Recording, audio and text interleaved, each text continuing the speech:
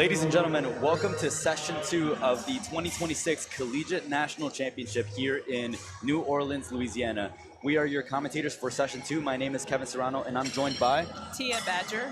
And we are very excited to bring you guys the second session. We were both here working as officials during the Session 1, so we are now bringing all that action to you live as your commentators for this afternoon. So Ted, talk to me a little bit more about what the energy is like here at Collegiate Nationals.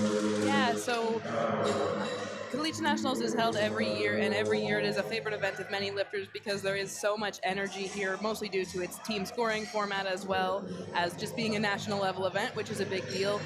One of the very first things that we noticed in the first session is it is loud. It is very loud. Sometimes it's hard to hear the people next to you, but that's because everybody's here cheering for their teammates because they want them all to do well. And there's a lot of pressure because it's a national stage, but sometimes that pressure can make some diamonds. Absolutely, and I was one of the chief referees on one of the platforms, and we actually had to get brought a headset with a speaker because it was so loud that some of the lifters were struggling to hear the commands, even after standing just a few feet away from them. So just kind of goes to show the energy that is brought here, and you absolutely hit it spot on with the team scoring format. So this is not a weight class versus weight class competition, so to speak, in its entirety. We are also competing for team scoring. So there are 4 championships within this competition competing all for 4 different titles. We have the men and women's equipped divisions and then men and women's raw divisions. So we have 4 different championships going and competing this weekend.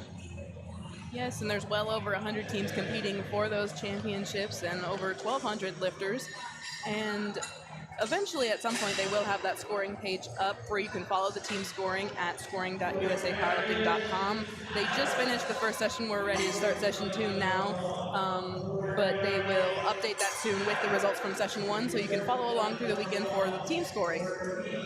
Yeah, you're absolutely right. And one of the great aspects about the team scoring format is that every team has an equal opportunity to score points. It's not just you register as many people as possible to compete and try to score points. You have a limit and a nomination that has to go taking place for every school. So every school has to send their best athletes representing their schools at Collegiate Nationals. So sometimes it's even a battle within each school on seeing who gets to represent the university on the national stage. So there's so many different layers of this competition taking place. Yeah, and like you said, you have to pick your best athletes on your team for that scoring roster. You can pick 12 athletes per division per scoring roster, and the top 7 scorers will have their score added into the team score at the end of the day. No more than 2 per division.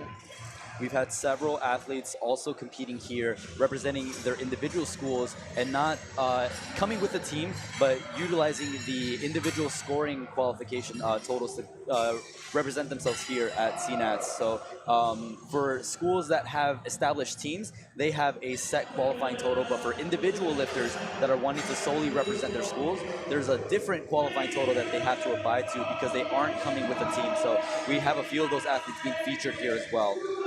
Yeah, and because they aren't coming with a team and they do have that different qualifying total, a lot of those qualifying totals for the individuals are higher than the team qualifying totals. So it's harder for them to get here, but they might be some of our top finishers. And we are getting underway. We have the bars loaded here on all 4 platforms. Lin Wen on platform 2, 97.5 kilos.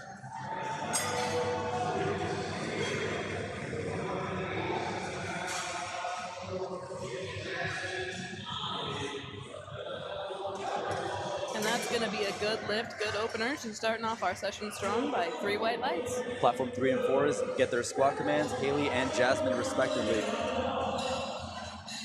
You saw Jasmine there went super, super low. Very impressive. That's one thing the judges are definitely going to be looking for. Most common reasons for failure on squat are just either they fail to lift or they don't get low enough. So make sure to keep an eye out and make sure that that hip crease drops below that knee joint.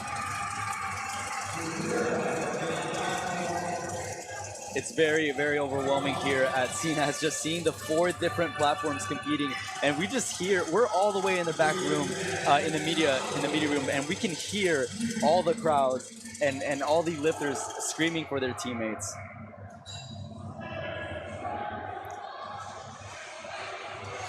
We're gonna have a good lift from Lyris on 2. and a no lift on platform 1. You see that she got those 3 red lights with 3 red cards. That means she did not go low enough, so that's a depth call, and you'll see some of those throughout the day. But since it's an opener, she'll be able to come out and retake it and get it on the next lift. And over on platform 4, we had a 3 red lights with a yellow card infraction, so we didn't quite see what the infraction was, so maybe it might have been a command or some sort of fail. She was an equipped lifter.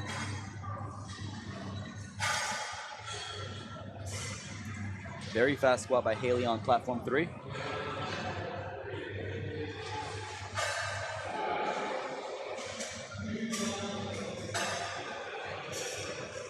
And like Kevin mentioned, the commands, you see these lifters walk out their squats and they have to wait for their commands before they get the squat command so they can start their lift. If they don't listen to those, it can be cause for a no lift, or it should be. And they will have to try their lift again on the next attempt. If they have one, that would be a yellow card. And I think one thing we'll see here at CNETS that we likely won't see at your regular local meet is people taking more aggressive attempt strategies, or just more methodical when it comes to their attempts. I mean, this is a team championship, so these athletes are representing their teams and trying to score points, and those points are scored by placing as high as you possibly can within your division. So sometimes even a missed attempt might cause you or force you to have to go up because you just simply can't afford to lose that ground. Yes, and the lifters can go up if they miss their lift. They don't have to repeat it. A lot of people have a good common practice of repeating a lift just to make sure they get those totals in, because they don't want to lose those points off their totals. As we've been discussing, the totals and the placements are very important for the team scoring at the end of the day. Alyssa gets the squat command on 1. Nice and low. Small hip shift, but it looks good. And it is 3 whites. Smooth attempt by Bailey O'Sullivan on platform 4. She gets 3 whites there. And as we're getting started here on platform 2, you'll see that Rebecca has elected for that racks in position. Lifters do get to choose racks out or racks in, and that's really just a personal preference. Some lifters, maybe if they wiggle a little bit more on their walkout, will go racks in so they don't hit the rack. But it can sometimes be a little bit less stable. The rack is sometimes a little bit more shaky, or the bar might move back and forth a little bit more. So risk and reward for the lifter, but totally a personal preference.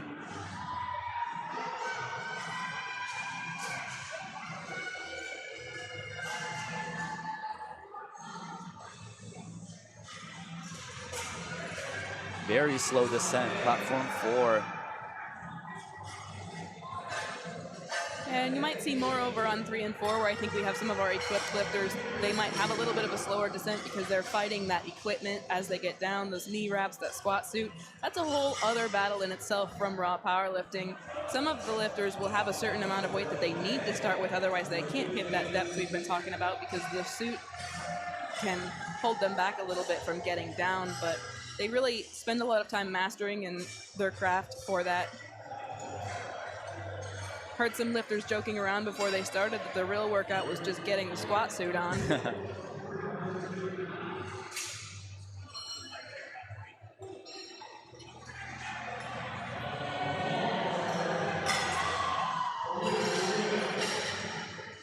That's 3 white lights. And I personally don't lift in equipment, and I don't think you either, right? I don't know. Yeah, so it's one of those things where, as raw lifters, the experience on how we navigate meet day warm-ups is going to be entirely different, just because, again, that getting on the equipment and the jumps you take with equipment are just going to be so drastically different from one another. Sometimes lifters will warm up in sleeves to begin with, and then they'll throw on equipment afterwards, or we'll see that in the case for bench press as well. But I mean, just entirely different divisions in its entirety.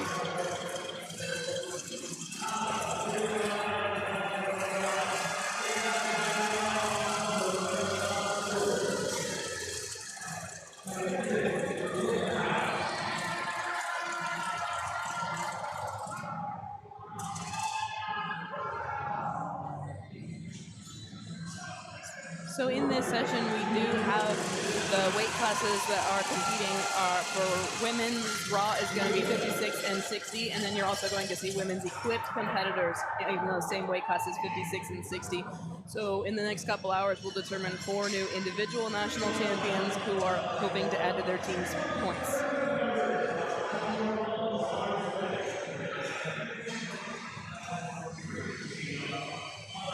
And a lot of lifters are just kind of hoping to build to their total from the beginning of the day so that they can pull for the placement at the end. They're looking for a top 5 for a medal, a top 3 for an All-American.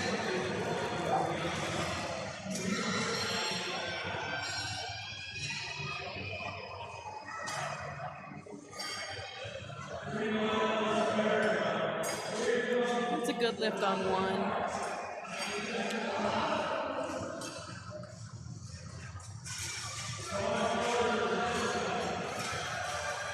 Great descent on platform 4 by Bianca. She gets 2-1, a good lift, a red card on the side for depth. Celine, platform 3 from Boston.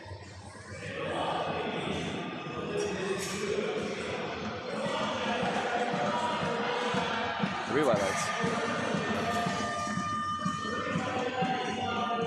Jessica has to go through a little bit of a sticking point on the way up, but she got it up. She unfortunately does get 2 side judges giving her a red light, so there'll be a no lift. You see both side judges gave a blue light, so that's going to just say that she went up and down. You likely saw that right as she fought through that sticking point. Sometimes the athletes will waver a little bit on the way up, and that is a cause for a no lift.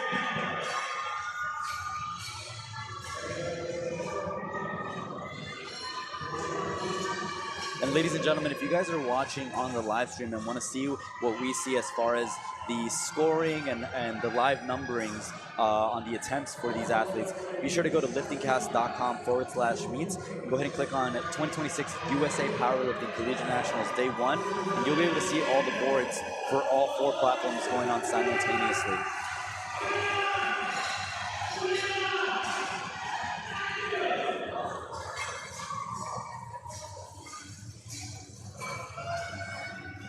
Great attempt on 4 by Nikela, representing Midland University, one of the powerhouse schools at Collegiate Nationals. For sure, when we did predicted team scoring before the meet, they were predicted to outright win 3 of the 4 divisions, and the division that they weren't necessarily predicted to win in was the men's raw, I believe, if that's correct. They were predicted second there, but they'll still be looking to fight for that top spot. They did sweep last year, so they'll be looking to try and see if they can defend those, or if another challenger might come up and take their title.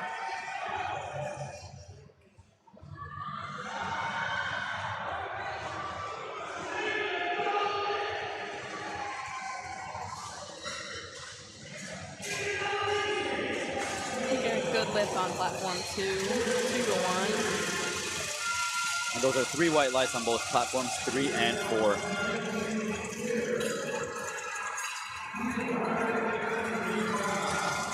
Julia steps up to the bar. She's going to do 102.5. That's 225 pounds.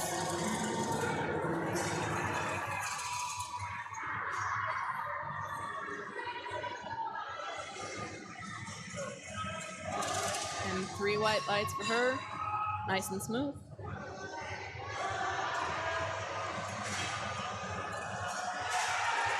We have a retake on platform 4. Let's see what Mackenzie says.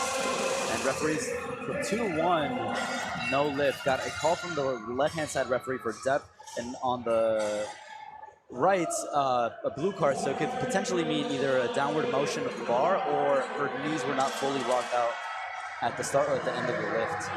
Yeah, my best guess based on watching that was that the blue card was more for the up and down. I think right at the bottom as she was trying to hit depth, she kind of sank that a little bit and got a little off balance. And that's one of the things about equipment that you normally don't deal with in Raw, is actually having to catch your balance, because coming out of the hole, your body just springs back up into its starting position. So if you fail to catch that that balance, you can actually topple over or dip back down, like we saw in this previous attempt. And it's not a catch-all truth, but because of that balance needed, you'll see a lot of the equipped lifters in their squat specifically will have a little bit wider of a stance than some of the raw lifters. the raw lifters have a variety of techniques, wide and closer, but when you use that closer stance, sometimes it can be a little bit easier to lose your balance, so it's definitely less common in the equipment where it becomes an extra trouble. Great attempt there on platform 4 by Bailey O'Sullivan. 3 white lights. A lot of extra power from Elena on 2. So I almost wanted to pop right off her back because it was so fast, but 3 white lights for her. We got a 5 kilo jump on platform 1. Even though Lillian missed her opening squat, she still goes up 5 kilos. So let's see how that strategy plays out for her here in the second attempt.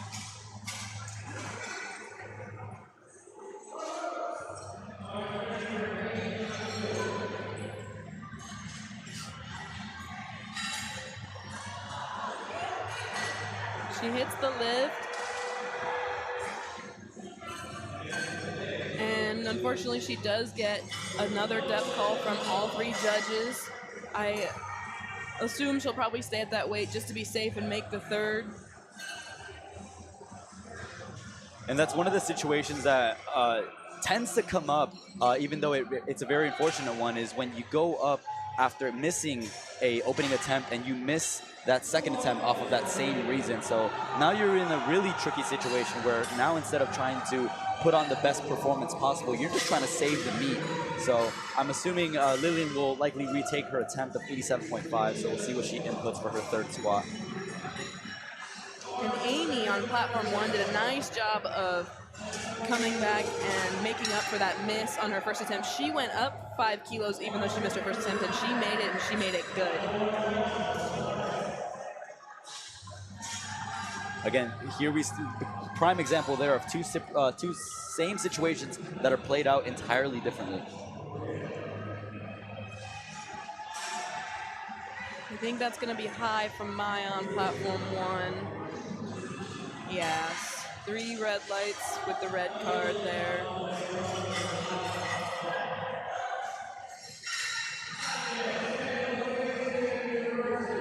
And as coaches, handlers, referees, and kind of all of the above, we always stress and emphasize that the opener should be something that you can hit on any given day, regardless of the circumstances. So even here at Collegiate Nationals, when the lights are bright and the noise is high, you really should be able to hit your opener regardless of the circumstance. So it's really tough to see some of these lifters missing back-to-back attempts. Yeah, and you just know that it makes the lifters mad because, like you said, an opener is something that they can hit on any given day. Oftentimes they can triple, maybe sometimes even 5 reps their openers.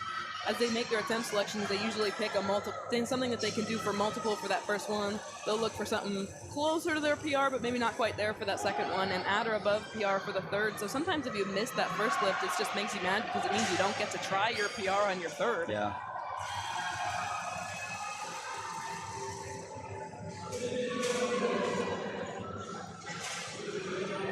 Bianca gets 3 white lights, platform 4, picking up 7.5 kilos. Now eyes on Jessica for platform 1, retaking 97.5 after missing her opening attempt squat. Ashley gets a 2-to-1 on platform 3, good lift. So 2 different calls there. Got a red card on depth from the right-hand side referee and a blue card on the left.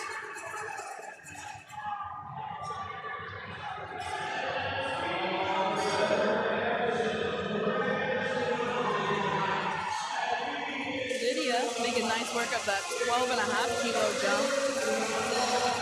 3 white lights. She definitely had to fight a little bit, but she has a lot more in the tank for the third still.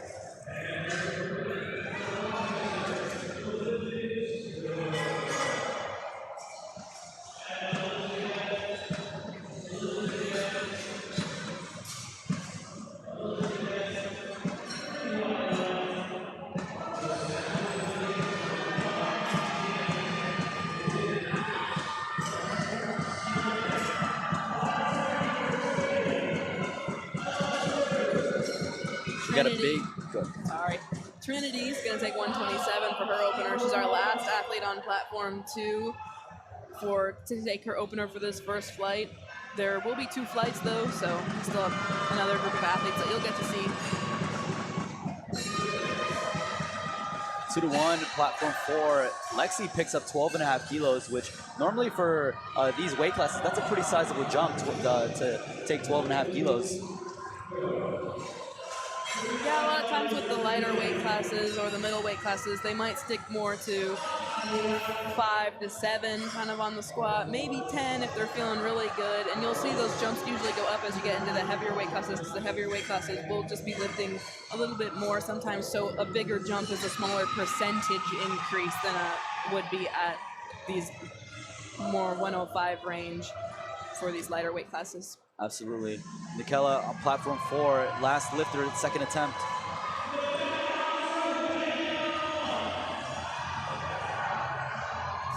Two to one, also getting a red card from that same side on the right.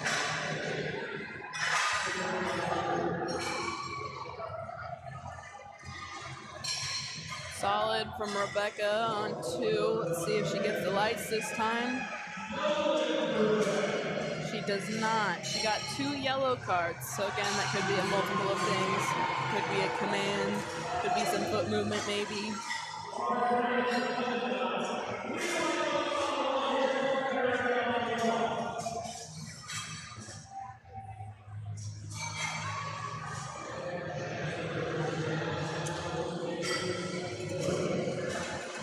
If you're following along on LiftingCast with that live scoring for all the platforms, you also can see the predicted results based on the attempts that everybody currently has in. So you might have a good idea of who that top placement is going to be, and it'll be interesting to see if what the prediction at the beginning is matches what it is at the end. Good lift on 2. 1 as well. 3 white lights on platform 1.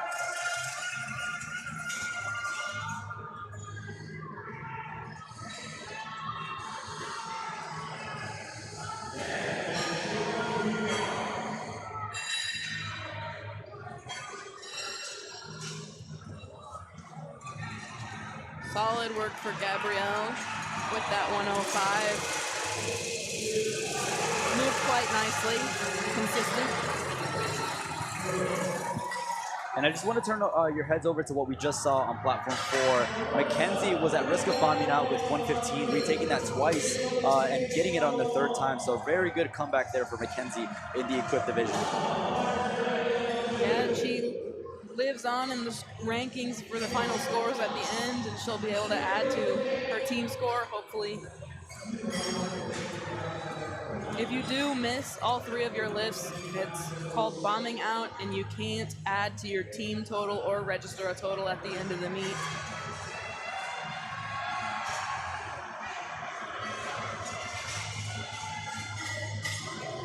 Peyton on 1 took just a 2.5 kilo jump, but she made it look well, so we'll see if she takes that 2.5 again for her 3rd, or if maybe she gets a little bit more confident and adds like 5.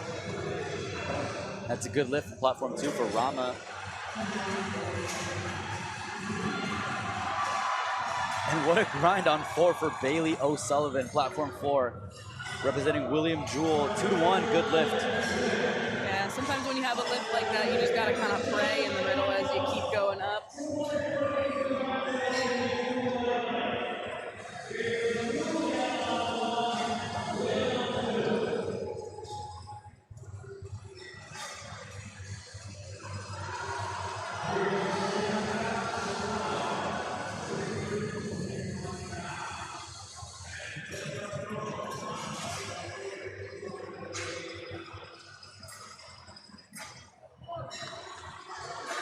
Clara steps out 112 on platform 3.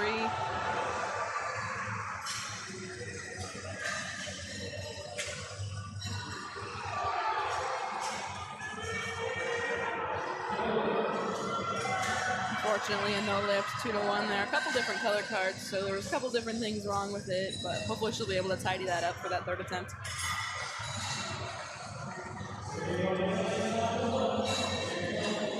Important moment on platform 1. We just talked about we had one lifter come back from being 2 in the hole, basically. Lillian missed her first 2 attempts. She did go up after she missed that first one, but she stayed there for the 3rd, so she can register a total. We got a few of these back-to-back over on platform 1. Similar situations, 3 ladies are coming up for the third attempts, needing to make their attempts in order to stay in the competition. Lillian will be the first one up, 87.5 kilos loaded on the bar. Good lift for Nadia, platform 3, 120 kilos. Fight for Lyris on 2, little sticking point in the middle, but I'd say that's good, and it is. That looked a lot deeper on platform 1. Let's see what the refs say. It looked much deeper. 3 white lights. Saves herself for the competition. And you know what? Sometimes it's that easy, right? Sometimes all you really need is to get a little bit deeper. We saw the speed of the bar on that one, so it really sometimes is that mental barrier of the lifter simply needing to think about getting down there. Sometimes they're subconsciously lifting and not knowing that they're squatting high. So that's just one of those instincts that you have as a lifter as you continue to get more experience. And part of that might have to do just with the fact that it is nationals. She probably could take that to depth every time, just no problem at a local meet. But at nationals, you get a little nervous, you get a little tight, especially for that opener when you're representing your team and not just an individual. And sometimes when you're nervous, it can be harder to squat to depth than it otherwise would be. We have our second athlete up on 1 who does need this lift to stay in the meet. 92.5, that's just over that 200-pound mark. Lydia with a grind on platform 4, picking up 2.5 kilos. 3 white lights.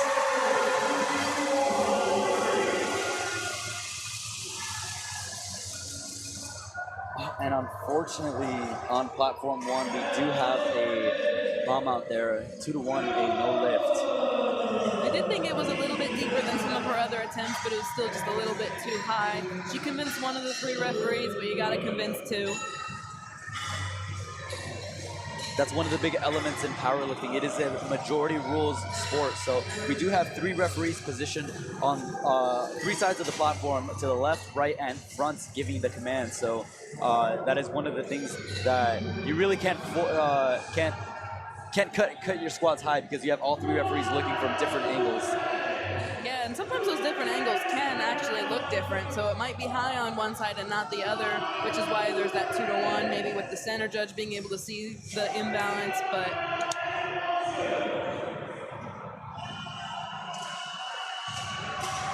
Oh, and what a lift on platform 4. Bianca with a grind, 157.5 kilos. Was there downward motion? Oh, and it was high. Unfortunately, 2-to-1, a no lift.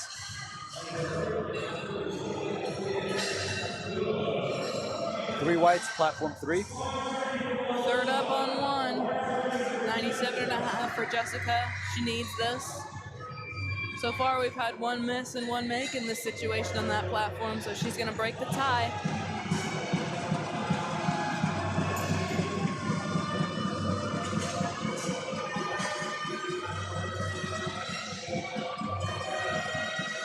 Looked a little deeper. There it is. 2-to-1, good lift.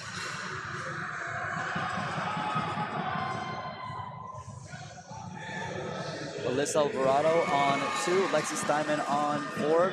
Good lift, good lift.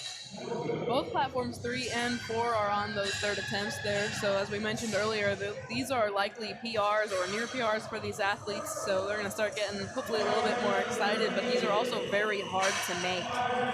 And now we're finally down to our last third attempt for the flight on platform 4. Michaela will close us out, 172.5 kilos.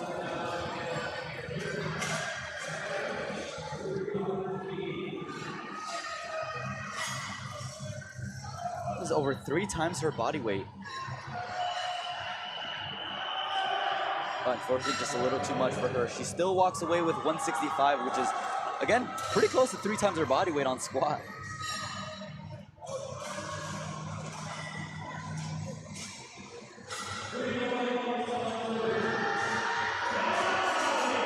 Fight on 1, but misses it for Iva. Just got stuck at that middle sticking point.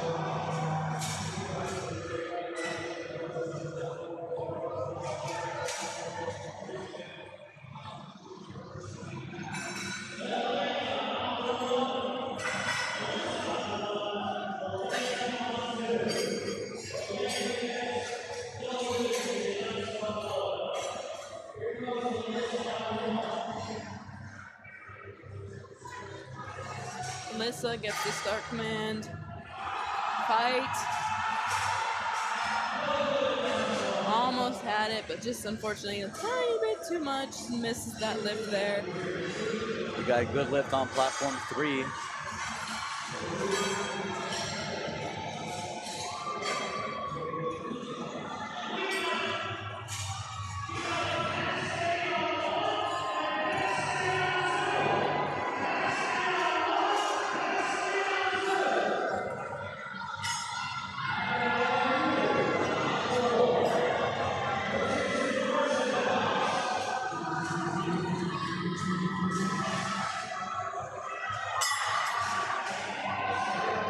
Easy for Alana on 2. Should be good.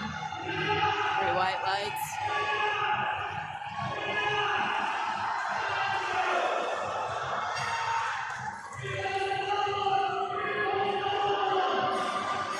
Fortunately, no lift on platform 3. 3 red lights for depth. Good lift 2-1 on platform 4.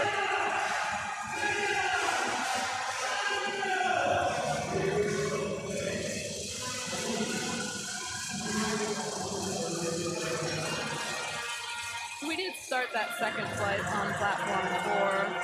These are some more of our 60 kilo lifters in that equipped division. Oftentimes, when they make the flights, they make them based on how you're seated. So they'll try and get all those top athletes for weight classes together. And when a weight class is in 2 flights, usually that top group of athletes will be in the second flight so that they get the advantage because of their higher qualifying total to pull last. And a good example of this is platform 3. We have all of the raw 56 women competing in that platform. However, the flight D, was the second flight, are the lifters who are seated higher, meaning people that have the higher qualifying total coming into the competition.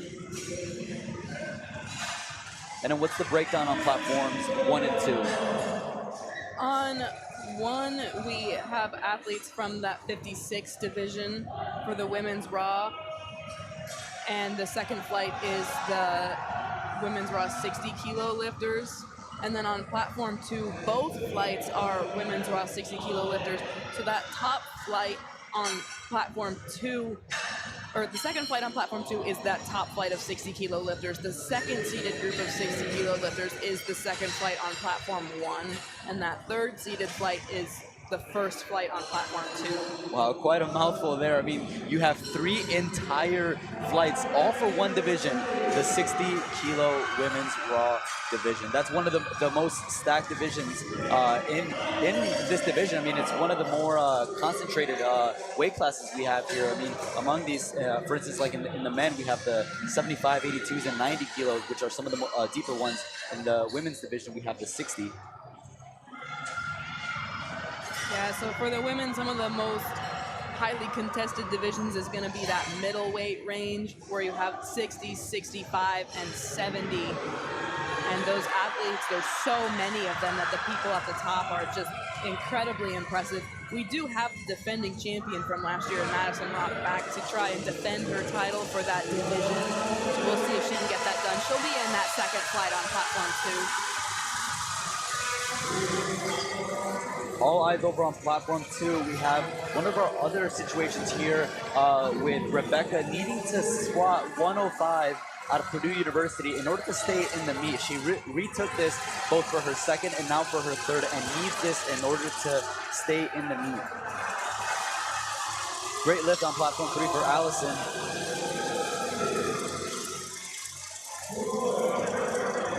Rebecca walks it out. That looked deep enough. And you are correct by a slim margin, 2-1, but it's good enough.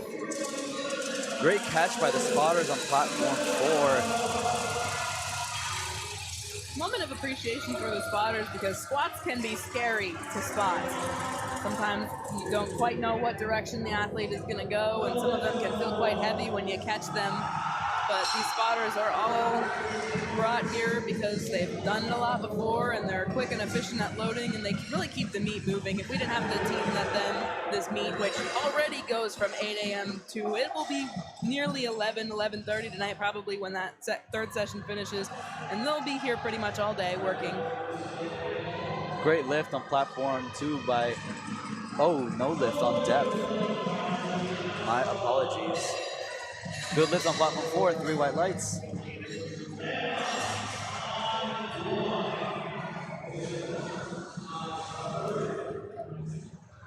Very fast opener for Emma on 1. Gets that good 90 kilos in. She definitely has a lot more in the tank.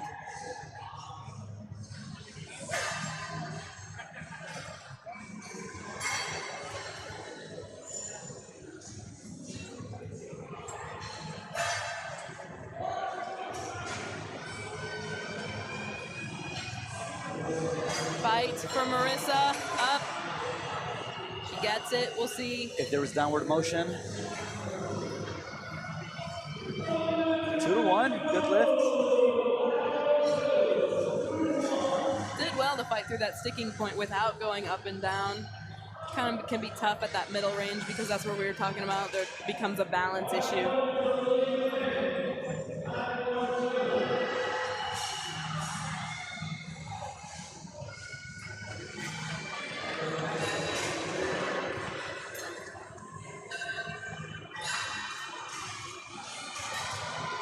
Lynn Wen, platform 2, 112.5 kilos. Down to our 3 last third attempts on platform 2.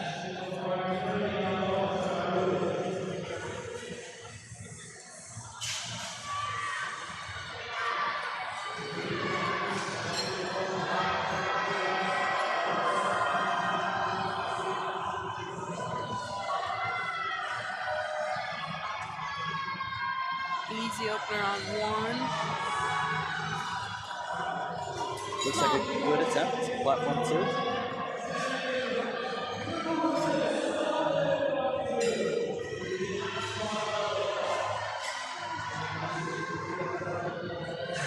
Ashley Lopez opening this up with 170 kilos, representing Northeastern University.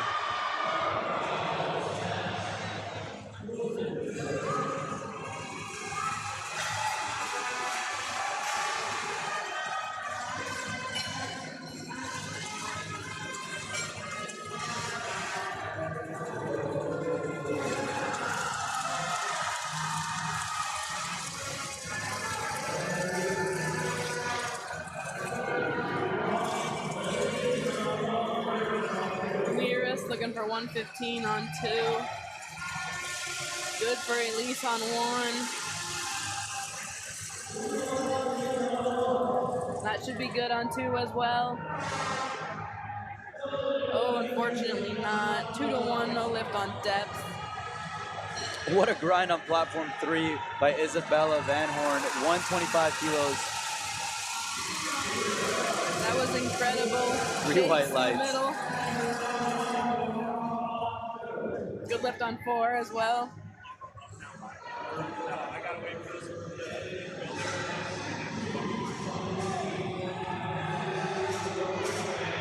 And we are down to our last few attempts for the first flight on platforms 2 and 3 respectively, before we move all 4 platforms into the second flight.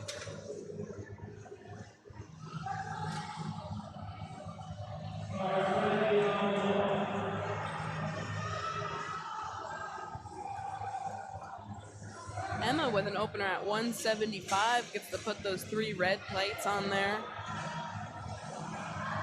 Wow, what a speedy opener. Yeah, smooth and controlled on the way down, made sure she hit that bottom position and then popped right up. And a smooth third attempt for Maggie Zogassi. Platform 3, 3 white lights.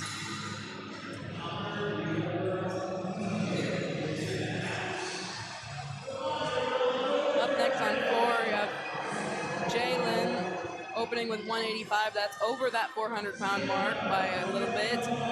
And She is seated in 4th place, so she'll be looking to have a good day, maybe move up to 3rd or higher, see if we can get her an All-American spot. Last year she placed 3rd at Collegiate Nationals in Oklahoma City.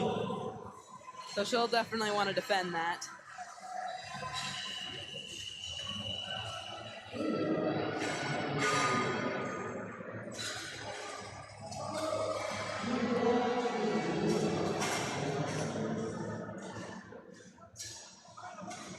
Alicia on 2 is going to take 117.5 for her 3rd. That's a 7.5 kilo jump. From her 1st to her 2nd, she took 5. So sometimes you can just feel really good after a lift and you take a little bit bigger of a jump. Maybe the opener felt a little slow, so she played it conservative on the 2nd, swinging for the fences on the 3rd, but we'll see if she can get this.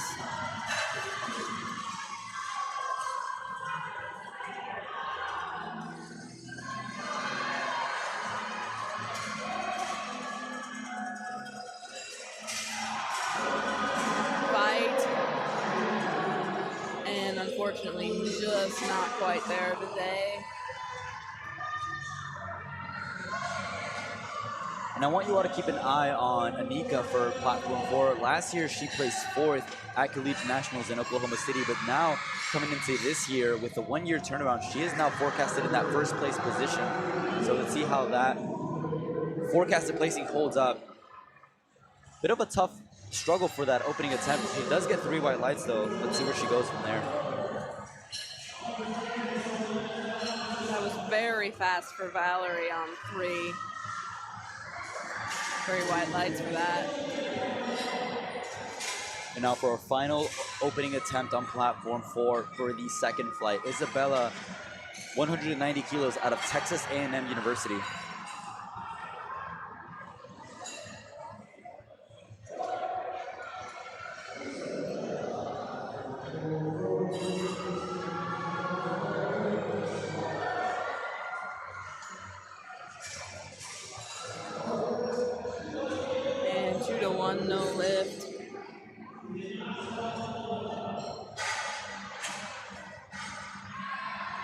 Alex on 1 with that opener. Small sticking point in the middle.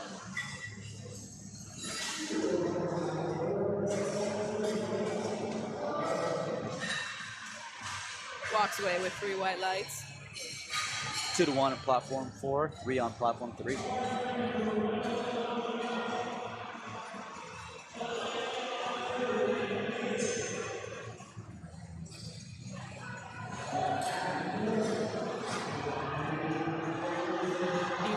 Missed it and went up and made the squat. See, no lift. I think she jumped the rack command. Yeah, it looked like she took a step before.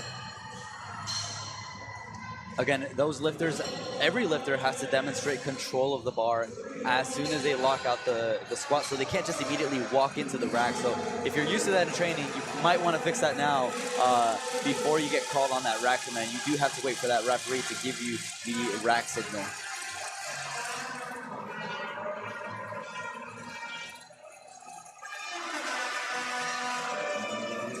Hayden on platform 2. We have our 127.5. We've got a kind of a streak of bad luck going on right here on platform 2. The last 7 athletes have missed their attempts, so looking to break that.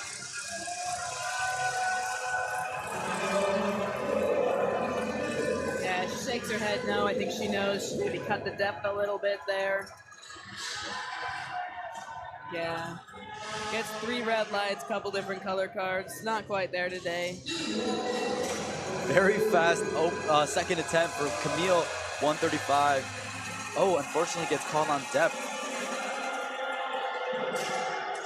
And even with the speed on the bar, some of the referees, or our referees, are really keen on calling that depth, ensuring that hip crease does go below that top surface of the knee. Depth is a judgment call, but in my opinion, it's a little bit easier of the judgment calls because you have a defined line that they need to kind of cross with that hip crease. So either they make it or they don't. And Abigail on platform 2 breaks that streak of misses with 3 white lights and a very nice 3rd. And a very deep squat, platform 4. Diva Gandhi, 135 kilos out of Northeastern University, 3 white lights. Smooth opener by Faith Smith on platform 3.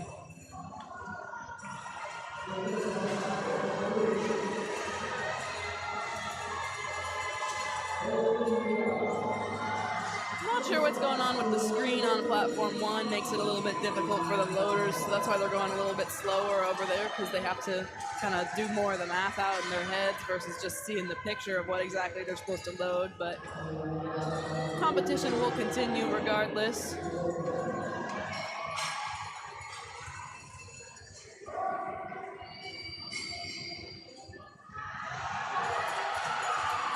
Alana with the 130. Let's see what they say for that.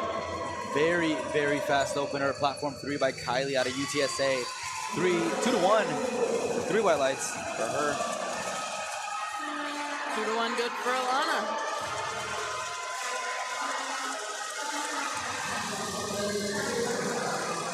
No lift for Carla on 1. A little bit too high.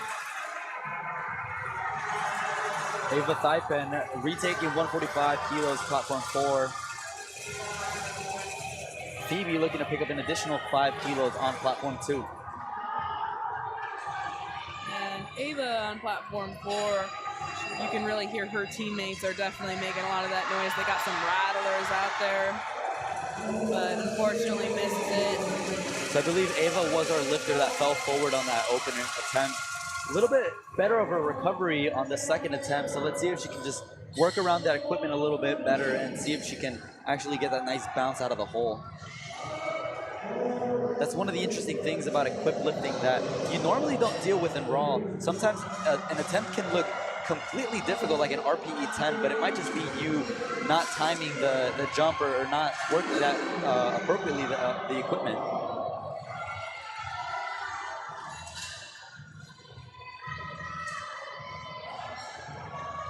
Got Haley from Davenport on platform 3. Their team is predicted to do very well this weekend. I think they were seated second in the women's raw, so they'll be looking to, unfortunately just loses balance there, but caught by the spotters. Just an opener, so she'll be able to come out and retake that. Great catch also on platform 4. And yeah, talking about Davenport, they already have a national champion off of just session 1. Delaney Sousley won the 48 kilo raw women's division, so their raw team is looking really good this year. She was one of those athletes who had to come back from that position of missing her first couple lifts and then coming back to make that third squat. So setting the tone for that team to do well this weekend.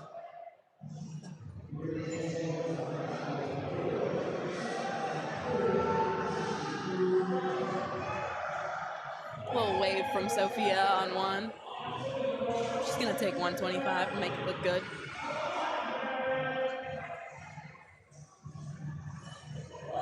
No lifter on platform 4. That was a 2 to 1 no lift on platform 3. Karen on 2. Very nice form as she did that for 3 white lights. Smooth opener by Sophia Hamana on platform 1.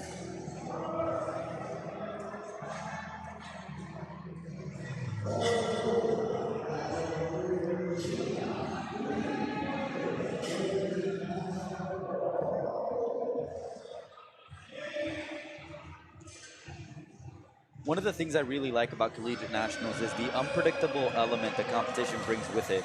With all the different teams, all the different coaching staffs, and just different ways and strategies some of these teams are taking their athletes into the competition. I mean, these attempt selections are just going to be not what we ordinarily see all the time when it comes to powerlifting, or at least what people would usually think attempt selection would look like. So that's what I really like about this different element that Collegiate Nationals brings.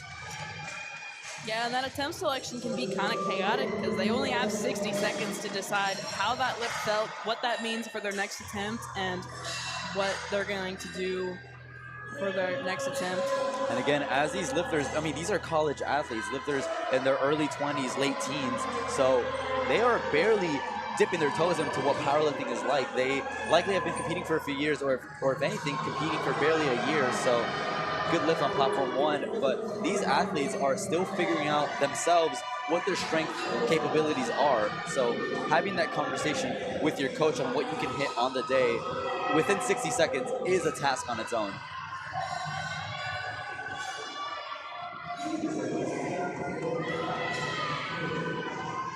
Good lift for Taylor on 2, I believe. A little bit high. Sometimes I think it can be hard to hit that depth when you have such a wide stance. She maybe leans a little bit forward with her shoulders, so that'll bring that butt up a little.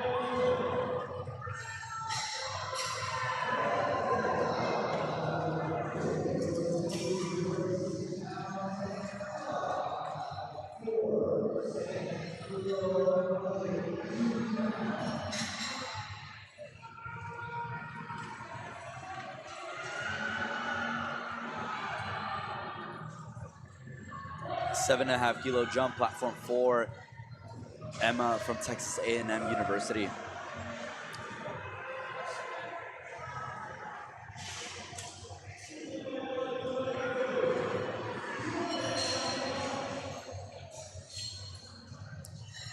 And Bella Delgado on platform 3, she gets 3 white lights, and she is your current forecasted leader in this competition.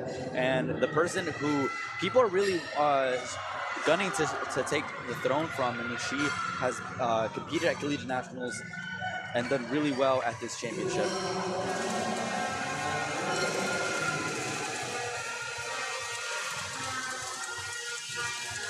Yeah, that 56 kilo weight class, there's a lot of lifters who are right at the top, and if they have a good day, could come away on top. It's going to be a tough fight, probably a heartbreaker in the end for somebody.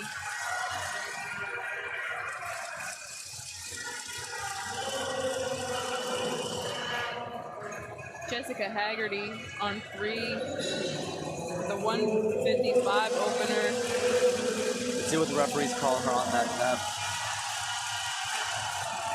Yeah, 2-1. Unfortunately, no lift. She should be able to come back and take that a little bit lower. One of the big things she did this year was she, I believe, won Best Lifter at the Nebraska Collegiate Cup, which is all of the kids from Midland and McKendree and Concordia and a couple other schools in there. But that's a tough collegiate cup. The joke there is that it's like a mini national. You got a lot of those top teams that you're going to see here. And that's one of the great things that USA Powerlifting has done over the past few years is the introduction of the Collegiate Cup is allowing these college teams to showcase their talent pool without having to bring their entire roster to Collegiate Nationals or to the Collegiate Cup. So kind of showcasing and giving everybody a glimpse of what they're expecting to see on the big stage. And the Collegiate Cups are good practice for nationals because a lot of the Collegiate Cups, they're considered more of like a regional level event. A lot of them are going to have jury tables at them. Some of them are going to be harder to, they're going to have higher ranked judges because of that jury table. And so you're going to see more of what the expectation is as a bigger meet versus a local meet that maybe only has 20 kids in it. Incredible work from Elise on 1 to fight through that middle very slow, almost paused in the middle. And she gets that lift with 3 white lights.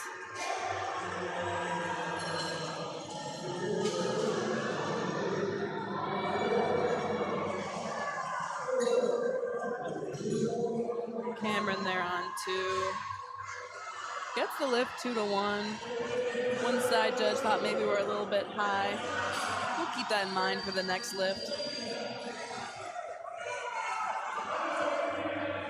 And much like we mentioned with the Collegiate Cups, Nationals does, of course, have jury tables where not only is there 3 sets of eyes on each lift from the referees, you have 3 jury members each watching the lift as well that can just make sure that they agree with everything the referees are saying.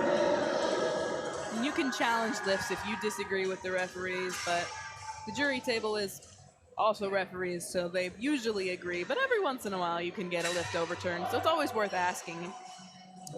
Fortunately, a no lift on platform 3 for Maggie out of UIC in Chicago. celebration for Anne-Marie for the opener. Sometimes it can be a little bit of a relief to just get that first lift in. And for our heaviest equipped squat of the day thus far, Isabella Resendez, 205 kilos, 451 pounds for a second attempt out of Texas A&M University.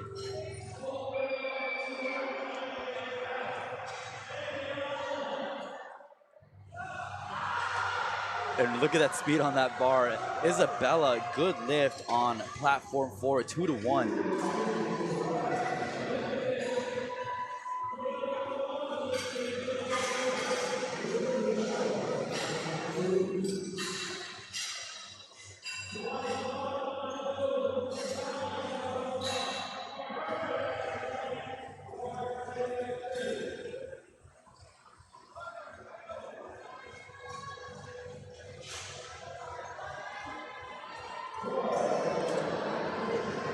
Got a lifter from USF on platform 2, Daniela, gonna open with 142.5.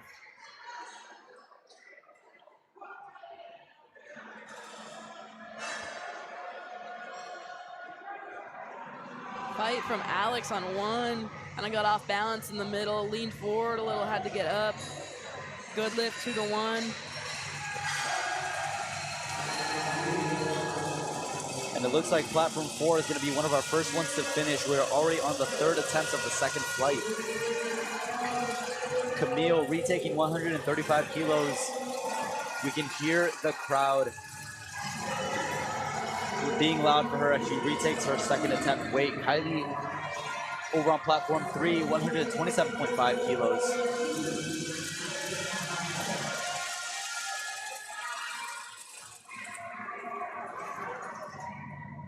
Looks good on 1, and it is 3 white lights. Very fast attempt on platform 3. Super fast on the way down, which can be hard sometimes. Sometimes when you go fast on the way down, you can bounce that out of the bottom, but she did well to make that work look easy. No lift on 2.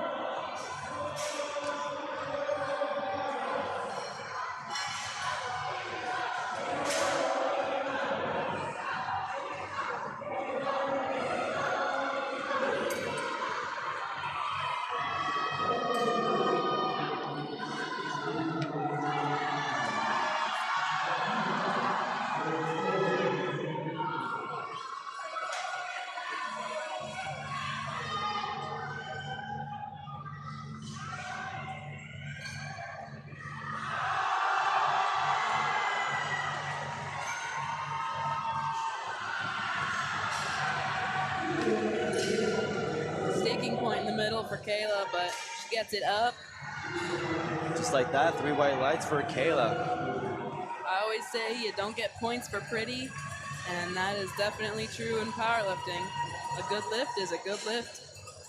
That's one of the great things about powerlifting is that we are objectively refereeing these lifts. So again, they don't need to look pretty. They just have to meet the technical standards, the requirements to execute these lifts in order for them to be counted as good lifts.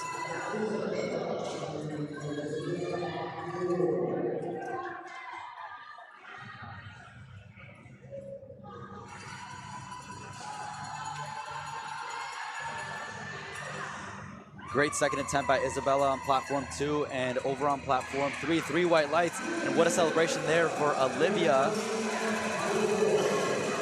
Keep an eye out on platform 3 upcoming. At the end of the flight, we're gonna have Bella Delgado is gonna take 162.5, which is an interesting attempt selection because I believe, if my numbers are correct, that ties the current national record for that women's raw 56 kilo class. So you can chip records by a half a kilo, which you have to chip it in order to get it.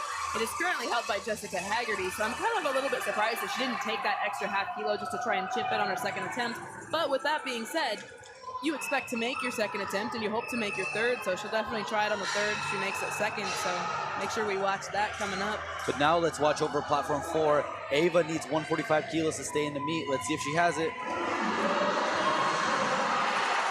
Oh, and what a grind by platform 4, Ava. And I think the depth was there. 3 white lights, and she's in the meat. That's probably one of the best feelings, right? I mean, what a mood swing of emotions, right? From at risk of bombing out to scoring that attempt and actually scoring team points here for your team. I mean, there's some of the more competitive schools that they need points for.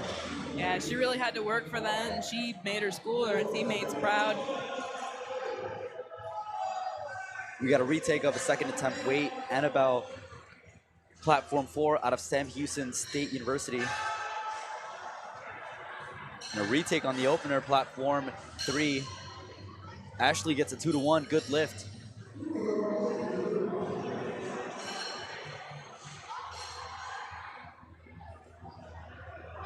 Yeah, we're on our last opener on platform 2. Madison Rock's gonna come out and take 167.5. It's a no lift on platform 4. Smooth second attempt, platform 1. 2-1, unfortunately, no lift on 1. Just needs to get a little bit deeper for her next attempt. Madison Rock, opening attempt.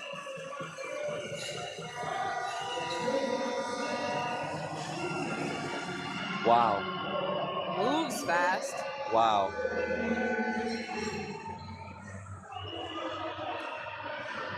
Three white lights. And Brianne Jones is just as surprised as I am. 3 white lights after that miss of a second attempt. Good job recovering for the third.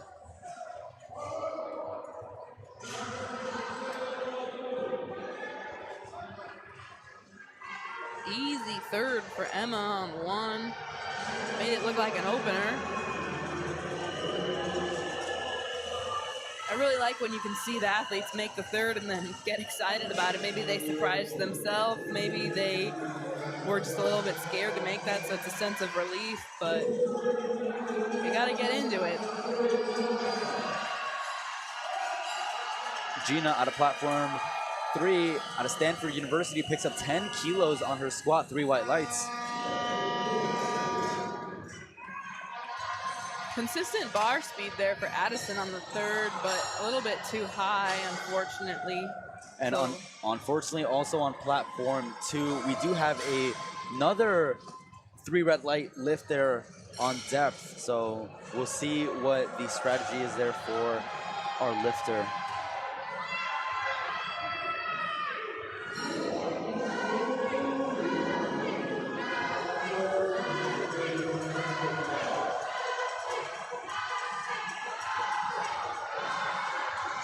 Karen on 2 sank that squat.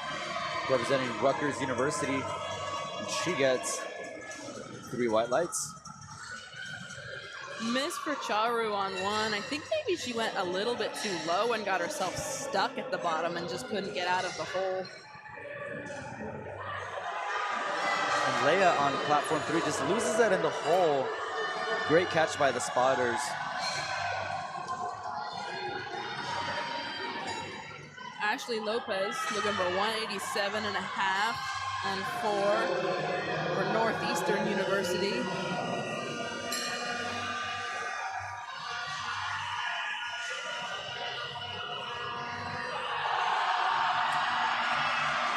Great attempt there, gets the recommend, and our referees say 2-1, good lift. Should be a good lift on 2 as well. So let's see what our referees call Jessica Haggerty on platform 3. 2-1, a good lift. And we saw that she took a 5 kilo jump, trying to cover some ground because she is trailing behind Bella Delgado, who's up now, and she is currently forecasted first in the forecasted total. So it looks like Jessica and Bella are going back and forth on the forecasted placings, just shy of a few kilos from each other.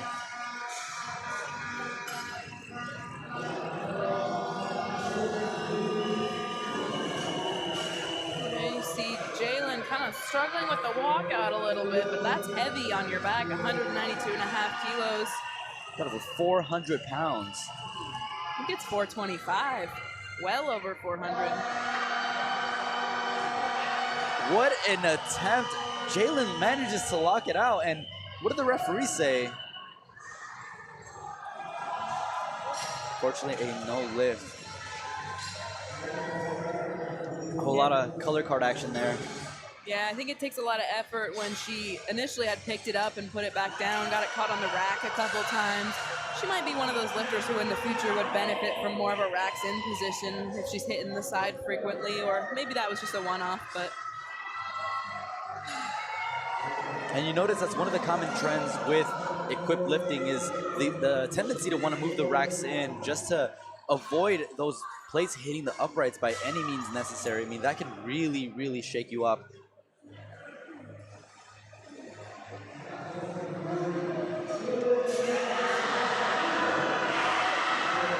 What a smooth recovery attempt by Emma out of Texas A&M.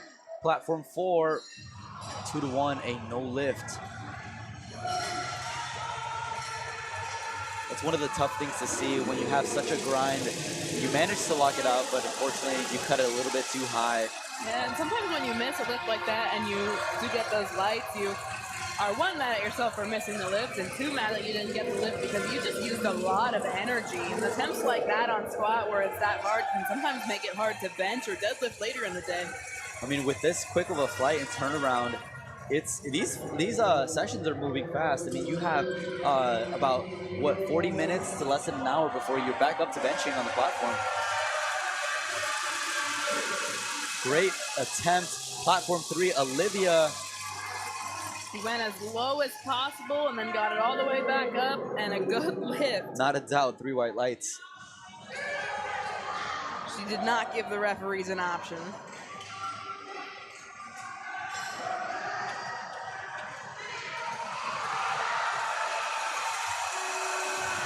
That's about one of the smoothest over 430-pound squats out of platform 4. 3 white lights for Amelie.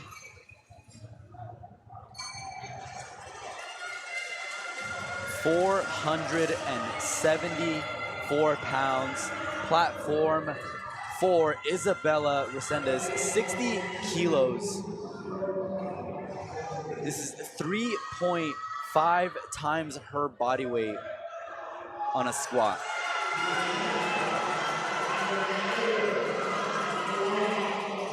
Placed 3rd at last year's Collegiate Nationals in Oklahoma City and is now forecasted in 1st. That was 3 white lights on platform 3 for Maggie out of UIC.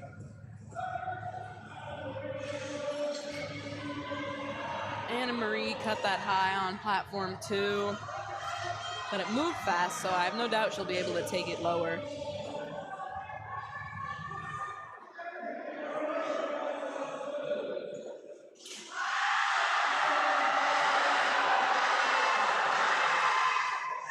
Looks like she might have had some downward motion. Let's see what the referees call it on that one. Oh, and they called her on depth, 2-1, no lift. And that was, it looks like that last squat on platform 4. They're going to set up for bench. They'll take a 10-minute break on platform 4. The platforms do run independently, so their 10-minute clock will start regardless of the position on the other platforms, and then they'll keep going. Powerlifting takes a long time, so if they can keep one platform moving, they're going to keep that platform moving.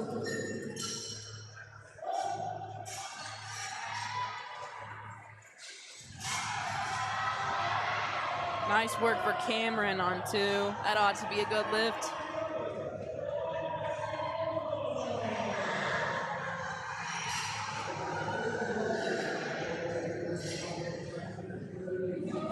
And Kayla Reddy out of Texas A&M comes out to 130 kilos, trying to pick up an additional 2.5 for her total.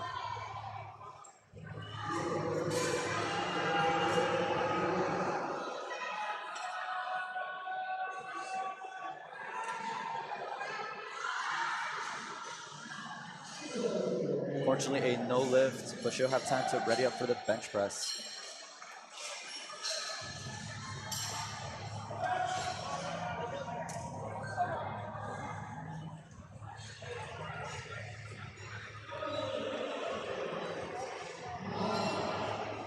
Carla on 1 missed her opener, made her 2nd. She'll come out and take a 3rd. elected to just take a 2.5 kilo jump, so maybe a little bit conservative after missing that opener. Really wants to make sure she can get some momentum built by just making this lift and then pulling some more later in bench and deadlift. And a 5 kilo jump, platform 3, Kylie out of UTSA.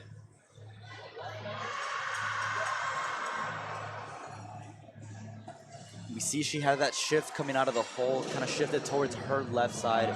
So unfortunately, that'll be a no lift, but still walks away with 127.5 kilos. Julie on 2. Let's see if she amended that opening miss. No, unfortunately, she will have to come out and take it for a third.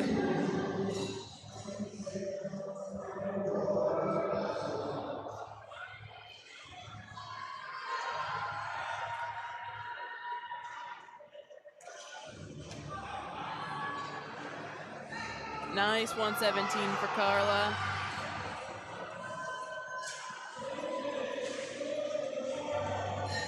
Fortunately, no lift on platform 3.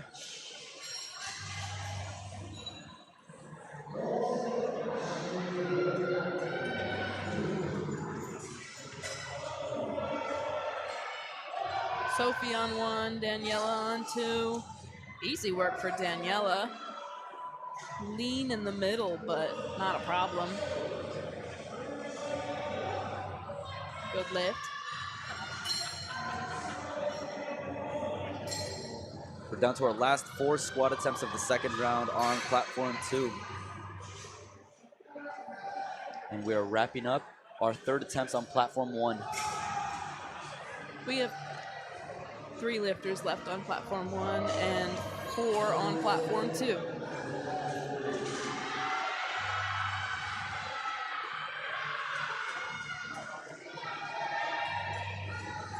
See, Sarah's gonna come up on platform 2. She's gonna take 155.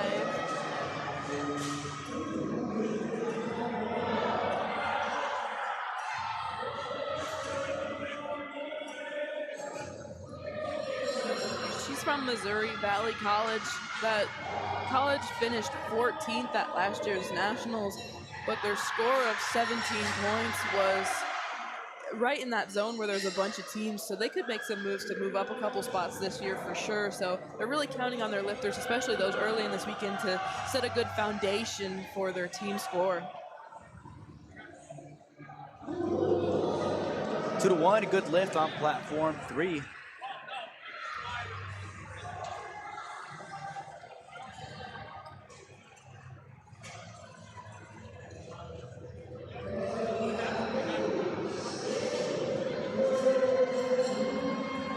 Emily, platform 2, currently forecasted in 3rd.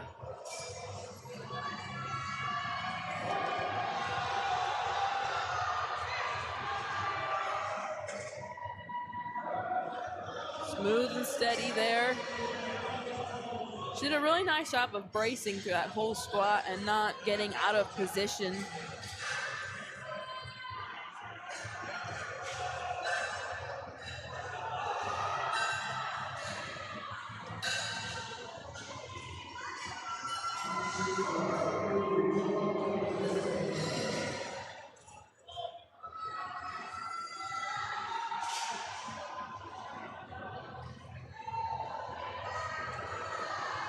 Taylor up on platform 2. She's our forecasted 2nd place challenger for this, as we discussed, large group of 60 kilo raw women.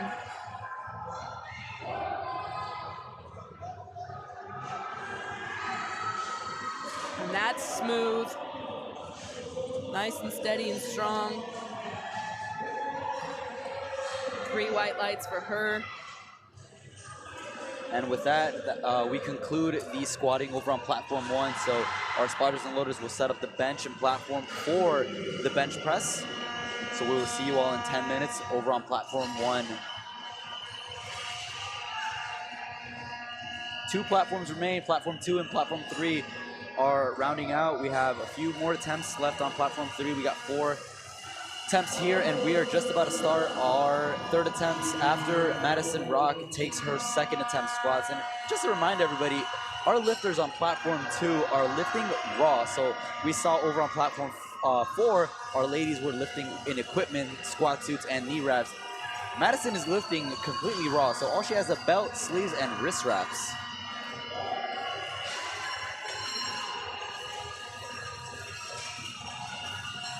She moves it easy. The speed on that is insane. And that's 3 white lights, and that 175 is 3.5 kilos under her national record that she already holds. So she will look to up that on her third for sure. And a good recovery by Layla on platform 3, 155 kilos as she rounds out her squatting. 160 now for Gina, representing Stanford University. Long ways out from Louisiana. A lot of these teams had to travel a long ways to get here, so they want to make it worth their while. Got teams from all across the country. I know we have a couple lifters even from Hawaii that had to come. Eyes over on platform 2. Taylor needs this lift in order to stay in the meet. Looked easy. Gets it up.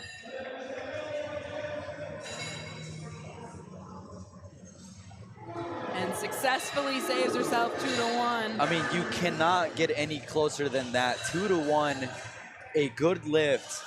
I mean, any one red light there and your meet would have been over, but not for Taylor. She walks away with 125 kilos and is able to come back in the bench press. Now, Jessica Haggerty taking another 5-kilo jump.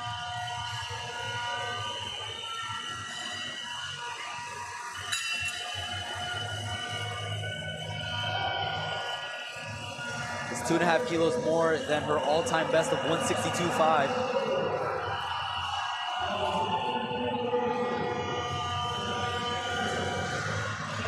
Looked easy. What do our referees say on depth? That looked incredible. 3 white lights, and that's probably one of the easiest PRs you'll ever see. For sure. And she'll definitely be glad to get that on top of what she already had, because she did miss her opener. So way to shine in a pressure situation, and then even more on top of that. And I think really what it was a bit of damage control after missing the opening attempt, not wanting to jump too high up for the second. Platform 2, Maria in a similar situation as Taylor, needs this attempt in order to stay in the competition. 135 kilos out of Louisiana State University. Bella Delgado, 167.5, platform 3.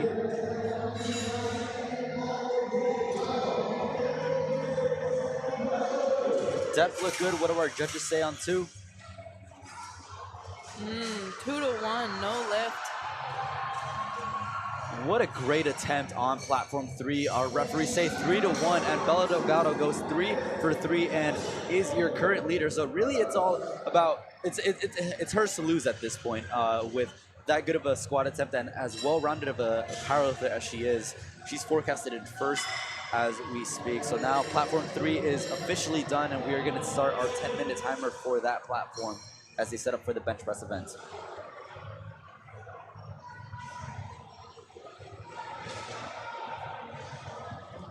We are just about 90 seconds away from the commencement of bench presses over on platform 4. They were the first platform to finish out squats.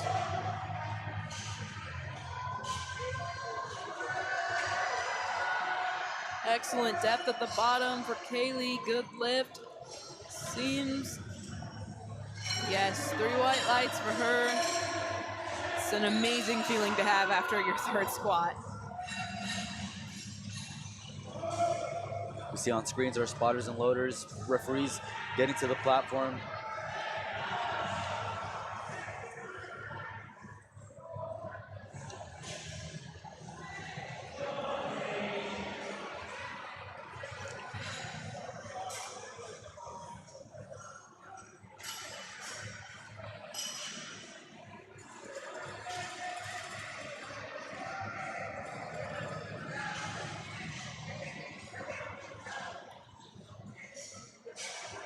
Paige walks out 140.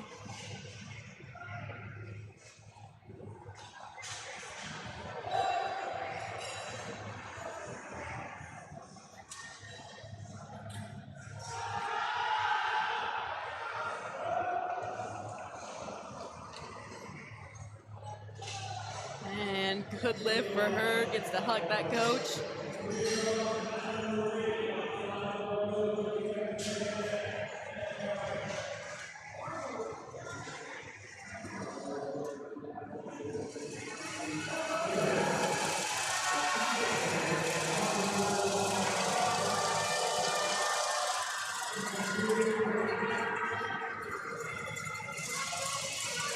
We hear the noise, and we now know platform 4 is up with the University of Louisiana at Lafayette.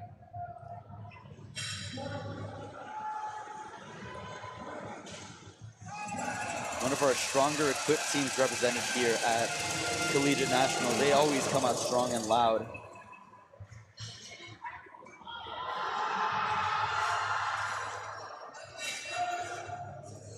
And I see Anne-Marie on one, failed it, unfortunately. So yeah, she got it up, but those spotters helped her up with that weight, so Yeah. that'll be a no lift. I think you could kind of tell the spotters were a little unsure about whether they maybe took it a little bit too early or not. But in those decisions, you kind of have to take it before it drops. Yeah, again, it's one of those spotters' best judgment, and as soon as they start, they're the ones closest to the bar, so if they see that athlete struggling, that bar coming back down, that's almost a clear indication for the spotters to take that weight. And again, these aren't our spotting and loading crews that are picked up just off the street. These are professional spotting and loading teams that are coming out from different universities and programs in powerlifting. So they are not only just spotters and loaders, but a lot of them are powerlifters and competitors themselves.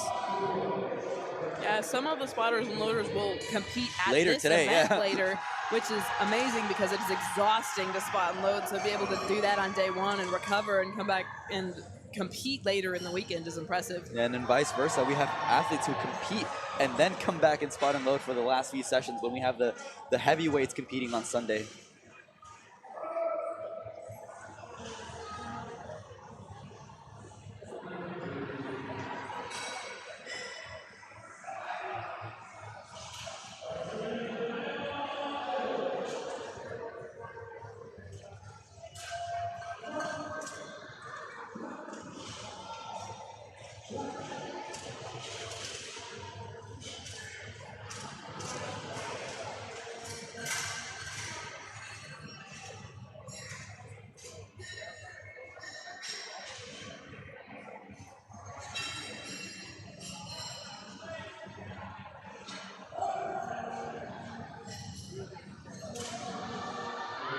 Emma fights through the middle and gets it.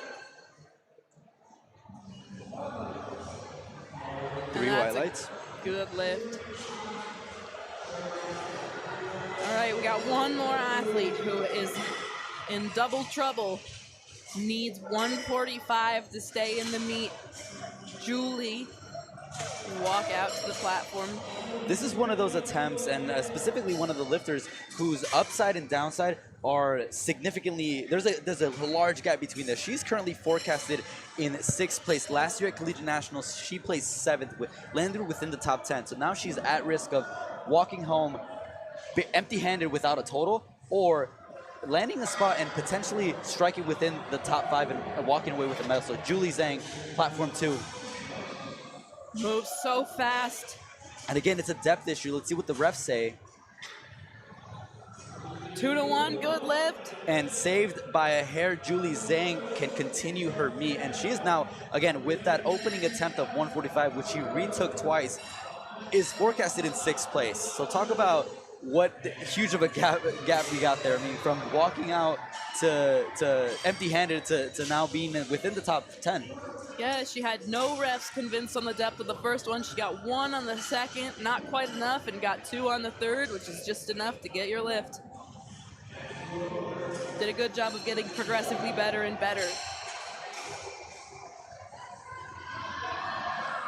Brianna See gets what the her refs squat call. up.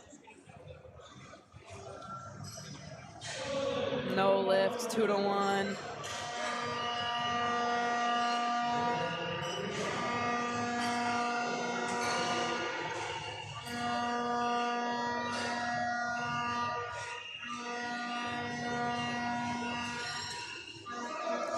And so for those who are watching who are more familiar with raw lifting and aren't as familiar with equipped lifting, over on platform 4, Nikela Vallejos is opening us up with 67.5 kilos. And just to talk about the differences between equipped lifting, with that bench shirt, your arms are stuck out right in front of you. A lot of the times you see lifters walking with shirts on with their arms straight out in front of them. And so with the equipped shirt, you are essentially pulling that bar down to your chest and using your back to actually get that bar to your chest. And then once you get that press command and that bar springs back out, it's really about managing and controlling that bar and ensuring that you maintain that bar path all the way through the lockout.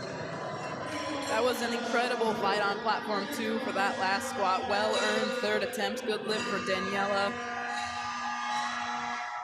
And what you were saying about the equipped lifting and the bench shirts, how they have to pull down on the bar against the shirts, sometimes you can see them do that and they have to pull down, and then when they get to the bottom, they have to switch and push up. Sometimes you'll see the bar wiggle a little bit at the bottom as a result of that. So sometimes they have to wait a little bit for that press command until that bar is fully stationary, because it can be hard to switch from pulling to pressing. It's your body wanting to do two different things at once, right? Press that bar out, right? That's what the bench shirt wants to do, but you're actively pulling that bar and resisting that bar and holding it down to your chest.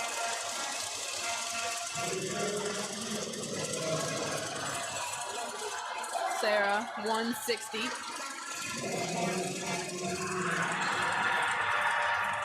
Excellent work there. Earns herself 3 white lights for that effort.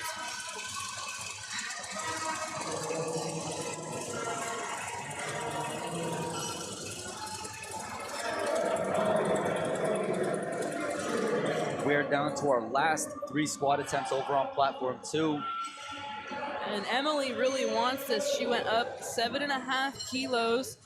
The difference between the forecasted 3rd and 4th right now is just 5 kilos, and she is in that mix. So if she misses this, it gives the advantage to Sarah. So she'll want to stay on top after squats and keep that advantage. This is one of those divisions where every single kilo matters. 162.5 Emily. And that'll be a no lift. So she is pushed back down to 155 as her best squat. And just like that, I mean, we see the 5th place competitor, Daniela, with a forecasted 390 kilo total, now just separated by 7.5 kilos with Emily. So, I mean, the disparity between these weight classes is marginal with these in this division with the totals. Yeah, and that 6th place person in that category has a 387.5, so that's just 2.5 off of that 390 for that 5th place. Those medals are going to be brutal at the end of the day. Very excited to see how Deadlift plays out. Taylor coming out to do 175.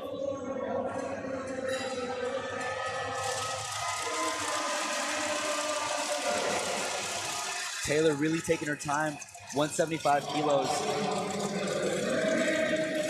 Again, this is almost 3 times her body weight for a 3rd squat attempt. Taylor.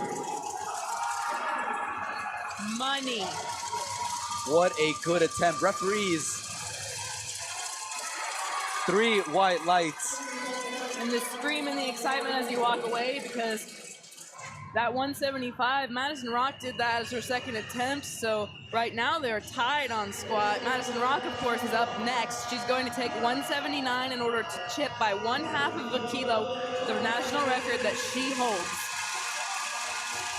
Again, Madison Rock walked away her champion last year at Collegiate Nationals, but is being threatened by Taylor. So this is one of those lifts that Madison truly needs. So we thought Madison walking in was going to be your champion or favorite, but she is getting her work cut out for her. She needs this lift in order to continue in that lead.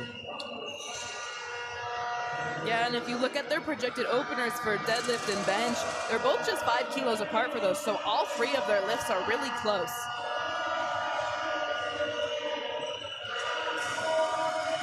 This is just 1 kilo under Madison's all-time best of 180.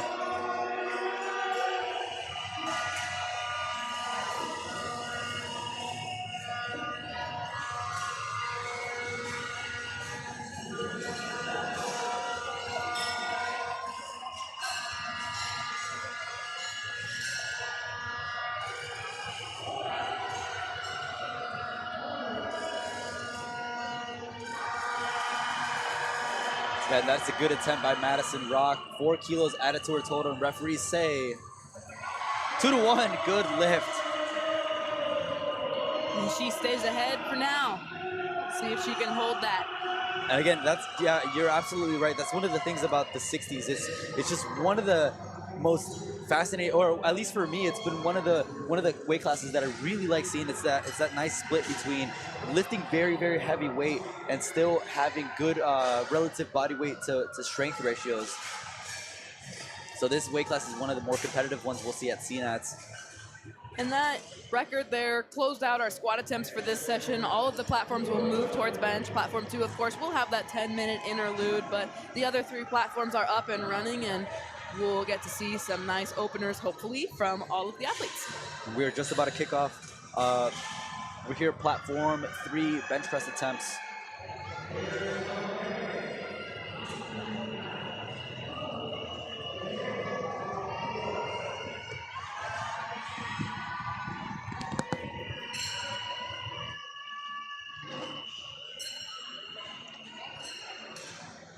We got 2 bench press attempts here, platform 3 and platform 4. Maria on 3, Nikela on 4.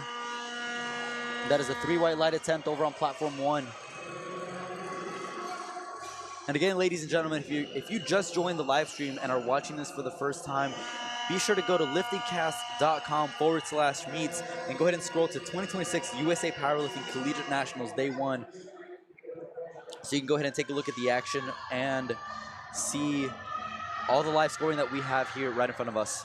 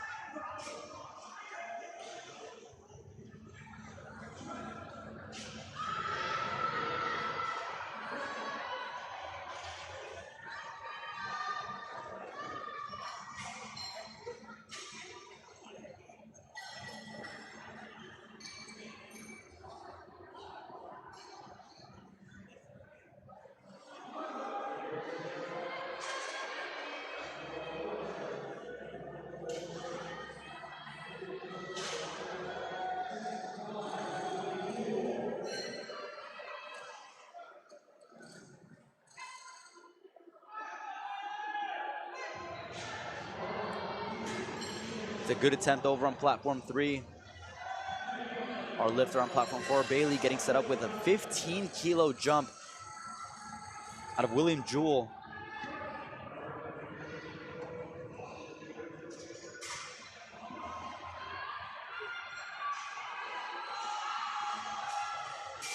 Able to lock it out. Let's see if her butt stayed on the bench. I saw those hips rise.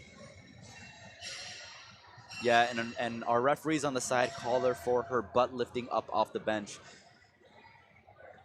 Multiple points of contact in the bench press. We have our upper back and shoulders on the bench. The butt has to remain in contact with the bench at all times during the lift, and our feet have to remain completely flat on the platform as well. We see Celine Ho, 50-kilo opener out of Boston University. And that is a good lift. 3 white lights. Bianca Carrizales, platform 4, 82.5 kilos out of Midland University. And over on platform 1, we have a 3 white light lift.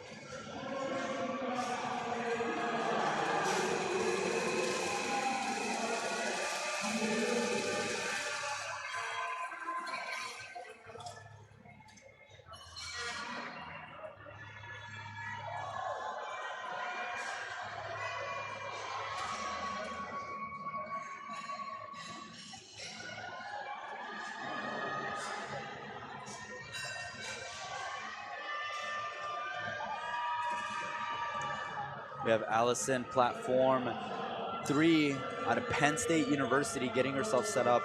52.5 kilos, very easy attempt. Lexi Steinman on platform 4, equipped bench press, 107.5 kilos. Natasha on platform 1 gets that start command, 52.5 kilos, easy attempt. Gets 3 white lights there.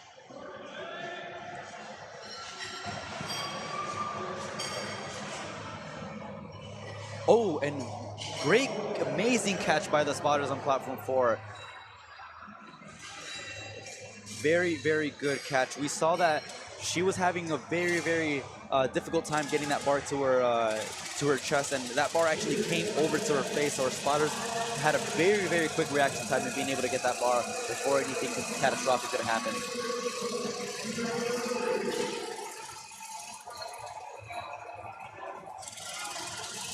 Good lift on platform 3.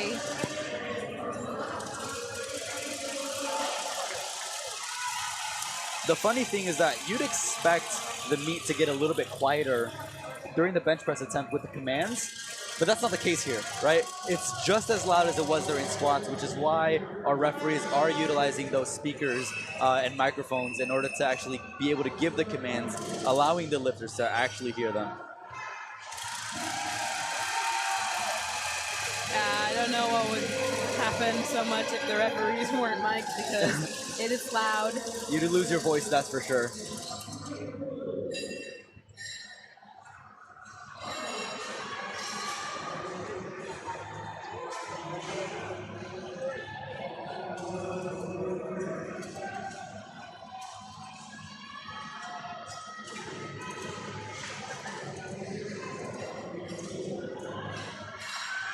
What a sticky point. Platform 1, again, just stays in that sticky point, unable to lock out that bar, so she'll have another go at it.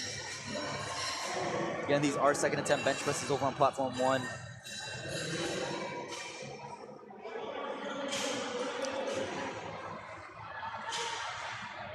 And rapidly moving on platform 4, we're already on to our third attempt. Siriana Serrano, Texas A&M, 70 kilos for a third attempt bench press. Yeah, and you can see it's 67 to 70, so it's a 2.5 kilo jump, but that 2.5 kilo jump for a third attempt bench press is brutal sometimes.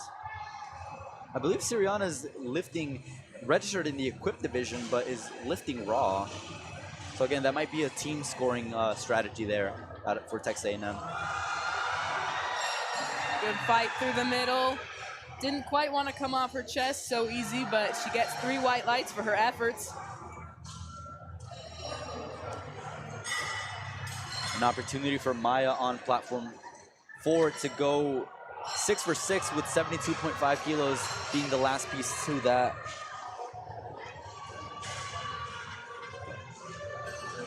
Alyssa gets the lift 2-1 on platform 1. Blue light from the side referee.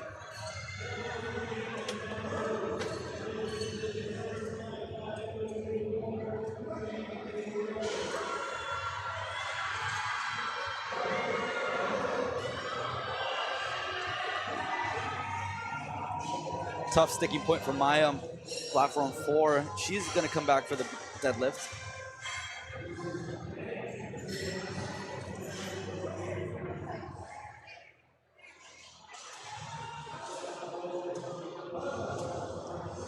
We got our last opening bench press attempt on platform 3. Miggy Sogassi, 65 kilos loaded on the bar.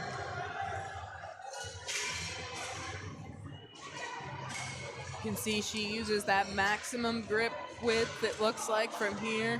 There is a little ring on the bar that indicates that for the lifters, so they know exactly how far they can hold their hands apart on the bar.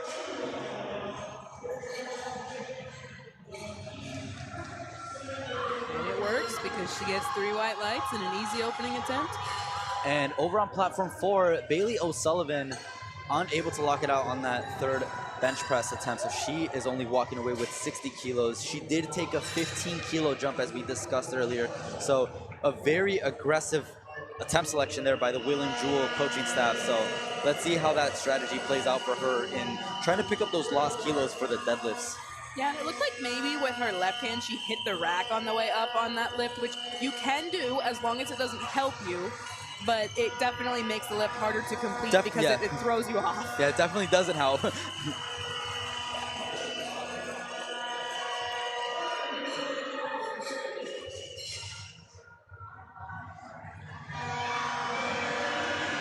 Mikel on platform 4, again, that seesaw action with locking out that bench press attempt, and she's able to lock it out, gets that rack command. What did the referee say? 2-1, no lift. However, what a valiant effort there for the third attempt.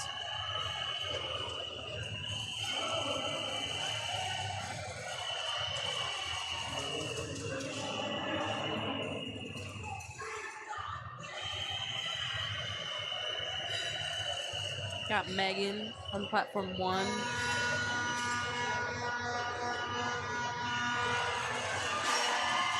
A little uneven with the arms, but it looked easy.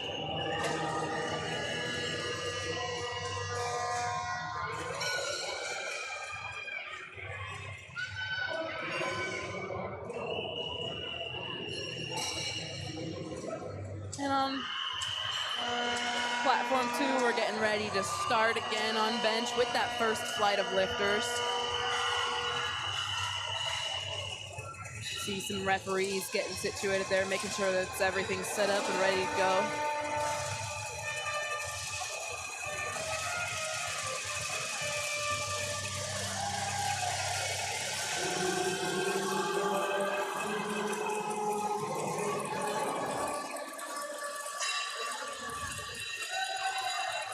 Now that we got all 4 platforms bench pressing, I just want to discuss one commonly missed point when it comes to the bench press commands, and specifically the touch point on the chest.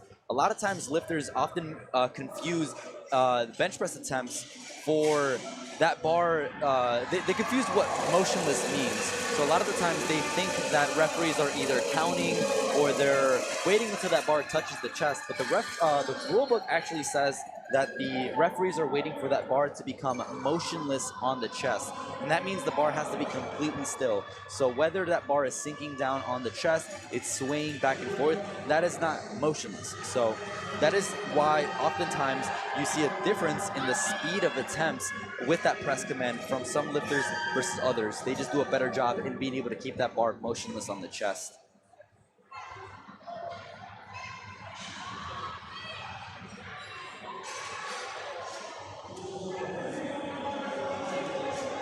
You see, Lyris took some time on platform 2, really making sure she got her setup correct. She kind of had it around for a while where she was sitting up, where her butt was in the air. The reason why lifters do that is because what they're trying to do is make sure their shoulders and their neck have good tight contact with the bench as a good contact point in a base, because you're pressing right above using your shoulders, so you want them to really be pressed into the bench so that you don't slide around or move.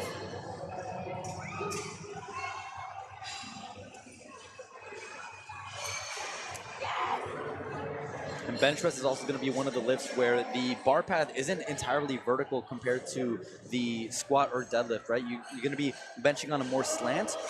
You're going to bring that bar kind of closer to your midsection, upper abdomen, versus that upper sternum or clavicle area, as a lot of people would often confuse if they're just beginning out bench pressing.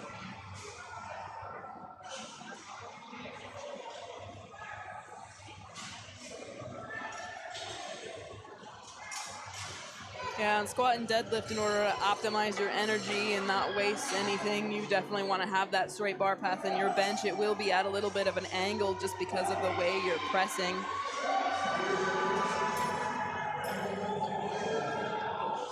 Great attempt, Elizabeth Collins, platform 4. 2-1, good lift.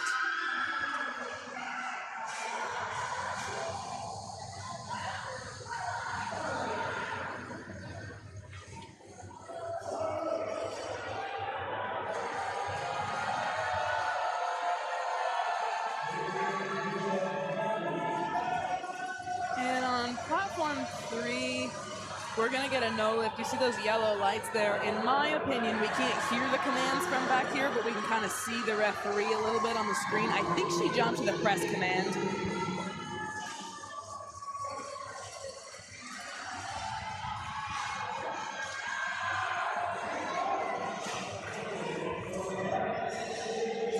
Good lift on 4, 3 white lights.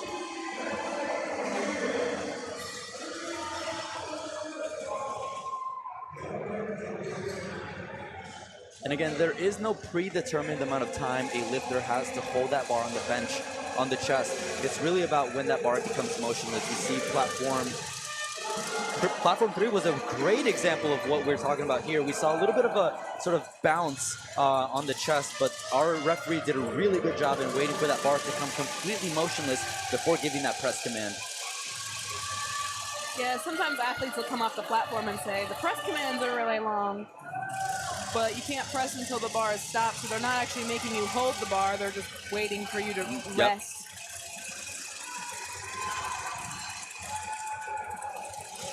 So you can get yourself shorter press commands by stopping the bar faster. Yeah. Yeah, you can see Alyssa on platform 2 has a soft touch, but she does a nice job with it.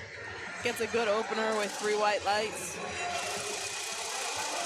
Kind of a 2-part lockout on platform 4, 3 white lights there. We saw she benched with that equipped shirt, and then it kind of got to the lockout, and it just needed to re-engage those triceps to finalize that final part in the lockout to complete the lift.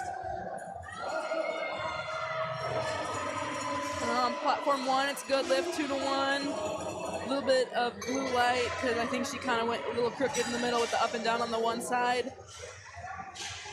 But she did a good job there with how crooked her body was to make sure to like keep her butt on the bench and her feet down and not just panic and fail the lift.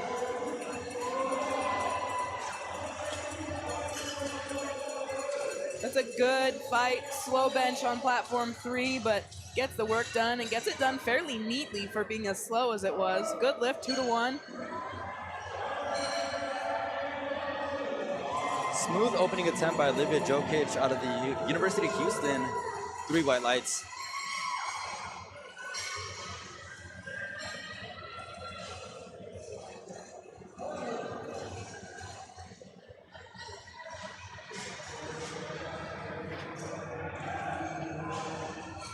Both platforms 2 and 3 currently getting handoffs.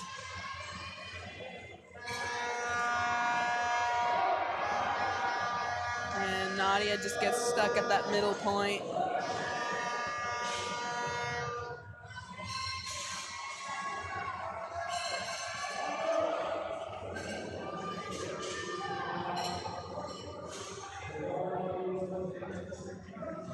Something that's hard as an athlete is a lot of times when you're in practice and you get your lift-offs, you usually have your training partner or your coach, and you kind of get them from the same person all the time. So some of these first, second attempts in competition as it starts to maybe your opener is your first attempt or your second attempt where it gets a little bit heavier, it can be hard to adjust to a little bit of a different lift-off.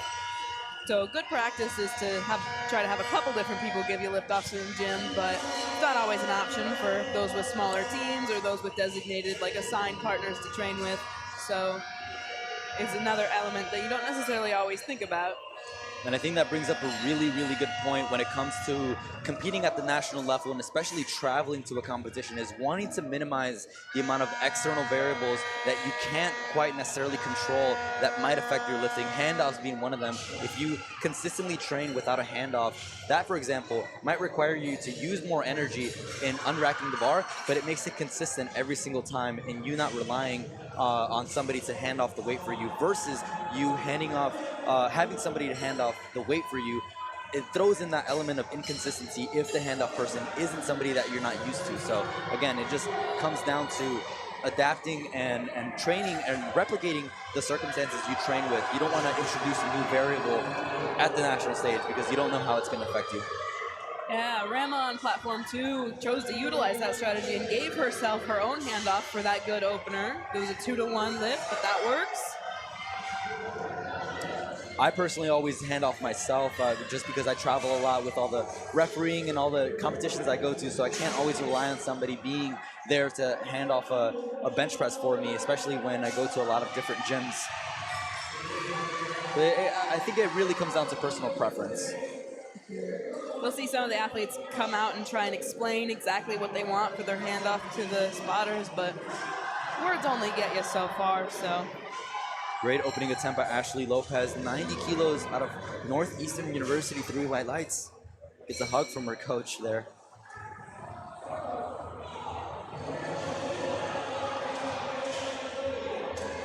And on platform 4 with that 90 kilo mark, that's the 60 kilo weight class, so they're opening with about 1.5 their body weight, which on bench is quite impressive.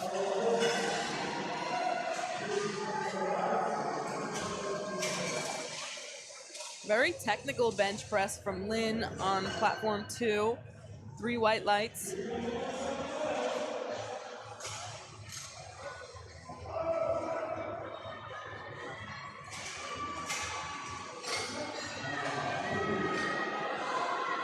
Good lift there by Isabel on platform 4, 3 white lights. Lillian, excellent effort on platform 1 for that 3rd attempt. You could see she gets it, 3 white lights. You could see her shaking to hold it at the top, waiting for that rack command.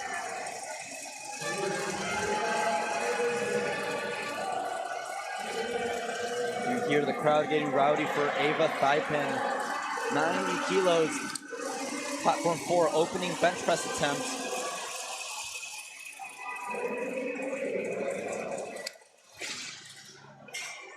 Ava's one of those lifters currently seated within the top 10, so let's see how this opening bench press suits her. Speedy opener.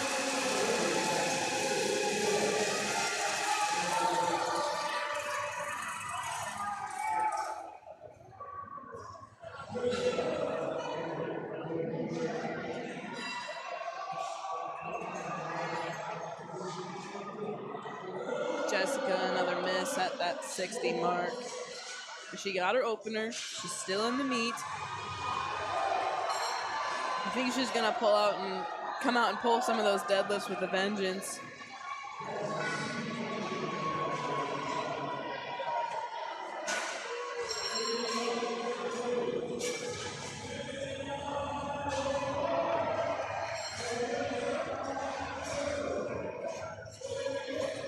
Got Megan on platform 1, who so far is 5 for 5, so definitely looking to continue that trend. She looks to be having a good day.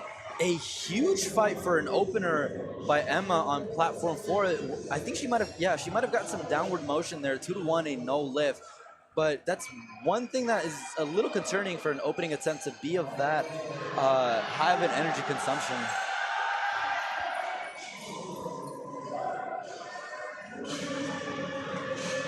And a miss on platform 1.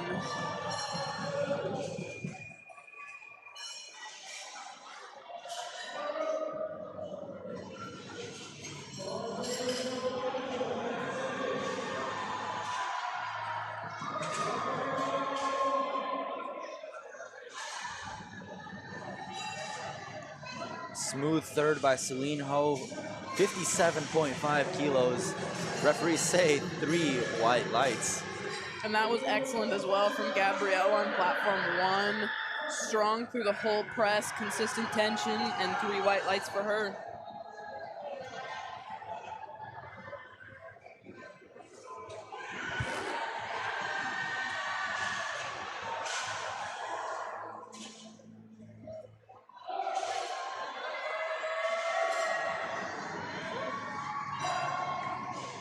Should be good for Alana on 2. Nice opener.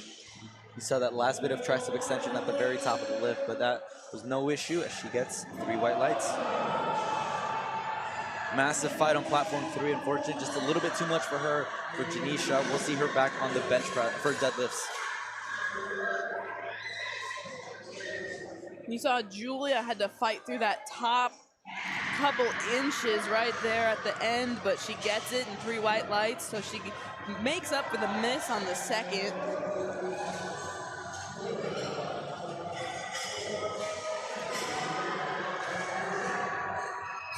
We got some information here on platform 4. Emma's opening bench press, which we believe to have had some up and down movement, was overturned by the jury.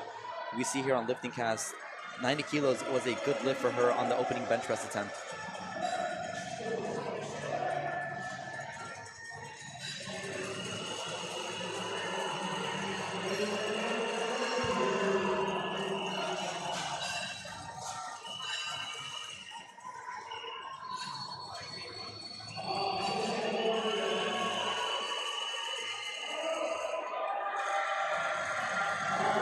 Incredible fight on one.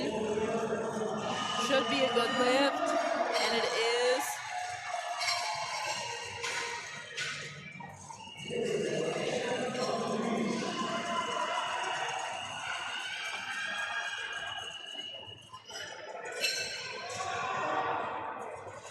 Great catch there by the spotters. Platform 3, Haley, unfortunately, no lift. Smooth opener by Nika out of UTSA, platform 4.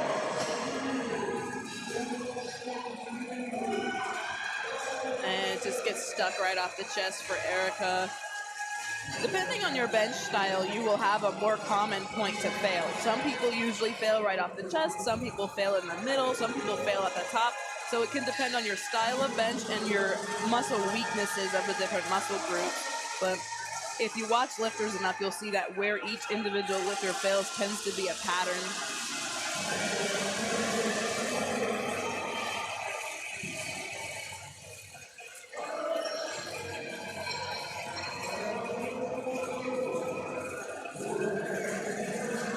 Natasha fights on one. A little shaky. I think she tucked her elbows in too far and kind of got offline, and that gave her the up and down, which is the 2 red lights there. Smooth opening attempt. Platform 4, 3 white lights, and just like that, we're now on to our second bench press attempt on platform 4.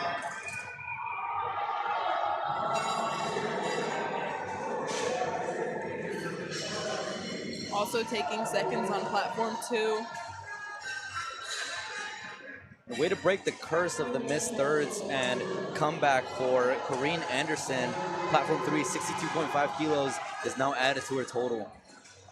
And we are on to the second flight on platform 1.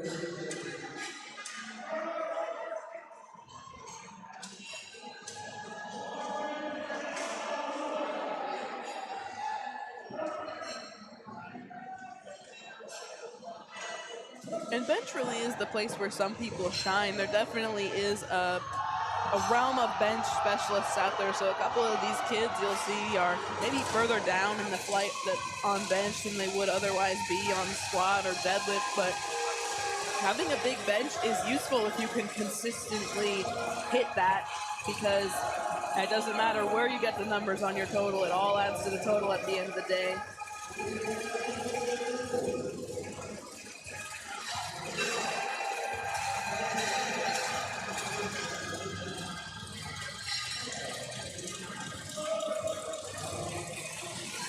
Going with 77.5 on platform 4. Camille, she's gonna take a hand off.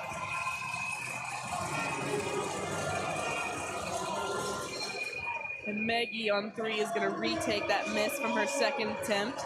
She's got an opener, but she wants these extra 2.5 kilos because that could make a difference in final placements and team points at the end of the day.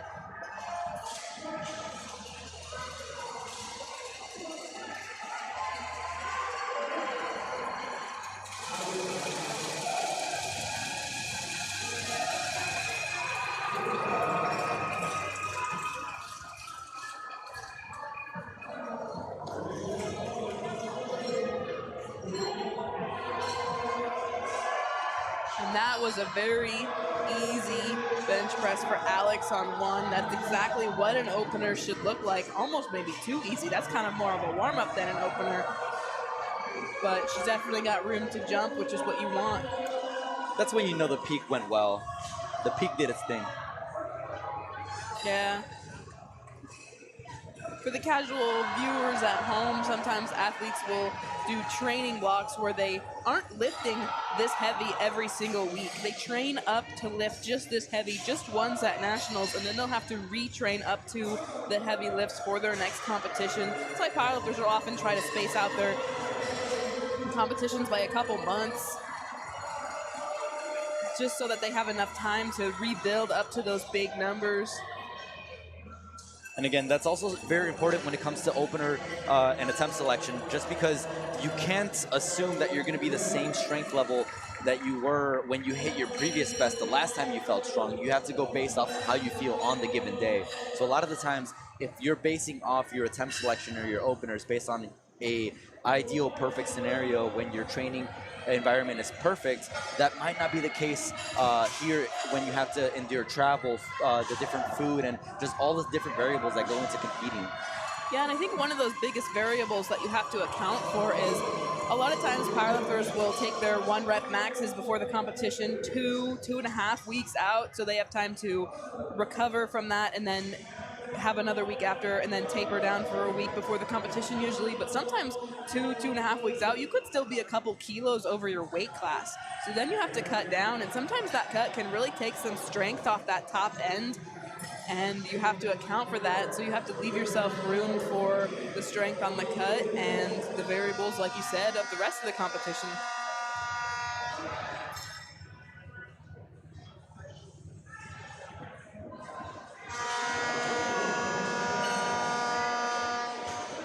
Unfortunately, a no lift here for Jalen on platform 4, and this is just one of those situations where Jalen has only gotten one successful attempt, her opening squat, and she is currently one of those lifters forecasted within the top of her weight class. So that is just one of the things that she's currently slotted in top 5 if she makes that opening attempt weight for her third. But again, it's just not one of those situations you want to be in.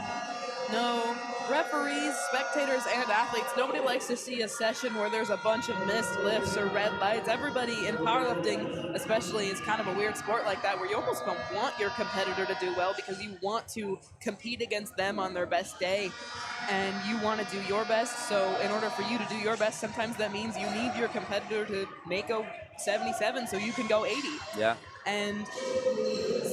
But the good thing about this is there have been a lot of missed squats and missed benches today, and what that says to me is I'm optimistic for deadlifts that some of these athletes are going to go in angry and they're going to have some big pulls in a little bit. And I think one of the best parts about it is understanding the fundamental aspect that this is powerlifting, right? So it's not just you training in the gym. So when it comes down to deadlifts, the stronger lifter isn't necessarily the one that wins. It's the better power lifter, the person who makes their attempts, the person who has the better strategy during all their 9 attempts. So you might come in with the highest nominated total, with the highest forecasted total, but that might not always shape out to be the winner of the session. So it might be the underdog 9 for 9 lifter that comes in and swoops it into the very end on that last pull to push you into that second place or third place position. So that's one of the exciting things about these weight classes that are very deep, where 2.5 kilos makes all the difference. Indeed. It does not matter what you made in practice. It matters what you made on the platform. Yeah. And some of these qualifying totals from some of these athletes are a little bit misleading, honestly, because you have a full over a year to qualify period for Collegiate Nationals. Collegiate Nationals is in April, whatever year it is, and you have from January of the year before. So you have 1.25 of a year to register a qualifying total at some point in that period. So some athletes are more recent, which is more honest because they're going to, like, that's what they just did. They're probably still right at that level. Some athletes are older. Maybe they had a little bit of an injury. They can't quite lift that much anymore. Maybe they've had a really long, good training block and they could lift way more because it's been a year. So you never quite know what you're going to get going into these competitions. Yeah, and in the case of also the competition environment, sometimes, like, for instance, the Nebraska Collegiate Cup, you might just be doing your meet in the backyard, right? And now you have to travel, take a flight, you have to do all of these different variables to compete. Those circumstances and variables are not the same, so understanding that is very important for shaping out a really good meet day. 3 white lights on platform, 3 for Maggie. Yeah, and you also have different variables like we talked about with cuts and stuff. The Nebraska Collegiate Cup was held the weekend before Thanksgiving, and this meet is held the weekend after Easter. So major holidays and food and powerlifting to try and make weight, not always a great combination. Nice attempt for Ava. Thigh pin 3 white lights, platform 4.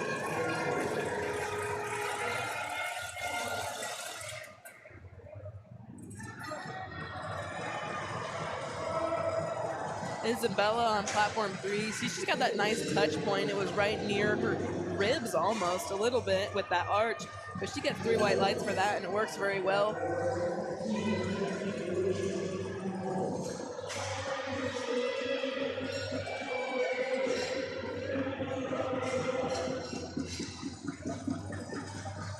We saw Lynn on platform 2. That spotter was ready to give a handoff, and she waved him off. She said, no, I'm going to do it myself. So she has full control over how this bench press will go, and she will attempt a 67.5. It's a good lift on platform 3.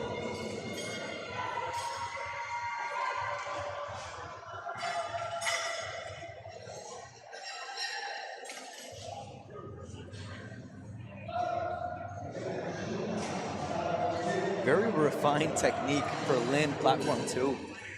Yes, she said, this is my bench, and she got it.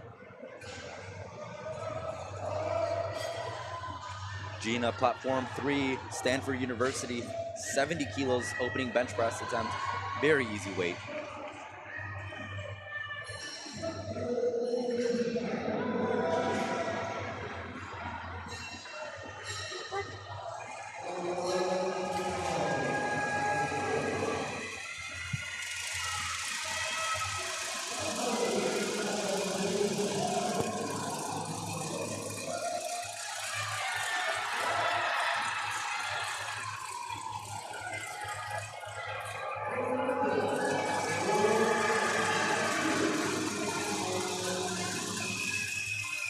Kylie, 72.5 kilo opening bench press attempt, platform 3.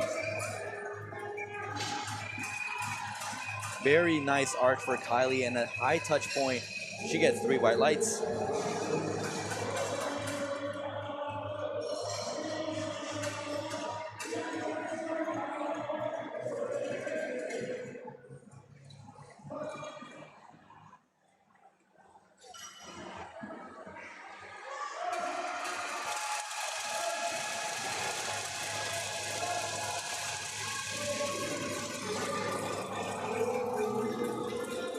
I saw they had to adjust the bench a little bit on platform 3. Could be an issue with the pins, just making sure they're in the right spot for optimal benching and athlete efficiency.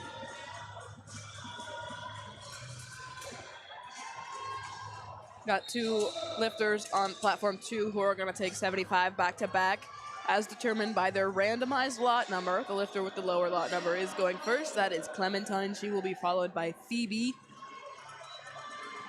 75 is kind of a big deal for powerlifters on bench because it means that you have that full red plate on there in the competition, because the bar and the collars weigh 25, so you want to get that big plate on there, and then you want to make that press.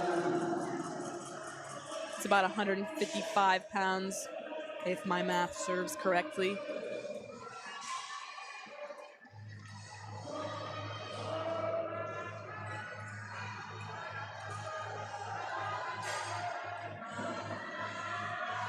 That was excellent for Alexia on 1. It's going to be a good lift there.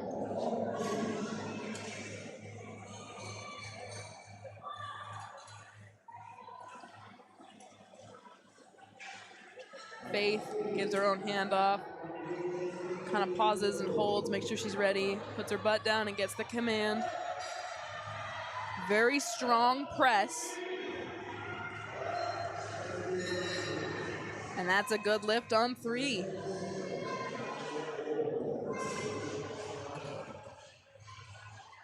Up next on 3 is Bella Delgado. She's gonna open with 80. Last year she did win, so she's looking to make that a repeat, hopefully, from Colorado at Boulder.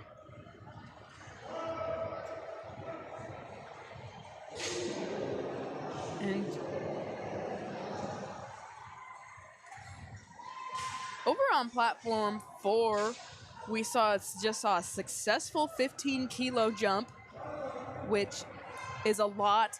That is an equipped platform, so sometimes they take bigger jumps because they have lower openers just to make sure they get that number in and then can work around with the suit. Sometimes they take a little bit of a bigger jump to closer to what their actual number they want to be is, but it was a good lift, so we'll see what kind of jump is taken for the third.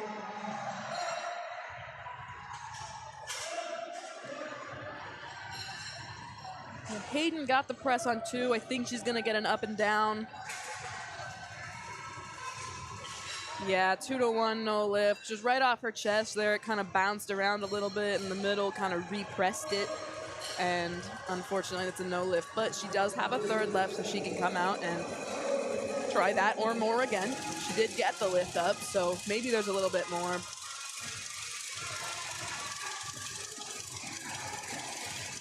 Easy opener on platform 3. Powerlifting is about finding what technique works for you, and you saw that she found a way to kind of, it looked like she had a really short, clean bar path because of her arch and her grip, which is within the rules, so you can try and optimize your lift by finding the leverages that work for you, and the best way to do that is by shortening your bar path, and she did that very well. We talk about that battle that we have on platform 3. We're getting to some of those top athletes again. Jessica Haggerty, she's gonna open with 87.5. And she got that lift. 3 white lights.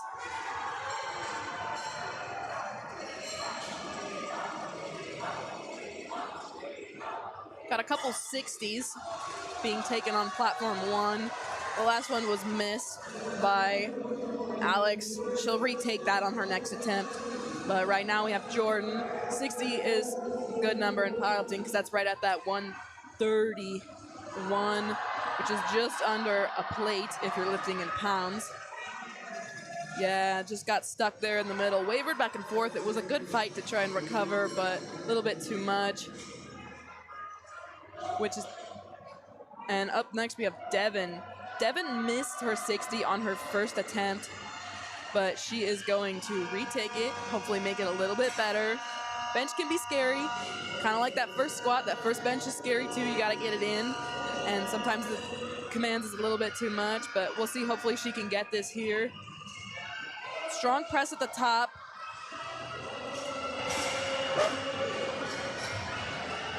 And she does get that. That is 3 white lights for her, and that's an excellent recovery from her first attempt, which she missed, to making that and making it look that good. So Jalen now locks it out on this third attempt, but I believe I might have seen some up and down movement of the bar, and her referees called her on that, so unfortunately she will not be able to register a total. Yeah, and you saw on platform 2, we are on our 3rd attempts on platform 2. We are on our 5th athlete. The first athlete scratched her last attempt, and then the next 3 missed. So we're looking to hopefully see somebody over there make their 3rd. It's just a matter of who's going to be the first one to do it. And on that platform 2, that first flight is that women's 60 kilo collegiate class. So that's a tight class. So everyone's going to really want to make these 3rds because those extra kilos really do matter. Marissa might be one of those athletes with a good shot because she missed her 2nd, so she can retake that for her 3rd. She should be able to make it.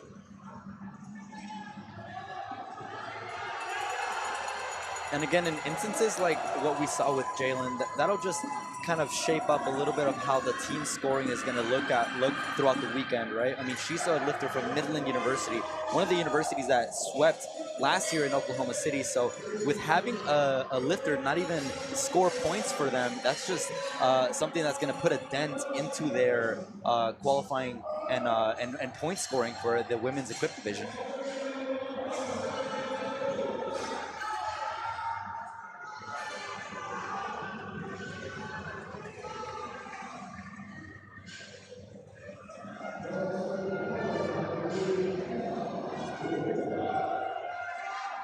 Could be wrong, but I think she is one of the athletes that they brought that's not named to their team scoring roster. So not that you want any of her athletes to bomb out, but that does not affect their team score necessarily because she wasn't going to score anyway. Teams can bring more than 12 athletes. They just can only name their top 12 to that roster. So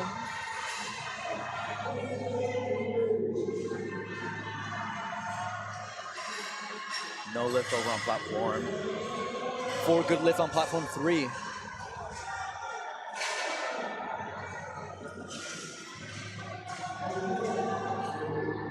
Addison on 4 for Midland.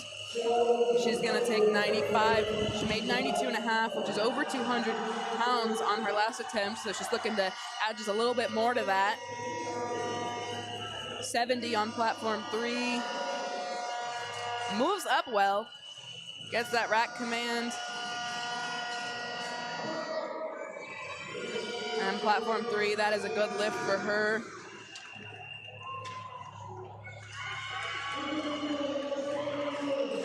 Raya on 2. She's gonna look to take 70 kilos. Gonna look to add that minimum jump from that 67.5 in a category where 2.5 kilos will matter at the end of the day. And Ashley Lopez is gonna retake that 95 on platform 4.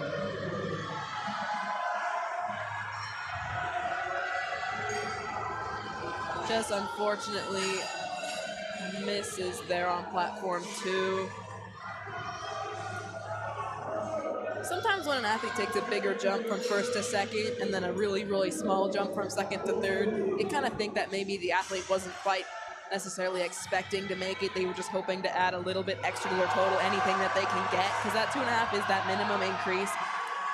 And that left tricep was a little lagging for Ashley Lopez, but let's see if, yeah, 3 white lights, and what a recovery there. Picks up an additional 5 kilos in the bench press event.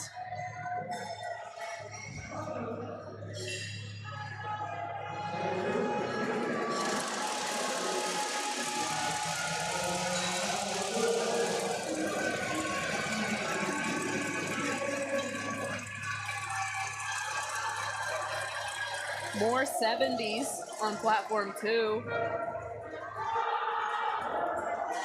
It's our 4th athlete in a row who has taken 70. She made that lift. Gets 3 white lights for it. We're gonna have one more.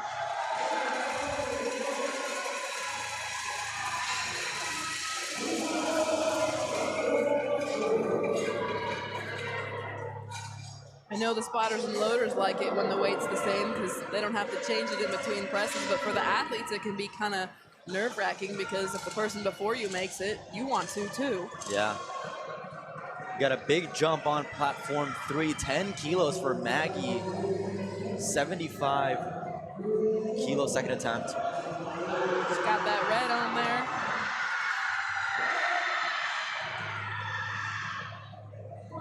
It's a little quick with that press there. I don't think we made the command. Gets 1 white light from it, but I believe she did jump that press command. It looked quite fast. Sometimes when athletes jump a command, it might end up being a 2-to-1 call just because, like we've been talking about all day, it's loud out there. Sometimes the referees can't even hear each other. So as per the rule book, if the referee's not sure that an infraction occurred, they're supposed to err in favor of the lifter. Again, benefit of the doubt does go to the lifter always, and should always be the case. Gina, Stanford University, 75 kilos as well. Talking about those back-to-back second attempts. A little bit one arm at a time on platform 3, but they both get there. And that's a good lift.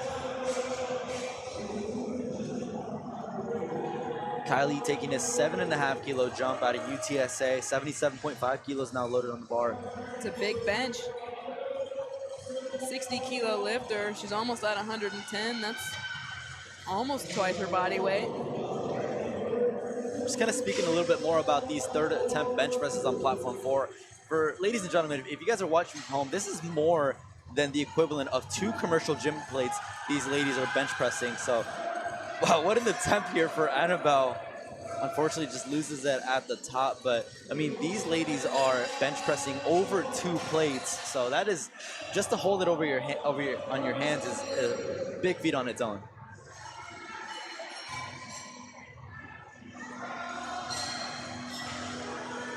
Great attempt for Kylie on platform 3, 3 white lights. All right, for our final bench attempts for this first flight on platform 2, we've got 2 athletes. They're both going to take 80 kilos.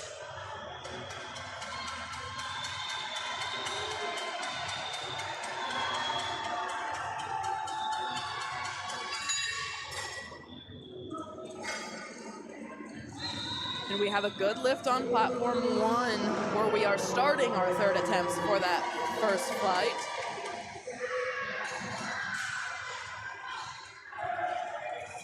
Sorry, for that second flight. She fought out the chest, but unfortunately, Clementine did not make that lift.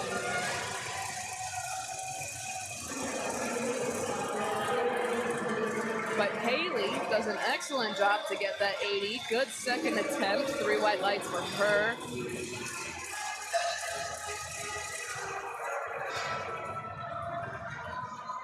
A 110 for Amelie on platform 4. It's a big bench.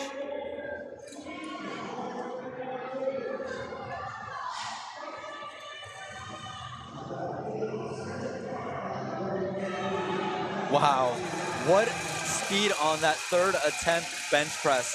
3 white lights. You love to see lifts like that, where they just make it and it's good. And that's not the heaviest attempt we have for this session. We have 115 kilos.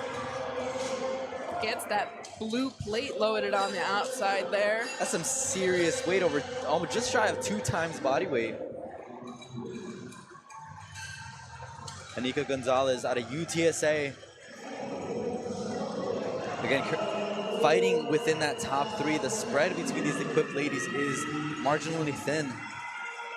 And on platform 2, we move to the second flight of lifters. They're going to take their openers. Maria missed her squats, so we're hoping that she can make a couple bench presses, hopefully still make the best out of the rest of this day. Again, it's a good tell sign for lifters to come back, even after bombing out, to still complete bench press and deadlift. I mean, you made it the trip, you already made it the training, so just come out and put on the best performance you can. It's really about how you finish, not how you start. Platform 4, Anika Gonzalez. Referees say 3 white lights, and that is a very easy 115 kilos to close out platform 4's bench press attempt. So our spotters and loaders will tear down the rack and set it up so that way in 10 minutes after the intermission, we will kick off the deadlift portion. Yeah, and like you said, sometimes it can be hard for the athletes to come out after they miss all of their attempts. Sometimes another thing that you don't always notice right away is it can be hard for the athletes to come out and compete after they've missed weight. Yeah. Because just like after you miss all 3 attempts on a squat or a bench press and you're out of the competition, if you miss weight, you're also out of the competition. We do have a couple guest lifters in this session. It happens. It's hard to make weight sometimes, especially like we talked about with travel and all that going on. So props to them for sucking it up and getting out there and competing and still trying their best to represent their school in a positive light and put some new PRs on the platform regardless. And again, as a competitor, that's another aspect you have to master as well. Not just the lifting part, not just being strong, but also being able to work in that maintenance, right? The nutrition, all of that goes into being a good power lifter. Jessica Haggerty, 92.5 kilos, second attempt bench press attempt.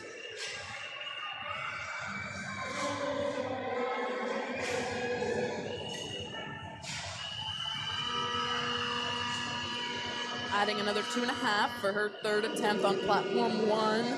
Gonna take 65 for Catherine. Gonna correct that bar position. It's a little crooked. There we go. She'll be good to go now.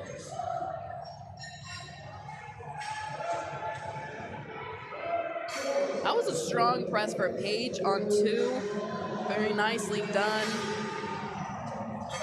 And she's rewarded with 3 white lights, very deserved. We got a retake. Platform 3, Ashley Hernandez, 57.5 kilos.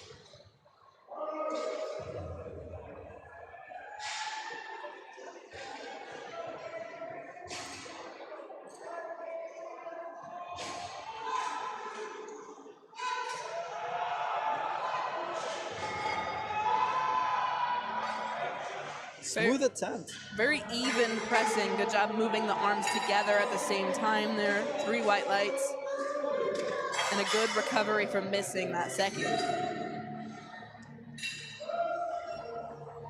And that's one thing that a lot of people don't talk about as much is having that patience in the bench press event. We talk about patience coming out of the hole in the squat. We talk about patience off the floor on deadlifts. But patience when it comes to pressing, making sure that bar stays even, allows you to stay balanced and avoiding that one elbow from caving in and you losing that entire lift. Yeah, and sometimes you talk about muscular imbalance like it's an uncommon thing or a rarity, but in bench press, it's not. Most everybody, few rare exceptions, has a dominant hand, and that arm is going to be stronger and it's going to want to go up easier, so you kind of have to be patient on your stronger side so that your weak side doesn't get stuck.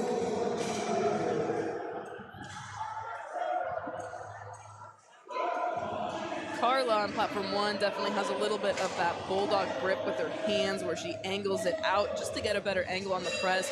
Didn't work for her that time, but it did on her other 2 lifts, so got a good momentum going, and we'll bring that into the deadlifts.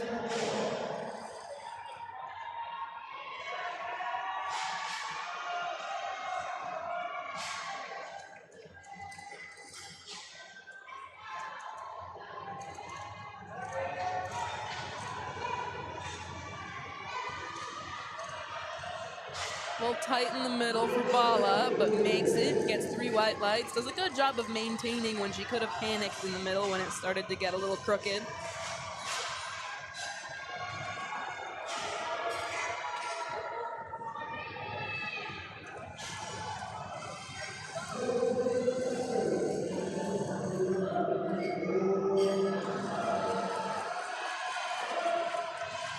And a good opener for Cameron. Very close grip as well. It's one of the differences too. I mean, we saw that bench press on platform 2, very close grip.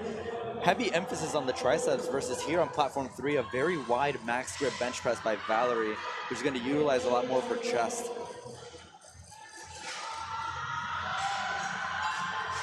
Oh my gosh. Talking about using her chest, I mean, way to stick with that bar. 70 kilos, 2-to-1, good lift.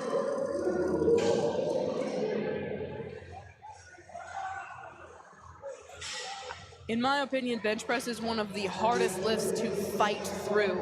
It's really easy to just fail and fail wrong. On squat, you get a little off-centered. You're using your leg muscles, they're usually a little bigger. It's easier to make a correction because you're right on line. But bench press with that angle we were talking about earlier can be easy to lose. So when you get off-centered or off-crooked, or you hit a sticking point on bench and you have to fight through it, it can be tough, especially because when you brace on bench, you're usually arching your back instead of having like a more neutral position where it can be hard to maintain that position through a struggle. And it boils down to the technicality and the requirements when it comes to executing a bench press attempt.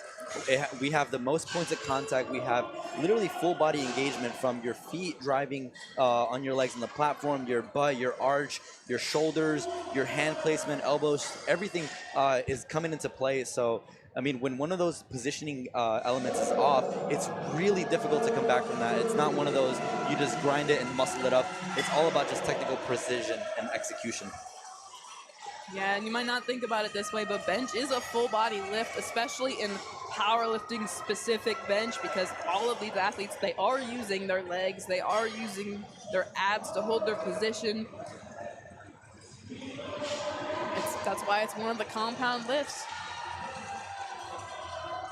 And that's a good third attempt for Isabella. Makes it look easy. 3 white lights for her.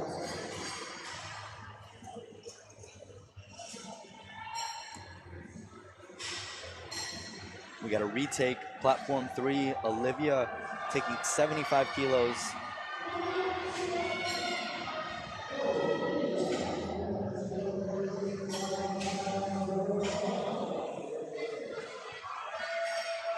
Still on openers on platform 2.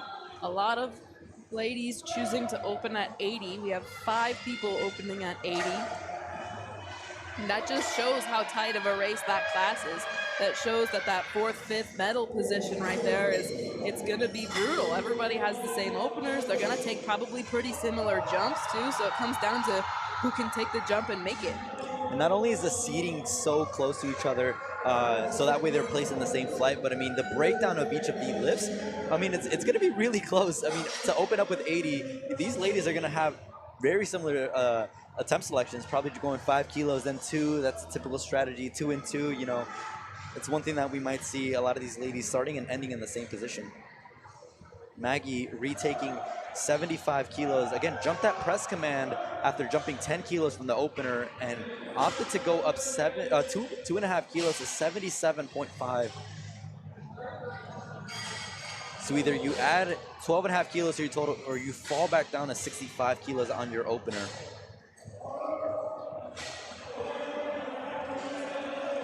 Yeah, and I think she started to jump the press command again and remembered that she had to wait for it. Kind of got herself stuck at the bottom because of that. When you're powerlifting, you cannot second guess yourself on a movement like that because you will mess up the lift. And it just works against you, right? You try to time that press command, or you try to press a little bit before that command, and then that referee holds you even longer because then that bar is not motionless anymore. Kylie looking to go 3 for 3 in the bench press event. 80 kilos on the bar now. There's definitely an element of bench press that's in skill and tactical in trying to anticipate the press command there, but it can go really wrong. Fortunately, no lift for Kylie there. Still walks away with 77.5 kilos, so just misses out on 2.5 kilos here total, but let's see how valuable those 2.5 are down the road as we get into deadlifts. One of the things I like to say is 2.5 kilos more that you bench press is 2.5 kilos less that you have to deadlift, especially with a division this close. Jockeying for position, you're gonna wanna need every single kilo possible. Sylvia's gonna feel good on one because she just made 100 kilos. Big number for powerlifters, getting to triple digits.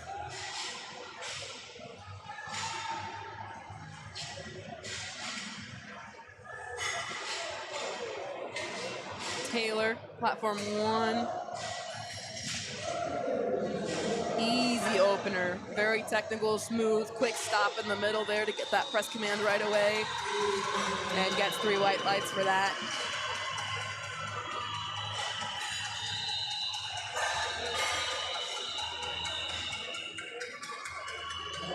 We got some of the heavy hitters now on platform 2. Madison Rock opening up with 90 kilo bench press, just shy of 200 pounds.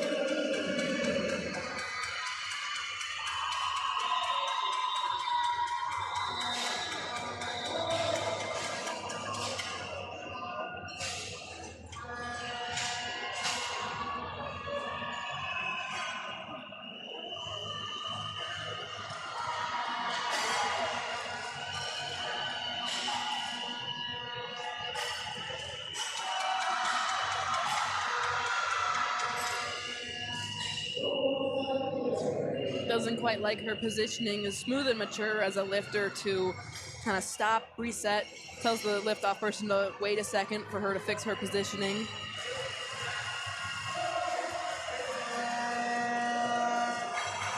That was easy. Beautiful attempt, and that's one of the more skillful elements too of utilizing and exhausting your entire 60-second clock. A lot of times lifters think that 60 seconds is not a lot of time to lift, but you have a full minute to set up, unrack the bar, and get that start command. So 60 seconds is quite a lot of time. So if you don't like your setup, you have enough time to reset up, and as long as you're not wasting too much energy, find that ideal position so you can execute your lift. Yeah, and lifters can sometimes, although rare, like choose to re-rack the bar even after they get their hand off, as long as they haven't gotten that start command yet from that referee. And usually if the lifter feels they're far enough out of position where they don't like their position, then they need to reset. They haven't gotten the start command, so it's good for them to be able to recognize that and take that time to reset.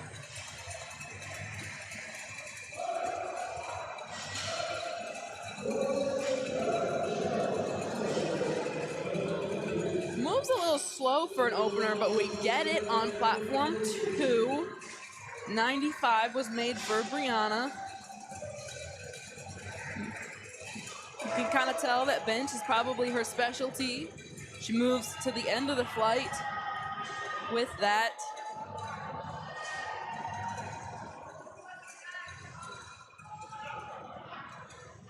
Bella Delgado, University of Colorado Boulder, 87.5 kilos with an opportunity to go 6 for 6.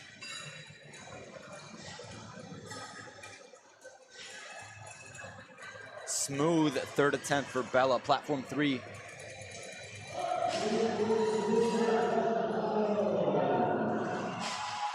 Julie, 97.5. That is so easy of an attempt. 3 white lights.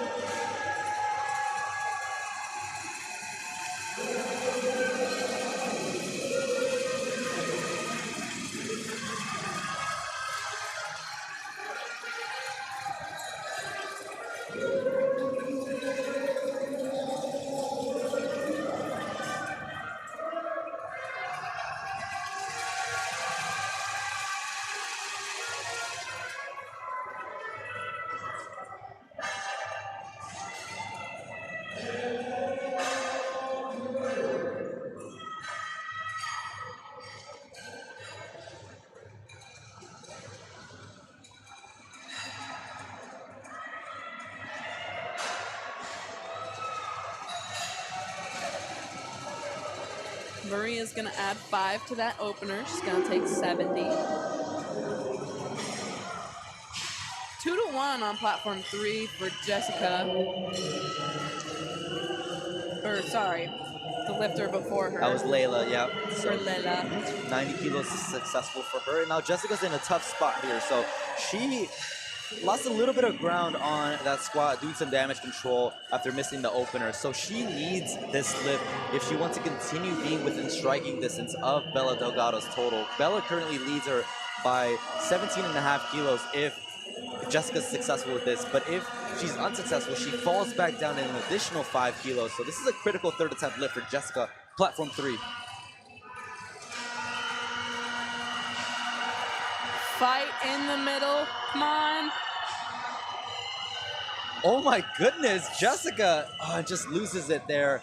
Unfortunately, I mean, talk about how close that lift is for Jessica. No lift.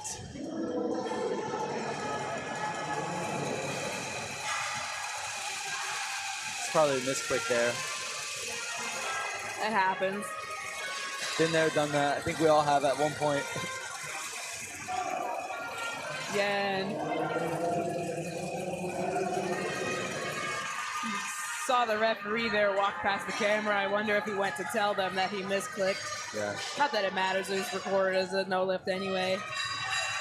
Talk about the speed on platform 4. We are already onto our first deadlift attempt. Good lift there for Corrine Anderson, 105 kilos. Starting those seconds on platform 2 still.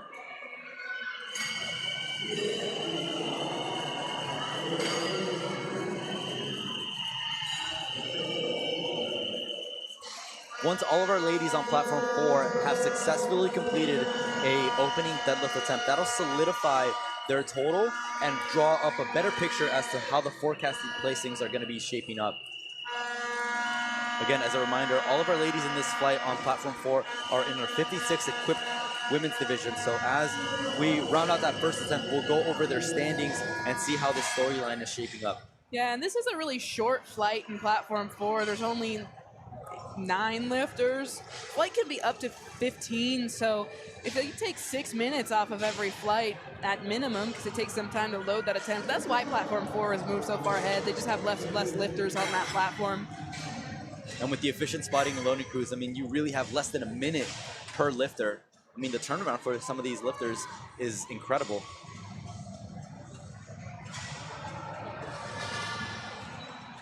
A very tough opener on platform 4, Siriana Serrano, Texas A&M University. 3 white lights, but you just wonder how much more she's got in the tank after the opening attempt.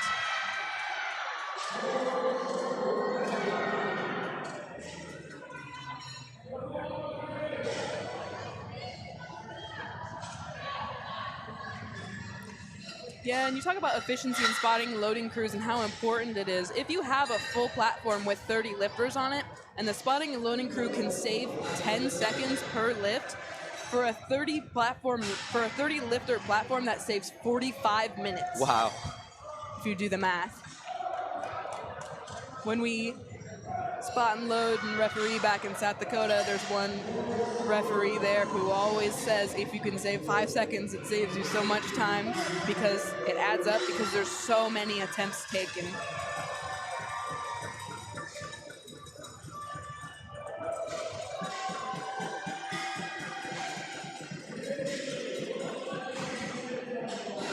Smooth opening attempt. Lexi Steinman, 150 kilos.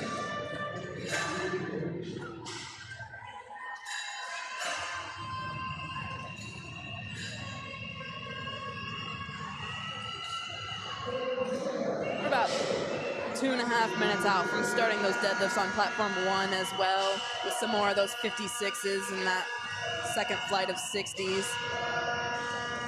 And again, our final opening deadlift attempt, Nicola Vallejos out of Midland University, 150 kilos as well. Easy opening attempt. Yeah, sometimes when you see easy opening attempts, it gets you excited because you just wonder, what are they going to do next? Because on deadlift, you can take bigger jumps than you do on squat or bench because you're literally just pulling. So it leaves a lot of room and time for there to be jumps made at the end to allow you to pull for placing.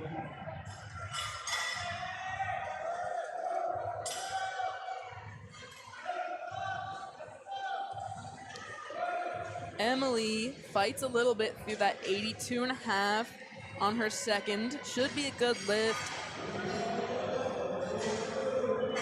If I were her coach, I'd recommend adding just the 2.5 to that. Probably moves a little slow, and that third one's going to be slower if it gets heavier, but never know. Maybe it's a little bit of a misgroove. Maybe there's more.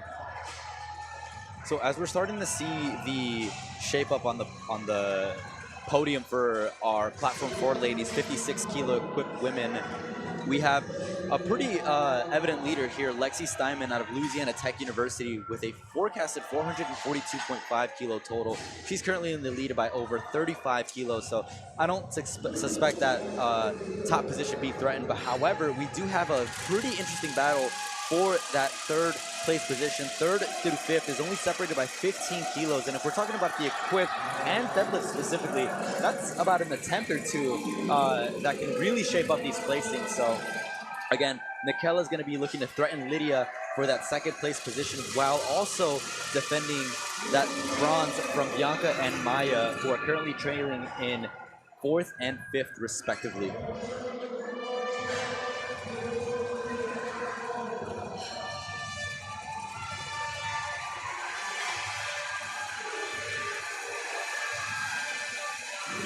Again, 15 kilo jump for Lydia, platform 4.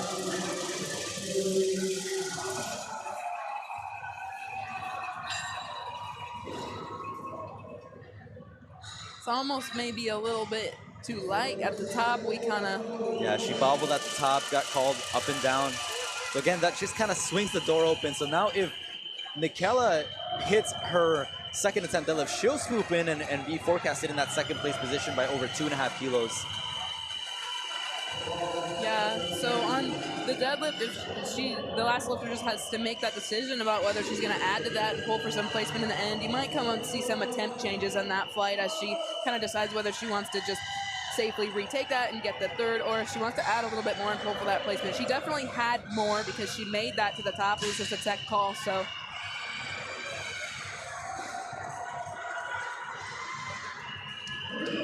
Good lift for platform 4.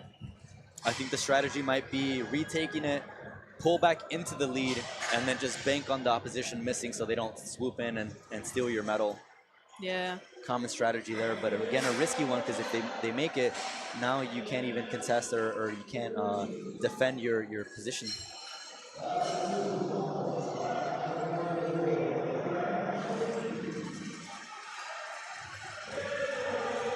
Smooth lift on platform 2.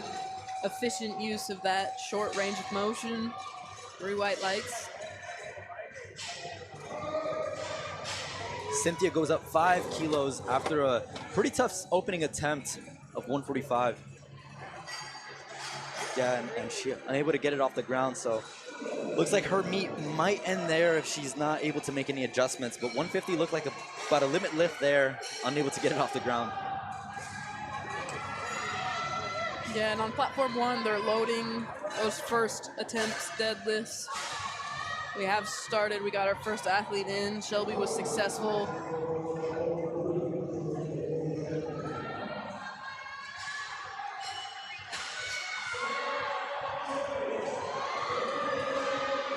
That's a good lift on platform 4. Nice and smooth throughout the whole lift. Consistent pull.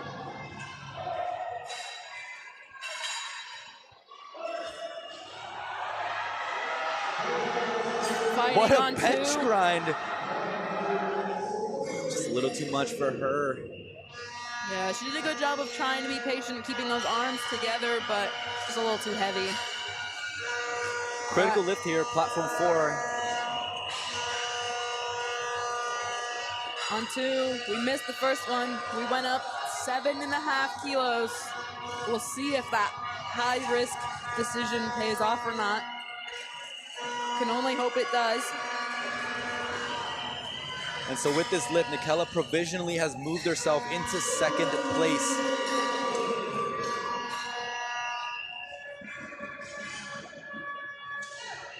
Lexi Steinman up next, your leader, whose first place gold medal isn't looking to get threatened this session. Amy getting the tech call at the top of that deadlift.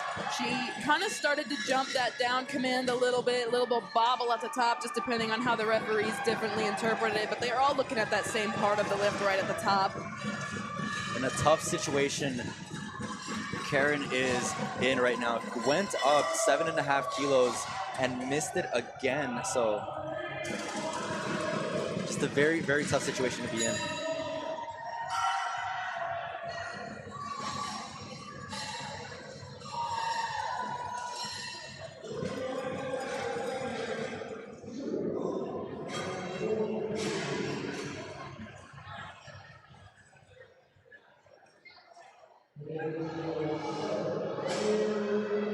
Hitting that 90 on platform 2. That's that 1.5 times body weight that we mentioned for these raw lifters. That's a pretty impressive bench press.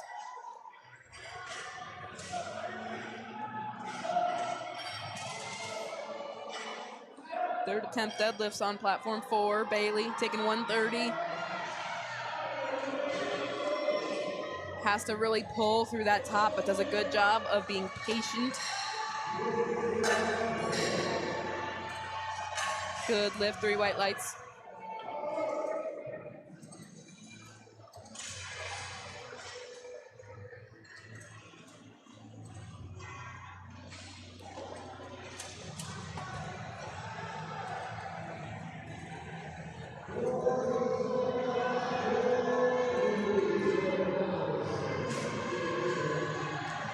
As we move into third attempt deadlifts on platform 4, we have a 7.5 kilo spread between second all the way down to fourth. So again, those 3 ladies are going to be really battling it out. So seeing how the podium is going to be shaped up for the 56 equipped.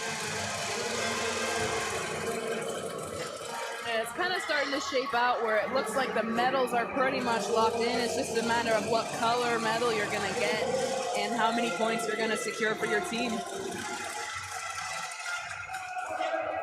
Because that 5th to 6th place differential right now is 22.5 kilos, so possible, but unlikely.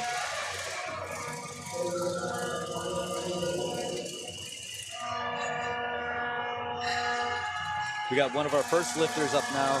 So Lydia is electing to retake that 150, just trying to secure those 15 kilos to her total. Again, remember, in that second attempt, she had a bit of a bobble at the top, so she's looking to secure that. That'll put her provisionally into second place, but she needs to hit this lift or she'll fall all the way back down to 5th.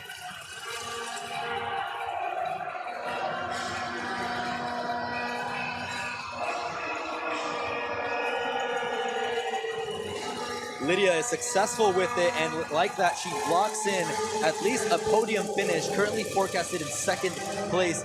However, we still have 3 more lifters to go that are threatening that spot. And she takes a moment to just kind of celebrate that last lift, making it through nationals, setting herself up well for a nice medal, and she can sit and wait and see what her opponents can do. Again, watching from the stands as these lifters finish out their meets.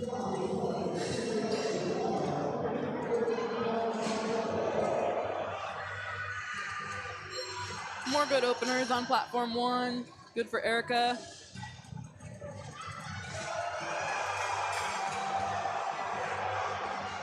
Fortunately, no lift for Siriana on platform 4. Walks away with 145 kilos. Yeah, she was patient at the top, but I think when she hit her knees, she leans a little bit too far forward. And when you're sumo deadlifting, it's hard to recover once you start to get too far forwards.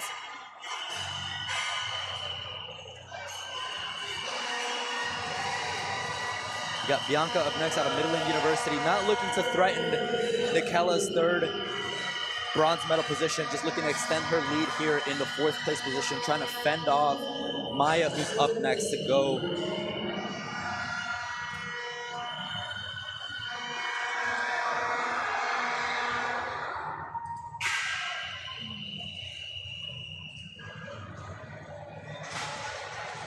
Misses that lift. She'll have to wait and see if that 4th place holds up. That'll be determined on this next poll. Maya walks up to take 165 to pull from 5th to 4th, looking to move up a spot. Again, that miss from Bianca really opened up that door for Maya to swing in and move positions, scoring some valuable points for UTA. And she misses that too, but she still will get a medal. She finishes in 5th place. It's mighty commendable. Again, good points there still scored for UTA. Walking away with the medal is always good, but now we have a pull for 2nd place. Nikela out of Midland University, 172.5 loaded on the bar, 12.5 kilos. Looking to jump from a 395 to a 407.5 kilo total, only winning by body weight. Nikela weighed in lighter, so all she has to do is tie Lydia, and she'll move and snag her bronze for a silver. Fortunately, that is not coming up. She still walks away with the bronze medal and scores some valuable points for Midland University. So 3rd place at Collegiate Nationals is still not anything to be ashamed of. 3rd place at Collegiate Nationals is All-American. Yeah. Walks away with a pretty new patch for that. All right, and our last lifter on platform 4 is Lexi Steinman. She has already won. Her total is big enough. She is the last lifter. She cannot be passed. She currently has a 442.5. If she makes this, she will move to 455. Again, just extending her lead and looking to finish out 8 for 9 on the day. And your Collegiate National Champion, Lexi Steinman, 175. Referees say 2-1, good lift. And Lexi Steinman is your 56th Women's Equipped Collegiate National Champion.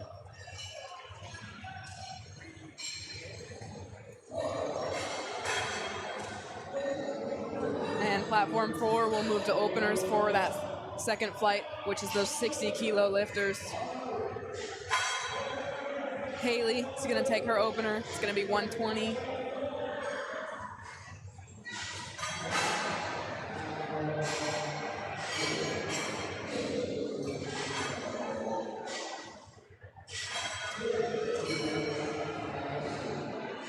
Good attempt for Haley.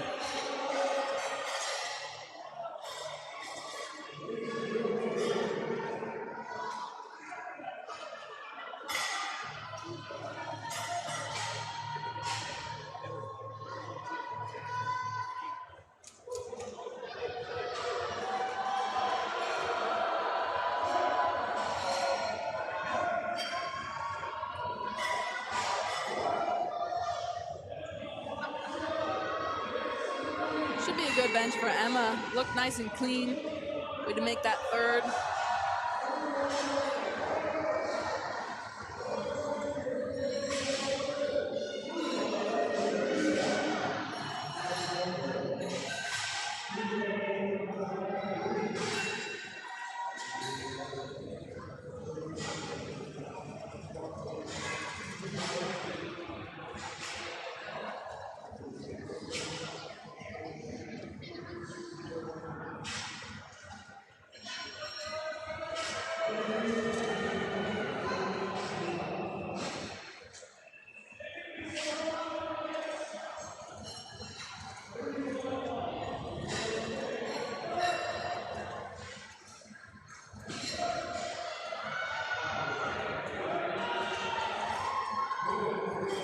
good third attempt for Paige.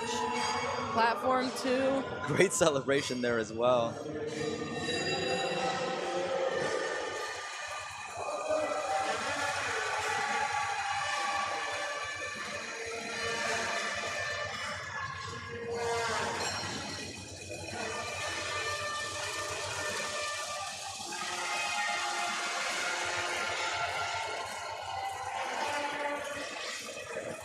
Luisa, good opener, almost 300 pounds.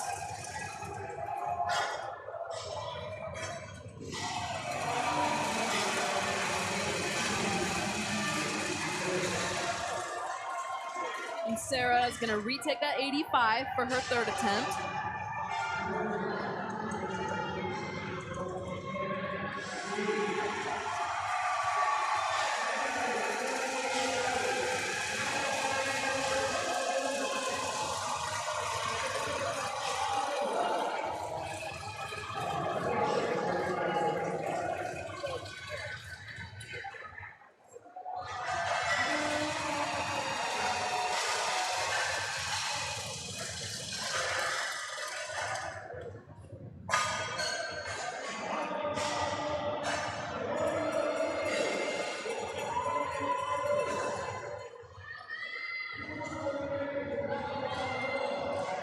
Kaylee, so far, 5 for 5 on her day. Can she make her third bench press attempt?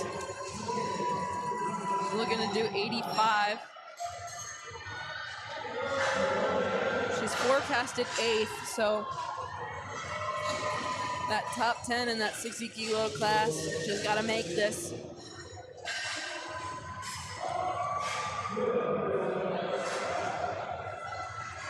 And that's strong. That's a good third attempt. Maybe could have done 87, but happy to take the 85 with 3 white lights.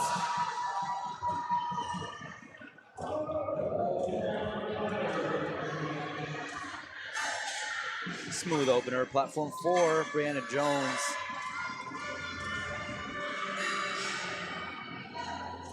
It's 120, not a problem for Julia on 1.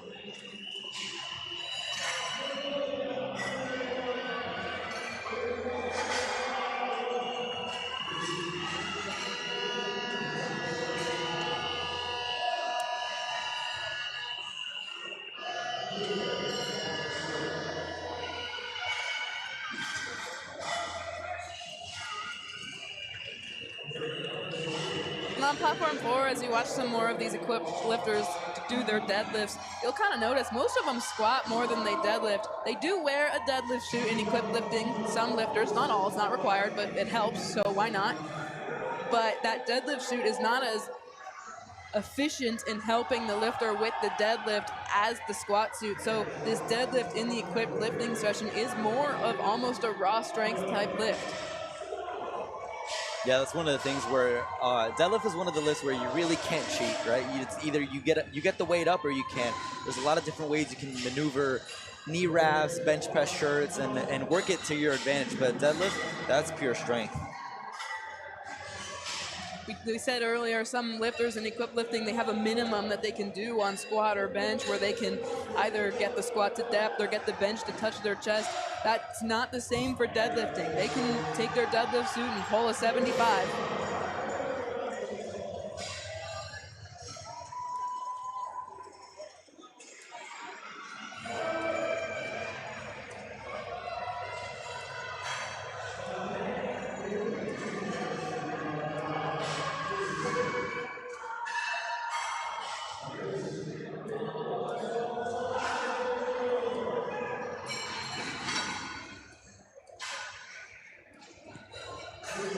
On that 150 opener on platform 4. Blue card, maybe a little bobble at the lockout.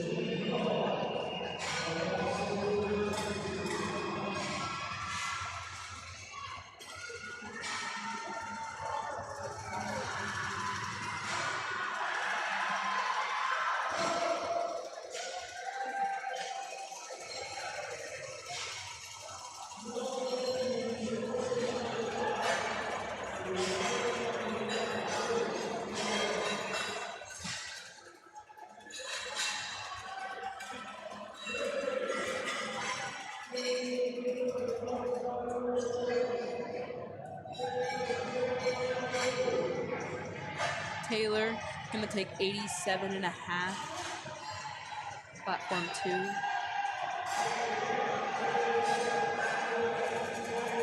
Missed there on platform 4 on the opener. Didn't see it, so I'm not sure why. Good finish there, platform 2, Taylor. Good job being patient at the top. All right, platform 2. Up next is Karen. She took 80. She missed it. She moved up to 87. She missed that. She is staying at 87. She needs to make this lift to stay in the competition. She's lifting for Rutgers. Again, had a technical miss on bench press for the opening attempt.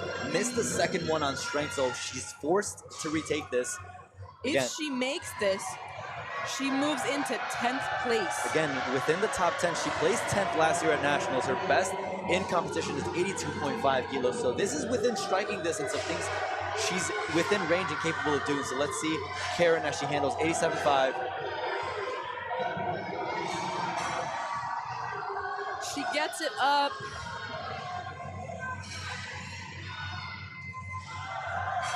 Was her downward movement, referees?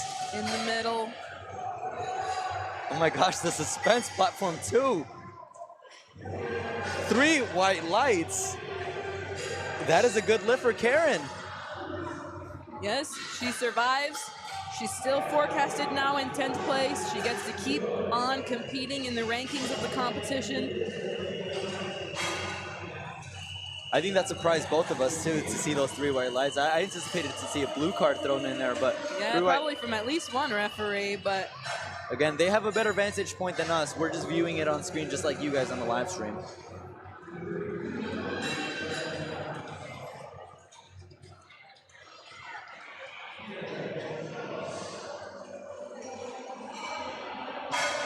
retaking 90, Anne Marie for Texas A&M.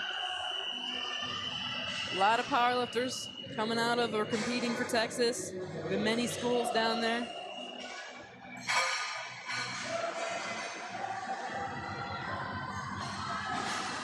Very incredible fight there. Slow in the middle, almost stopped, but never did. Good, consistent motion through the top. 2-1, good lift. Taylor gonna take 92.5. This equals her comp best. She's hoping to match that. She jumped 5, jumping 2.5. Maybe that 90 felt a little slow, and she wants to take what she can get because this is a tight battle. These 2.5 kilos will matter at the end of the day. She needs this lift.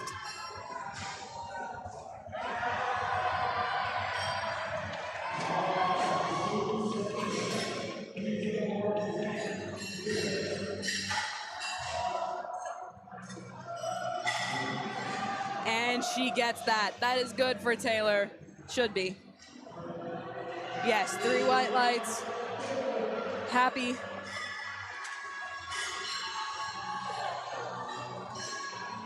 See there, handled by Desi Cooney, coach for Outlier and Lincoln. Stepping in for Concordia head coach, Freddie Miles, who's in Salt Lake City right now for weightlifting nationals. So the Concordia lifters kind of spread out, spread thin, but putting up a show despite the effort. Dax Davis medaled this morning for them. Very close grip position for Jessica on platform 1, but she gets, unfortunately, a no lift for lockout on platform 1, indicated by those red cards. Those shoulders were not back, her knees were not locked. So either one of those two.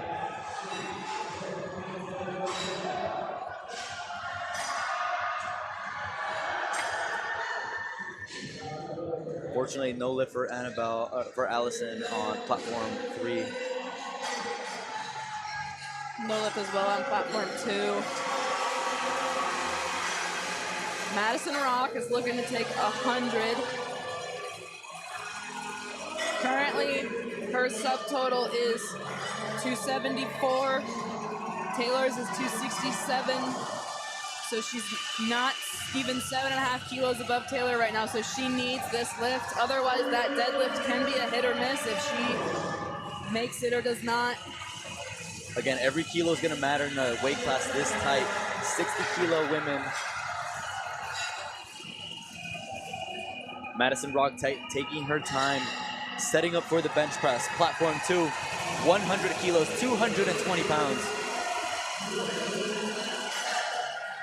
Oh, and she blows it up. That was an easy third attempt. Referees say... Suspense. 2-1. Yeah, gets that yellow card. I'm guessing maybe that side judge thought she was a little bit quick with the press, but you know who knows best whether it was follow the commands or not was the head judge, and the head judge said it was good, so. And a near two-time bodyweight bench press for Julie Zhang. Platform 2, closing out the bench press session, 242 pounds. From a near bomb out in the squats to now coming back and looking to move herself into that top 5. Currently in 3rd, forecasted 5th.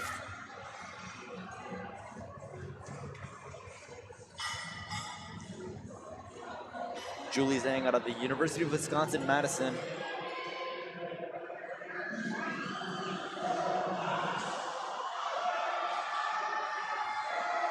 She gets the lift. Good job after that initial hold of it where you could kind of see her wrists were shaking, bobbling a little bit.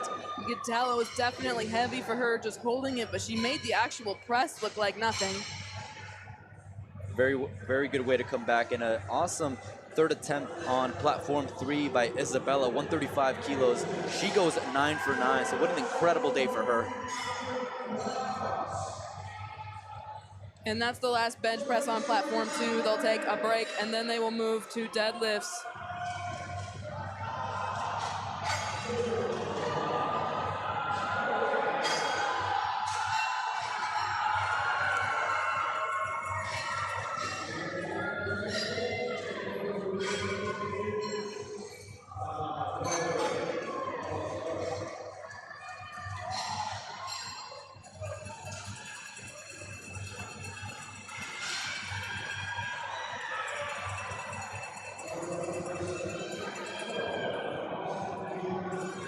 On 32.5, third attempt, Erica.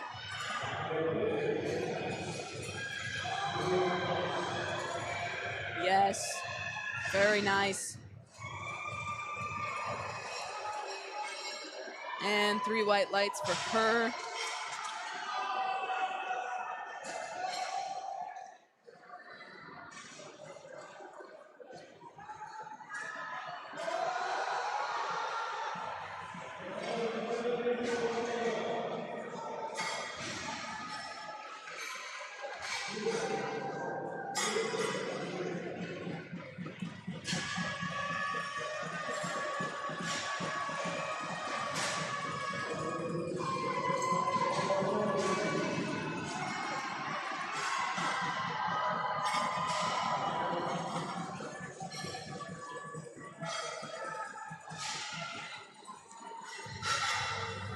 Let's see what Sarah can do, 137.5.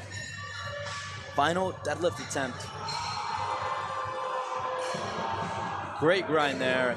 Gets that down command, and the referees say 3 white lights, good lift. Getting that 300-pound deadlift.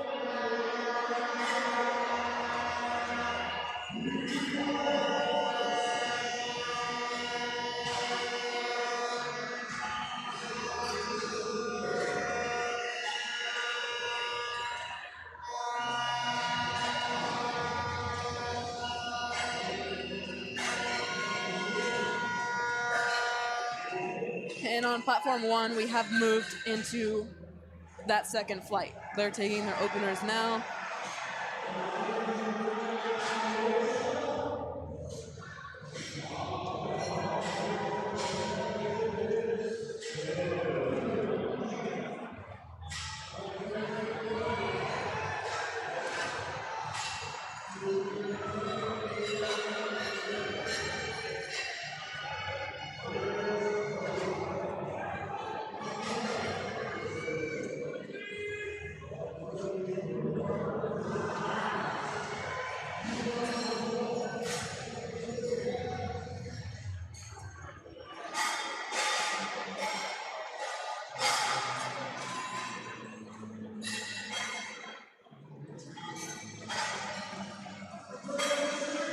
Carla.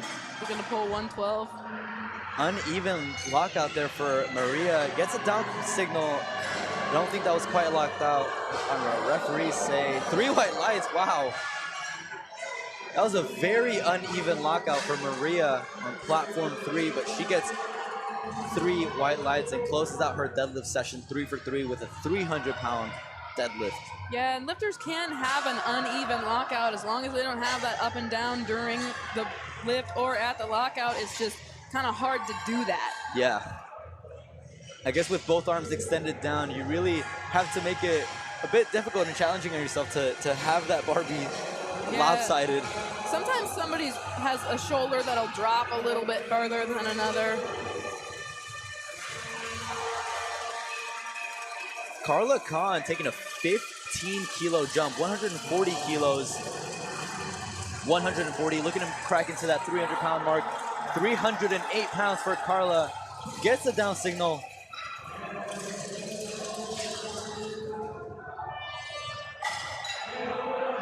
Yeah, and that is a no lift. She intentionally slammed the bar on that last lift, so that is not allowed. So unfortunately, will be a 3 red lights and a no lift. I'm glad all 3 referees caught that because I think that was one of the more egregious slamming of the bar that I've seen. Yeah, sometimes as a referee, it can be hard to call that slamming of the bar because the bar weighs a couple hundred pounds. It's going to go down pretty hard even if you try to set it down gently. But the lifters have to control it. They have to set it down. They have to maintain contact until they're way down, and they are not allowed to throw or slam the bar. But I think that was a pretty clear decision there. Our final second attempt deadlift, Anika Gonzalez, 192.5 kilos, 424 pounds.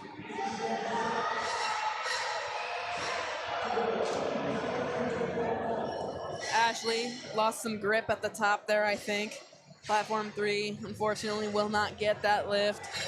Wow, and so Anika did not get that second attempt deadlift, so that just opens up the door for some of these other lifters. I mean, this 60-kilo equipped women's division is incredibly stacked. We see a spread between first place all the way down to fourth being spread by only about 15 kilos, in that podium position really being spread by just about a few 5 kilos or so.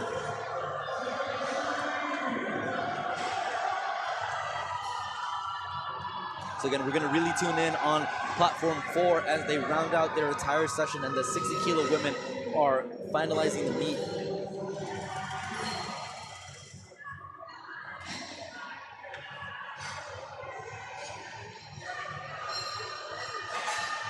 And not a lot of athletes in this session on flight 4, and these first couple ones that are pulling to move up a spot. It looks like a lot of them are currently placed and forecasted in the same spot. Some pretty clear cuts, but I expect some attempt selections to try and change that, especially if anybody misses a lift and some more ranges become more reachable.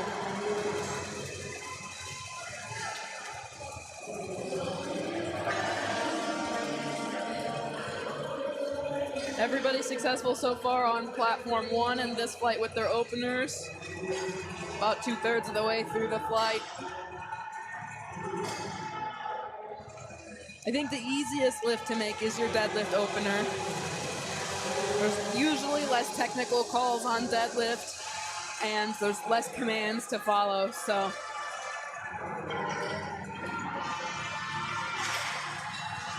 Also because you take bigger jumps on deadlift, so sometimes that means your opener is a lower percentage than it might be on squat or bench.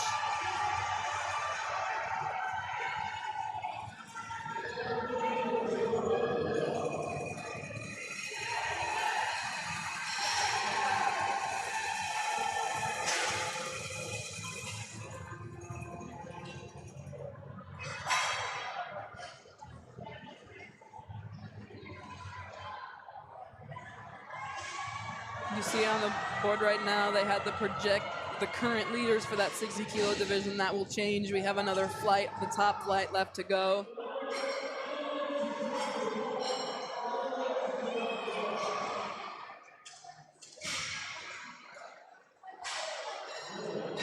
And unfortunately, Opener miss there for Charu. 2-1.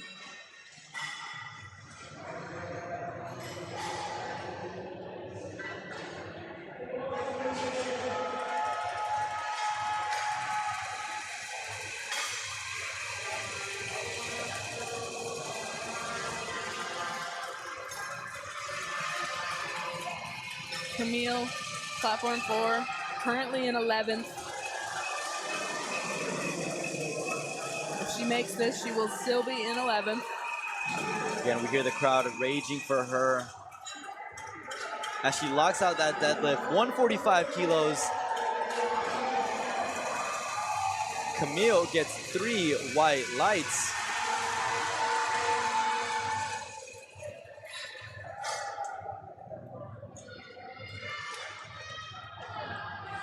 Olivia Tack, 132.5 kilos on the opening for deadlift. We got Olivia Jokic up next, 160 kilos out of the University of Houston. All right, opener's done on platform 1. We'll move to second attempts. That was a good lift for Emma. And again, for those lifters that are successful, oh, and unfortunately just a slip up there on platform 4. Very thankful for our spotters that were there to be able to catch her. Hopefully she is safe and well.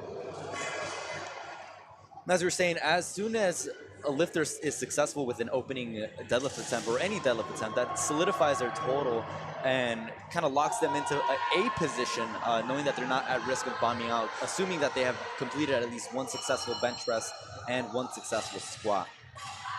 Ashley got a no lift on 3, blue. That's gonna be at the top. She just bobbled and leaned forward and it made that bar go down a little bit.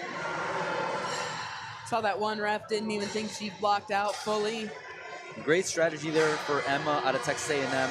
Pulled 5 kilos to extend her lead in that 5th place position, trying to fend off both Brienne and Addison, who are within striking distance, only separated by about 7.5 kilos.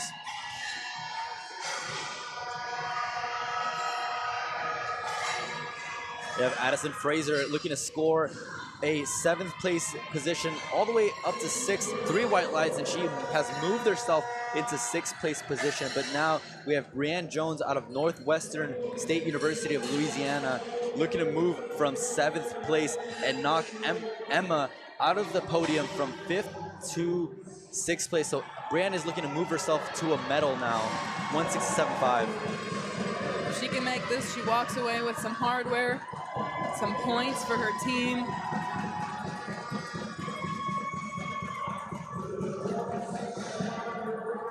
Pulls. Come on. Just locks up there at a little bit past the knees, so she walks away in 7th place, and Emma solidifies herself in that 5th place position. But we got our top 4 ladies left to go on platform 4. The first to strike, Isabella Resendez, 180 kilos out of Texas A&M University.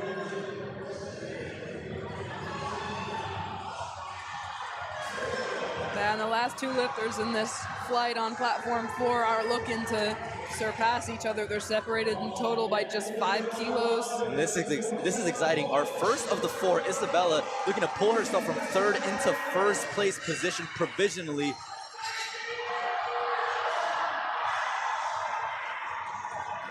That's a good And pull. just like that, Isabella has moved herself into 1st place for the time being. We still have 3 more ladies left to go in this platform, but as it stands, Isabella is your national champion. As she moves into 1st place on body weight, with the total to beat being 495. Annika has that, but weighed in heavier, so she's currently in 2nd.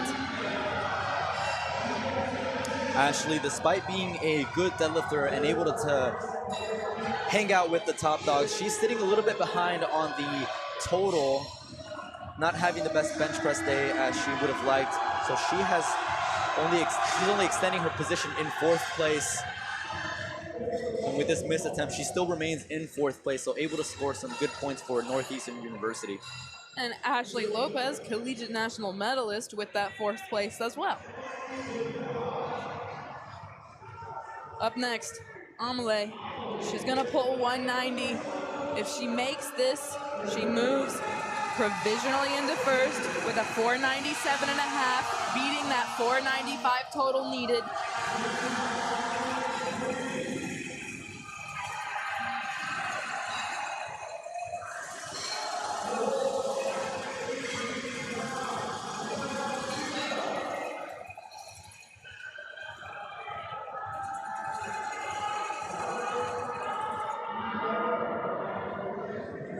Yeah, just a little too much for her on the day. Still walks away with a podium finish, 3rd place bronze.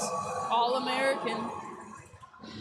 And our last lifter, Annika Gonzalez, currently in 2nd. Again, nothing to lose here.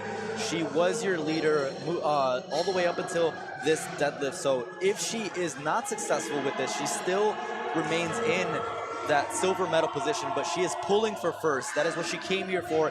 UTSA wants a gold. Annika Gonzalez can do that for her if she pulls this last deadlift. 192.5, 424 pounds.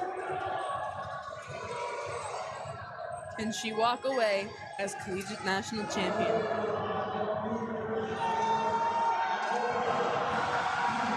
Slow, no, not quite there.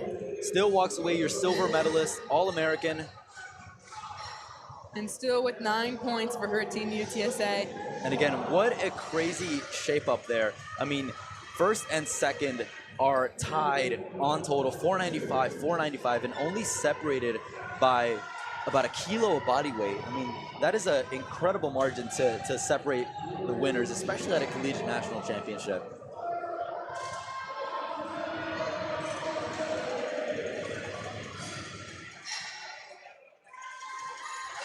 And that, with that lift, our platform 4 did conclude. We have platforms 1, 2, and 3 still all lifting. Everybody's on deadlift. We are pulling for medals.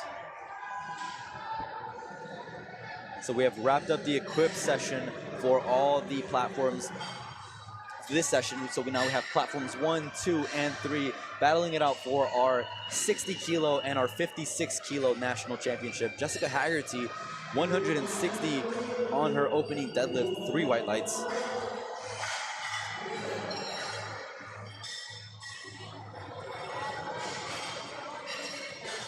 Good opener.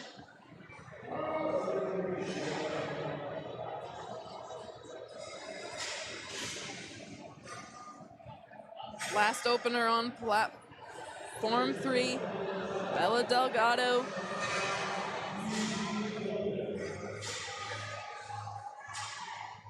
Your projected leader after this.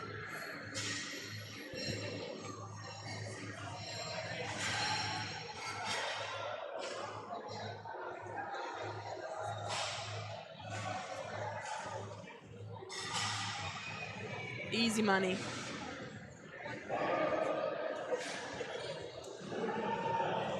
Yeah, 3 white lights, platform 3.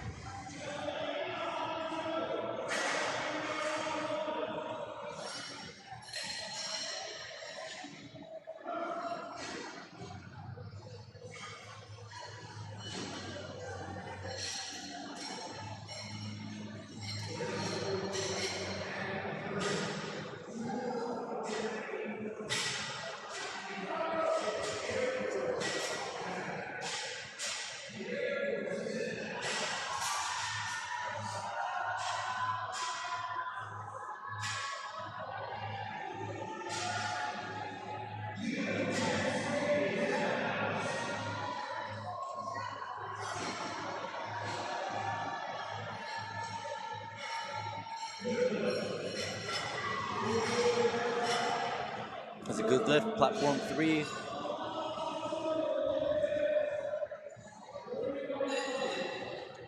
We had a missed opener attempt for Ashley Hernandez on 3, is retaking that weight.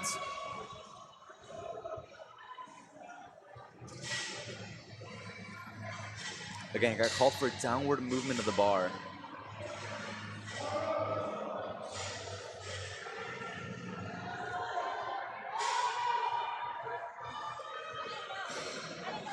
Looks to be a good lift. Let's see what the referees say.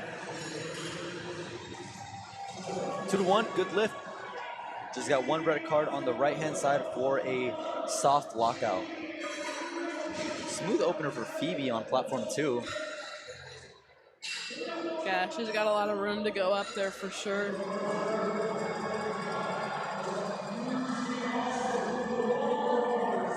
Valerie, 12.5 kilo jump to 140.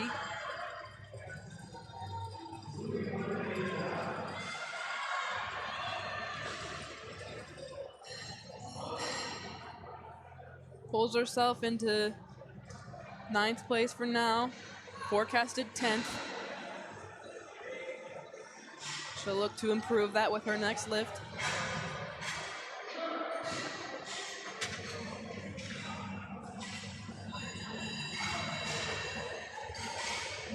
And now that we have wrapped up the equipped side and we are onto the raw, which have more flights of these lifters, consisting of these lifters, the 56 women and 60.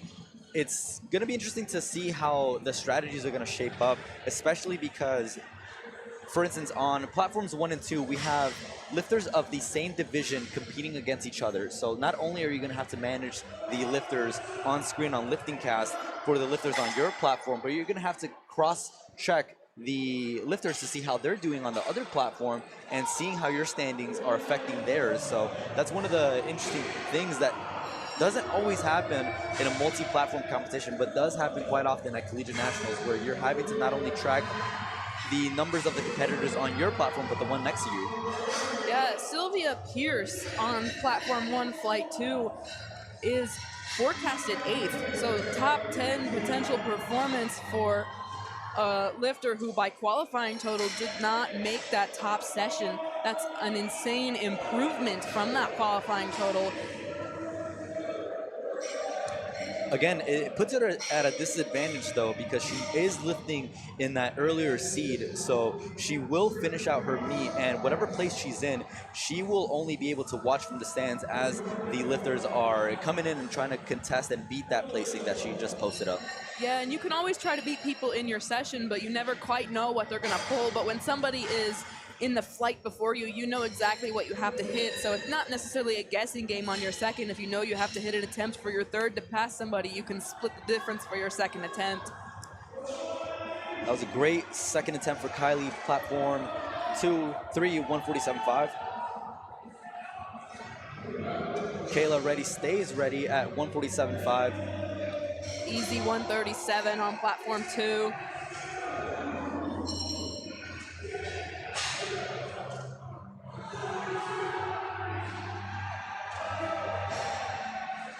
Smooth second attempt for Kayla. 3 white lights. Haley coming up on platform 3. This would give her a 372.5 total.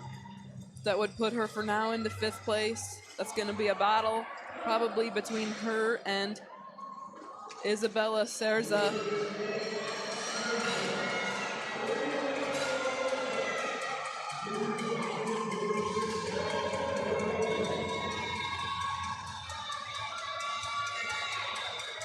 She can make this, she can put some pressure on other lifters.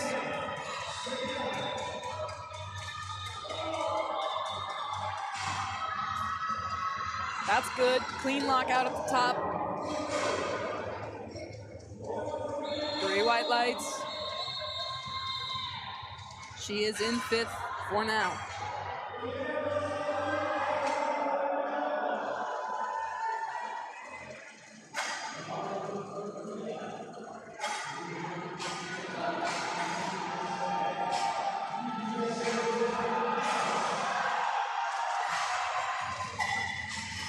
Catherine has to fight through a sticking point at the top. She locked it out though. 3 white lights, and she gets the first successful third attempt of her flight. Hopefully we can continue that momentum for Kylie.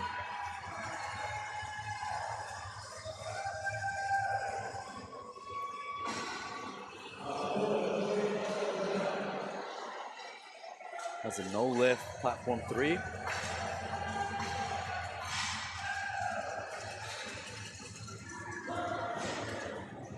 Bit of a long hold on platform 2 and for that down command. She gets 3 white lights.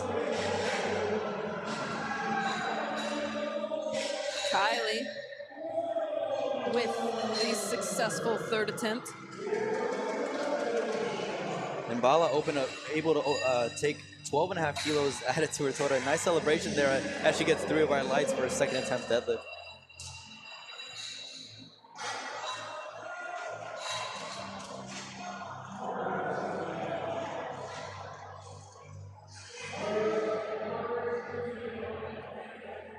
Margaret coming up on 3, currently 12th, forecasted 10th.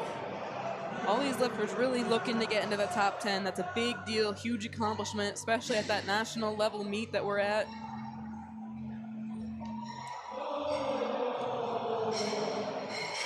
Makes the second, has to fight for it a little bit, but it's good. I mean, in the 56 kilo division, with talking about over 40 girls lifting in this division alone in the raw section, I mean, placing top 10th is an incredible feat. I mean, you have to beat 30 different girls in order to manage that placing. Especially if you also think about, there's a lot of lifters that did not qualify for Collegiate Nationals. Yeah. So to get here and then to beat that many people that got here, it's tough.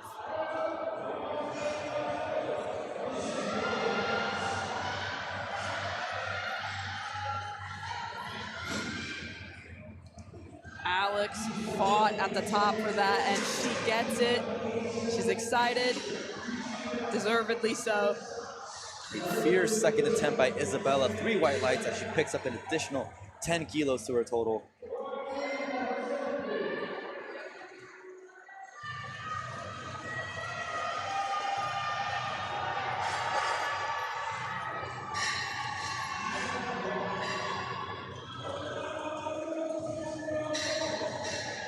Sophie looking for 140 for her third.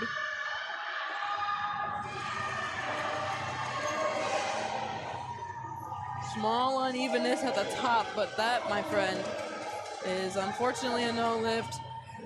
Looks like a call on the not completely finishing that lockout. Probably more visible from the side than our angle.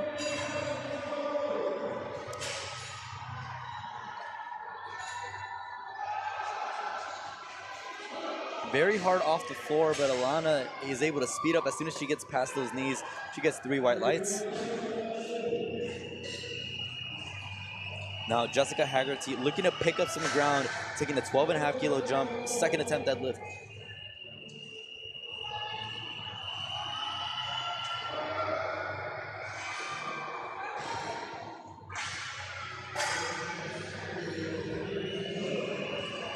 So Jessica's in one of those unique spots where she is potentially threatening Bella's first place position, but she's also having to watch her back as Gina and among some of these other girls are looking to take her position in that second place silver medal position. So, I mean, it's a tough situation for the coaching staff, having to watch herself from both ends. The bar is loaded for Bella Delgado. National record attempt, 195.5. Chips on the bar. This puts her in a significant advantage as she has now a chip advantage, knowing that in order for people to exceed her, they have to go 2.5 kilos higher than what she has. She's just chipping that national record. Currently it's 195.5, set in 2024. And that is an easy national record for Bella. 3 white lights, and I cannot wait to see what she loads on that for her third. And it's convincingly looking like she's going to be your 2-time national champion in the 56 kilo division. From starting off her first CNATs, placing 18th, and then climbing all the way up to first only in 1 year, and now coming back to become a 2-time national champion. That is some very remarkable progress shown here by the coaching staff. And third attempts will begin for platform 3. Final pulls to determine your 56 kilo raw national medalists.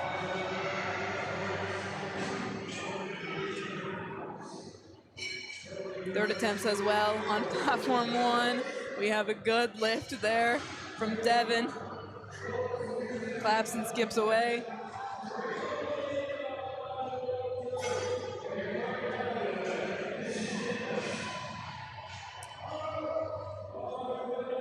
We have 3 lifters left on platform 1.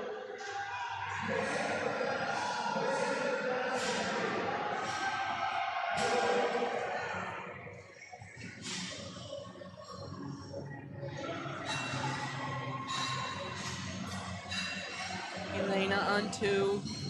That should be good. And Ashley Hernandez is up next on platform 3. Plus 7.5 kilos from her second attempt.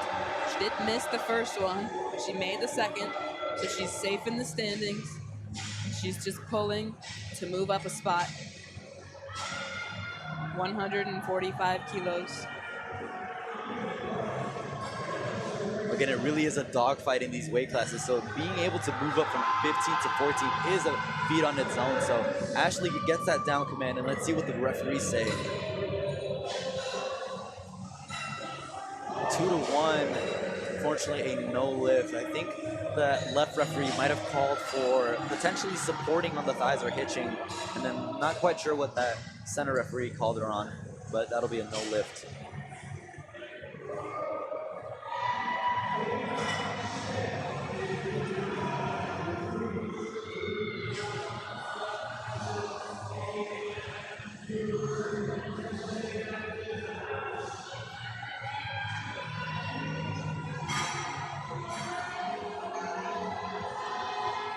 Way to stick with it here. Oh! Platform 1, Sophia just misses it on grip.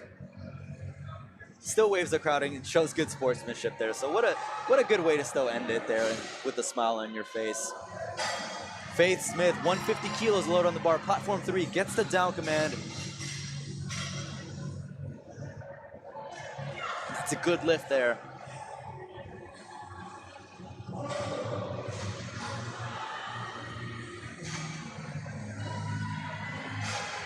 And again, ladies and gentlemen, we're inching closer to the finale here of Platform 3 deadlifts as our ladies look to close out the 56 kilo division.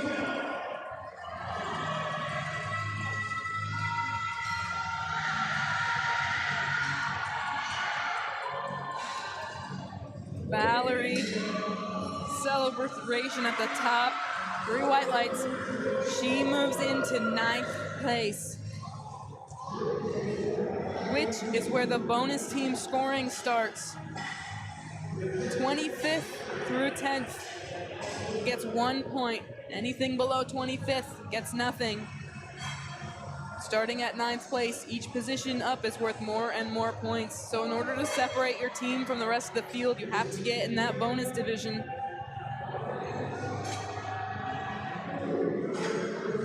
Critical lift here for Leia. If she pulls it, she'll stay in 4th, but it just extends her lead within that position. If she misses, that opens up the door for these lifters to swoop in and steal that placement. Leia, and with that, she drops down to 145 as her best deadlift, and so that just opens up the door a little bit for lifters like Isabella and Haley to try and potentially come in and steal her placement out of 4th position. Yeah, she currently sits in 4th now, forecasted 5th. Looks like Isabella might be trying to swap placements with her as she attempts 175 down the road.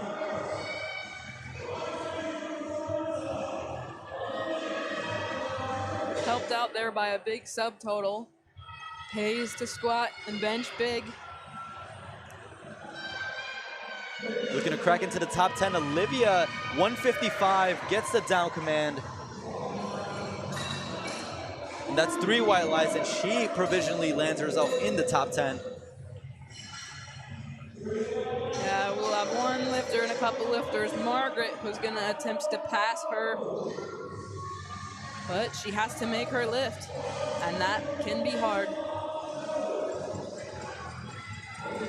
Talia, another lifter, looking to just extend her lead in that 8th place position. Already has that top 10 locked in.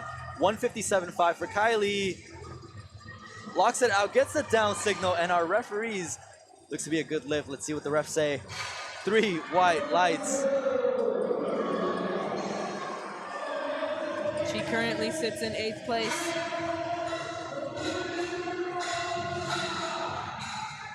And the bar is ready for Kayla Reddy out of Texas A&M University, 157.5.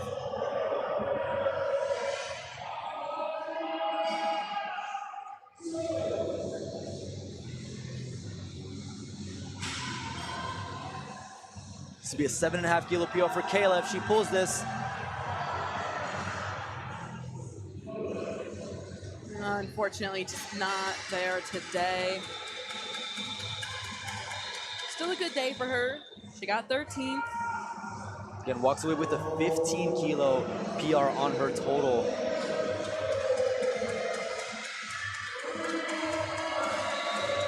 Now this is a pull for a medal, platform 3. Haley Stamper, 162.5, looking to move from 6th to 5th place, looking to come home with some hardware. Currently bumping down Isabella. However, Isabella still has 1 lift remaining and she'll go down later in the flight. Haley Stamp, yeah, unfortunately just gets lost there at the knees. Walks away with a 6th place finish.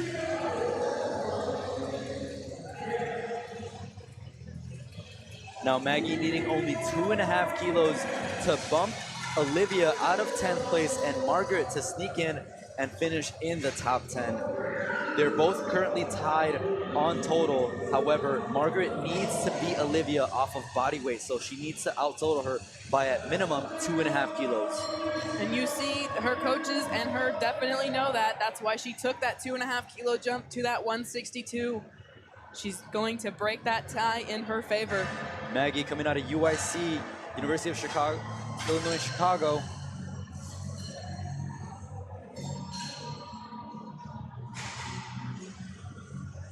And just has some downward motion and pitching there. So fortunately that'll be a no lift for Maggie. Yeah, gym PR all day, but not there on the platform today. Yeah, I think she kind of knew it too. Just finishing out that lift is all that really matters. But I mean, she still walks away with a top 11 position out of over 40 girls at Collegiate Nationals. I mean, to finish within that upper third, upper fourth of the whole pack is pretty remarkable.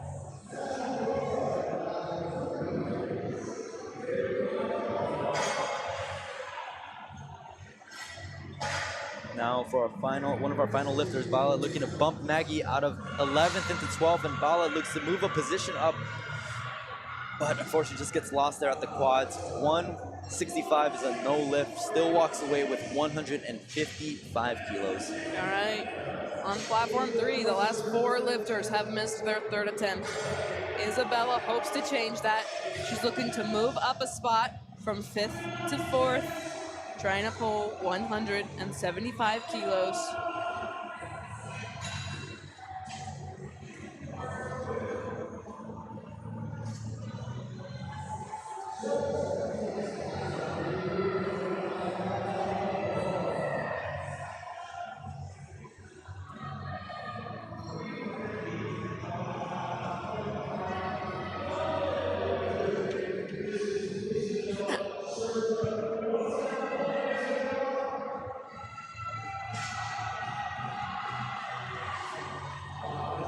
Great save there from the spotter in the back. Yeah, almost got it past her knees, couldn't quite break through that barrier. That's close though, she's got that soon.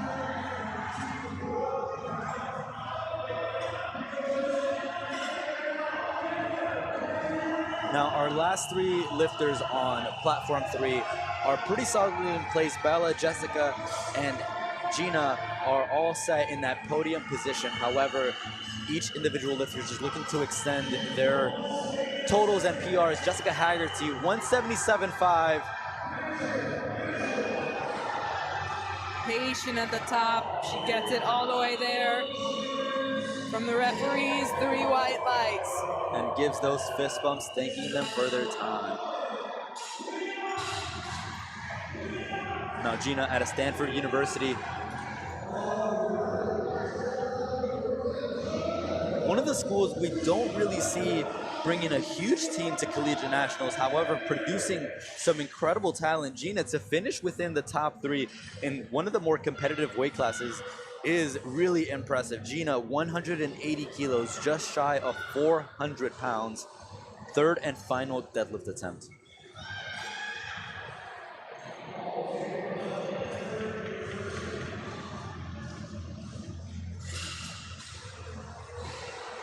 Almost had it, lost grip at the lockout while fighting past it. Again, still walks away third place, All-American.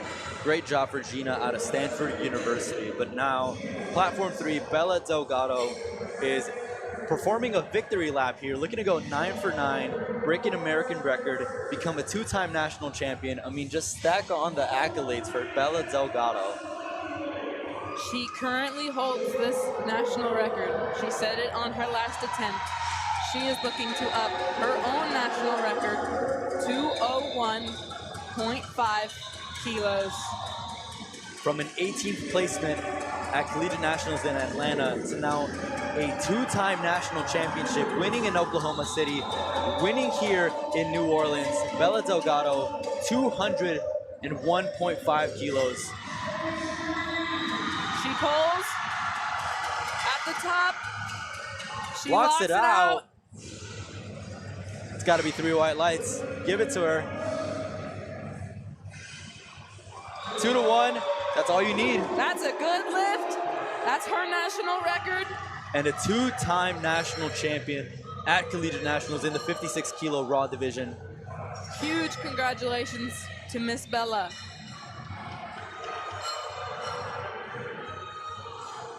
And that wraps up our lifting for platforms 3 and 4. We are still lifting on platform 2. Platform 3 and 4 will resume in that next session for session 3 in a little bit. In the afternoon. And so just to recap a little bit, we have the 56 collegiate women who just competed in the equipped division. Our winners there were Lexi Steinman, who totaled 455 kilos, Lydia Shields with a 407.5 kilos in that second place position, and Nikela Vallejos in that third place, rounding out the podium for your 56 equipped women.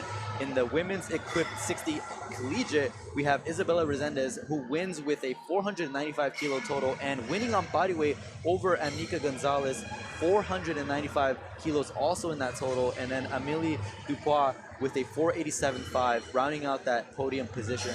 And now over for the raw division, we have our top 3, Gina Gok from Stanford University, a 405 kilo total, Jessica Haggerty with that second place position out of Midland University, 435 in a total, and Bella Delgado, your winner out of the University of Colorado Boulder with your first place finish and 2-time national champion. We still have the 60s lifting over on platform 2, so we are closing out the live stream here for our platform 3 and platform 4 lifters. We'll see you all for session 3. Session 3 starts at 6:30.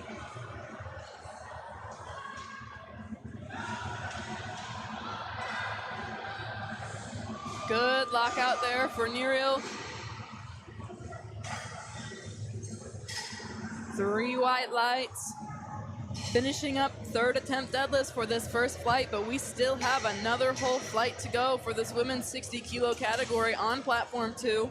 And again, these placements and positions you see here on the podium on the screen, these are all provisional placements. So after every single lifter in the 60 kilo division, including the lifters who are lifting after this flight, have gone, that will solidify everyone's total. So this is only basing off of the lifters in this flight, the forecasted total. So as it currently stands, Sylvia, Phoebe, and Trinity are in your top 3 placements with a 385, 350, and a 345 kilo total respectively. However, that will likely change as our lifters are still in the next flight having to go.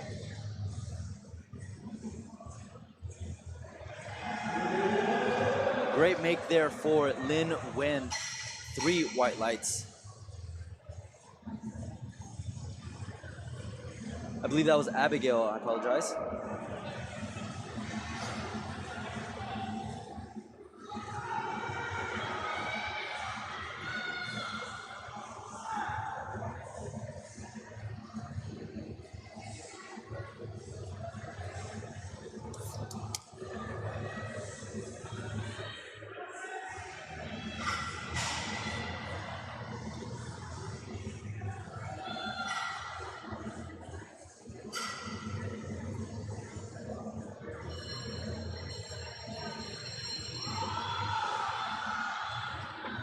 And an easy third attempt for Lynn.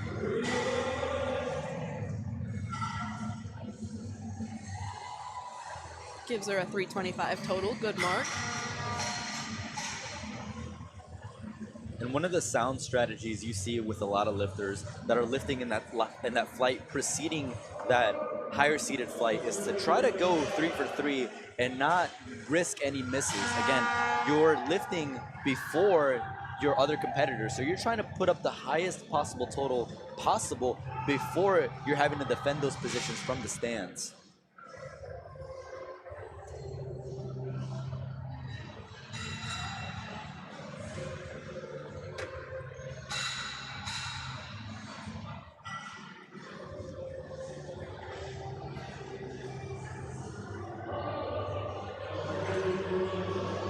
These lifters are also trying to make sure, a lot of them are on the bubble about whether they're going to be in that top 25 or not. You really want to be in that top 25. If you're outside of that top 25, you do not score for your team. So a lot of them right now, that's going to be their goal, is to kind of move up to that placing. What a grind there. Unfortunately, just loses it at the top. So very close.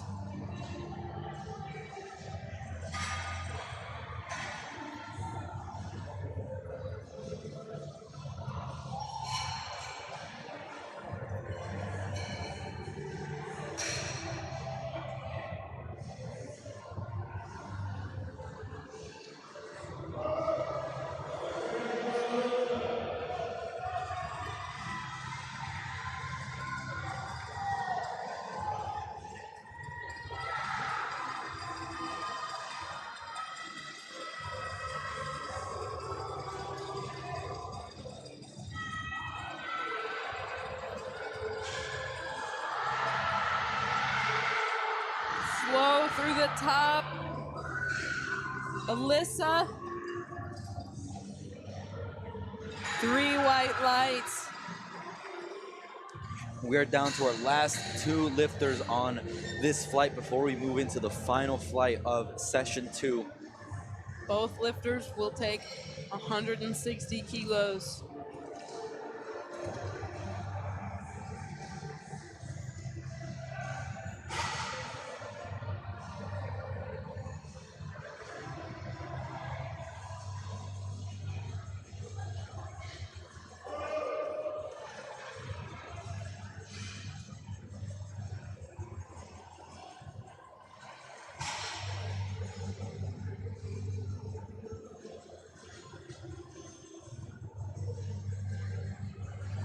Lyris sets up, brace, and just kind of has a bad start to that pole, doesn't quite leave the ground. She walks away with a 150 kilo deadlift.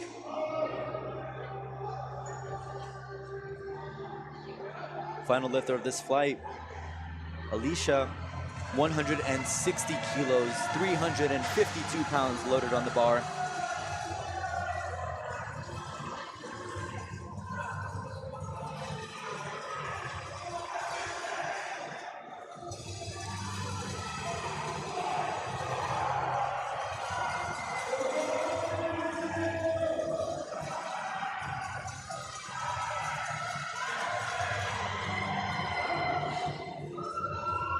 She get that down command? Let's see what the refs say.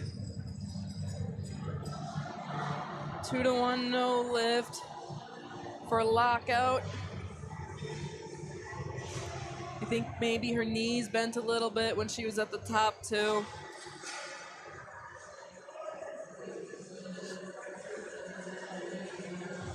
And we will move to the final flight for this session to determine your women's raw collegiate 60 kilo medalists. And I just want to highlight one of the performances we just saw in Sylvia Pierce. She is currently sitting in 8th place out of McKendree University with a 385 kilo total. She went 8 for 9 and is finishing out with that top 10 position.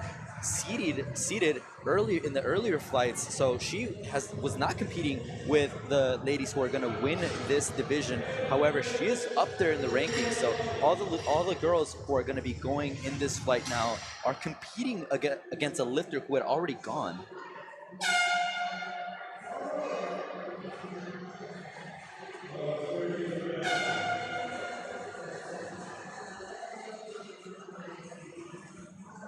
You got Sylvia's qualifying total? She qualified with a 290. Wow, and she just put that into perspective. She qualified with a 290 kilo total. That might have been the actual QT for CNATs. And then she added 95 kilos to that? Yeah, so her provisional ranking would have been 40th, and she placed 8th Wow. provisionally. Talk about a sneak attack there. But up next we have Rihanna Nares, 142.5 kilos, 314 pounds. Ladies and gentlemen, this is the equivalent of 3 commercial gym plates these girls are opening up their deadlifts with.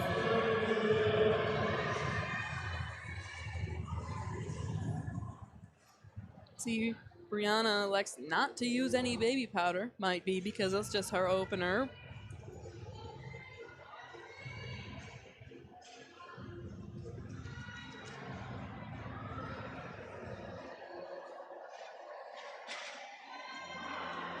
Incredibly fast opener. Should be a good lift. They're making her wait for it. And she gets it. 3 white lights. I liked the attitude there. Saying, come on, why are you making me wait for that? That was a clear lift.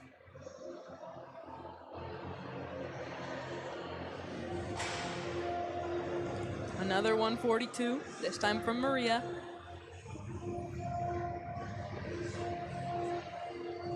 From LSU. Home state girl.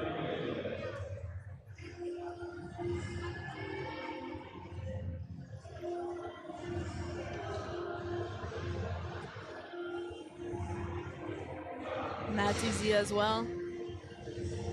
A lot of these openers you'll see will be.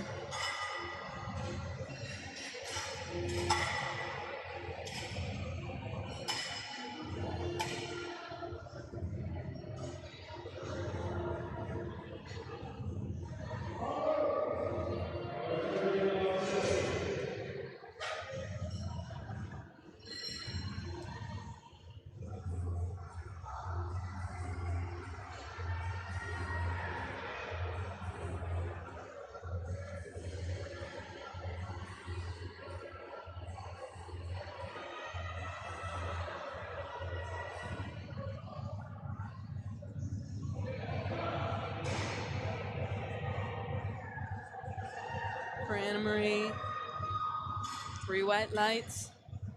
We're getting closer, almost halfway through the flight now. Eyeing those opening attempts from that top crop of women.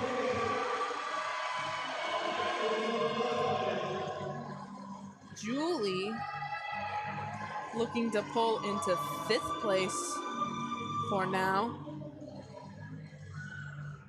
Got a big subtotal thanks to that massive bench. She's got a good opener. She set herself up well. She's in a position where she's deadlifting in that first part of the flight. So in order for her to medal over somebody, say like Daniela, who's our next lifter after Paige, who's currently forecasted in 6th, she's gonna have to just make consistent attempts that she knows she can hit, and she's gonna have to force Daniela out of range.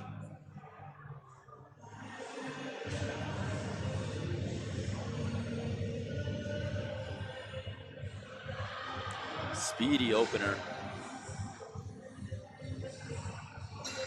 Can't ask your athlete to do any better on an opener as a coach. It's exactly what you want to see. Consistent, clean, technical.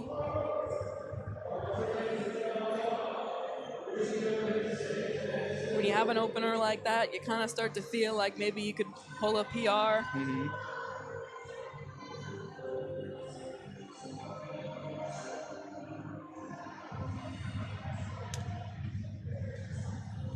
here. Daniela. She's on the bubble range of medaling.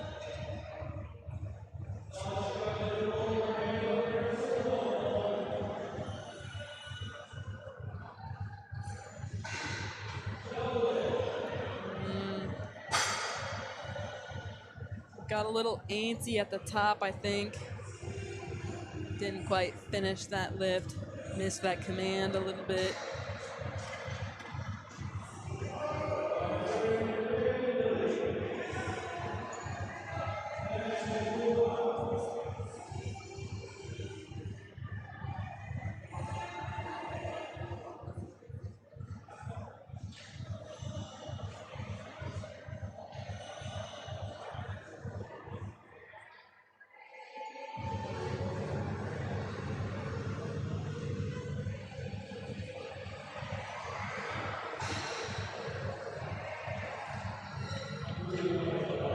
White lights there. I don't know if everybody can hear it on the live stream or not, but the music is pumping and it is going to get loud, very loud again shortly as we move to second and third poles and the athletes look to win themselves a national medal. We got Karen up next representing Rutgers University. If you remember, for her bench press attempt, she was at risk of bombing out, but now she's sitting in that top 10 placement. Provisionally, she's forecasted 13th, but she is within striking distance within that top 10. So what a ways to come back. Yeah, and as much as you look at these athletes that are seeded 11, 12, 13, 14, these are their openers. So they can jump 10 kilos for their second and 10 kilos for their third, and that puts them right up there.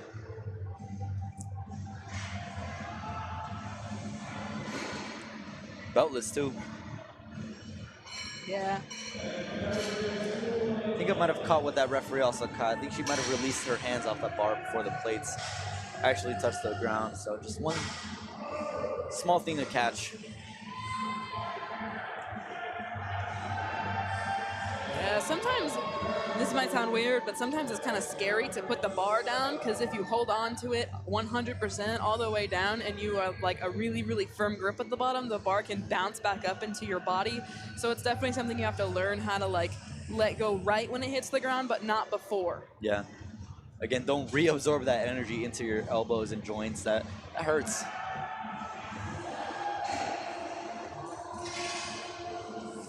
Good attempt there, 3 white lights.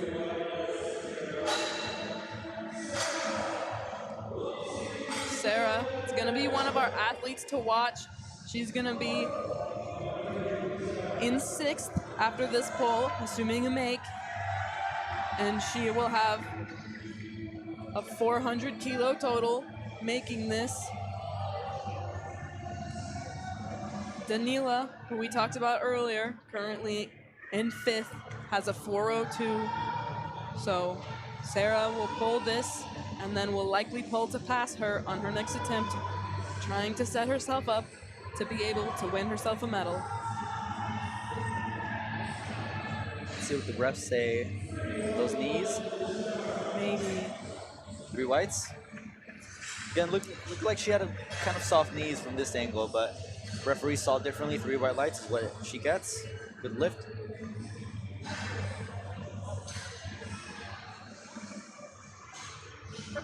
Taylor opening with 165. Now, if we're looking at the forecasted placings, Taylor is only about 16.5 kilos shy of Madison Rock based off of the forecasted total. So that is not a huge gap when you think about deadlifts and how much weight these ladies are moving. Given the speed on that bar, she's got a lot more in the tank for her. They're making her wait for it. They're going to give her, and they do give her 3 white lights.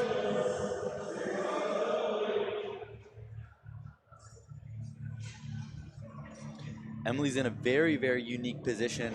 She's within striking distance of potentially taking a medal placement from Sarah or Julie, who are forecasted in 4th and 3rd respectively, but also having to watch her back from Danila, Cameron, and Kaylee, who are all within 15 kilos in striking distance for her. So she's having to watch what she pulls and not overextend herself, because a miss can open the door for any of these girls to come in and take her placement.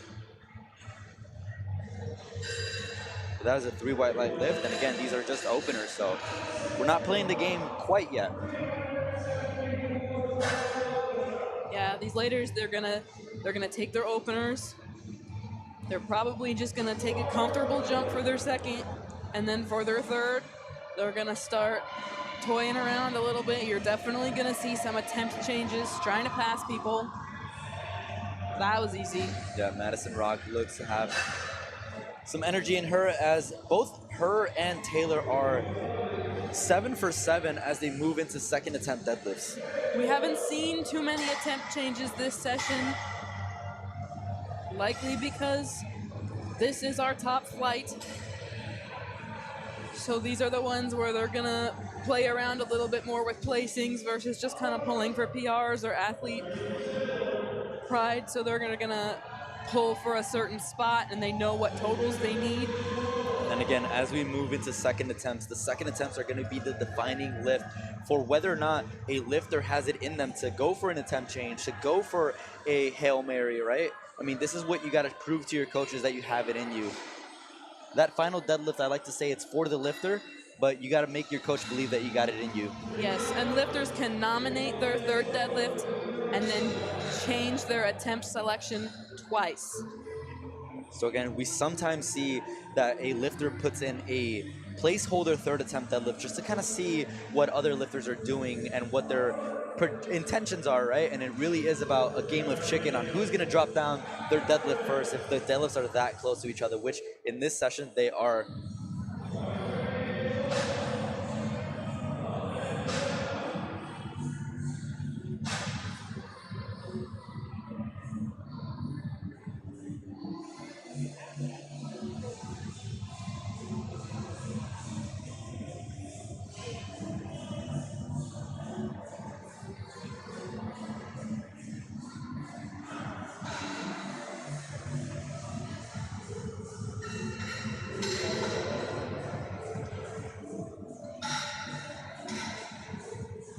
Very successful deadlift attempts so far.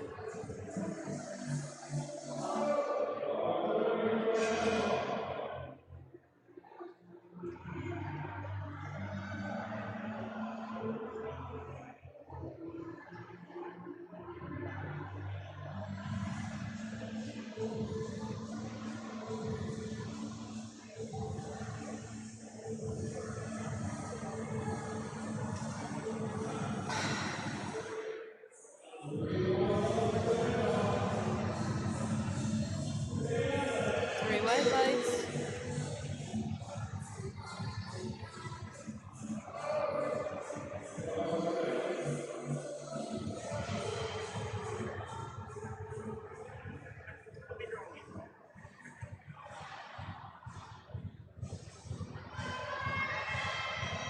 Get no baby powder on the legs for Brianna.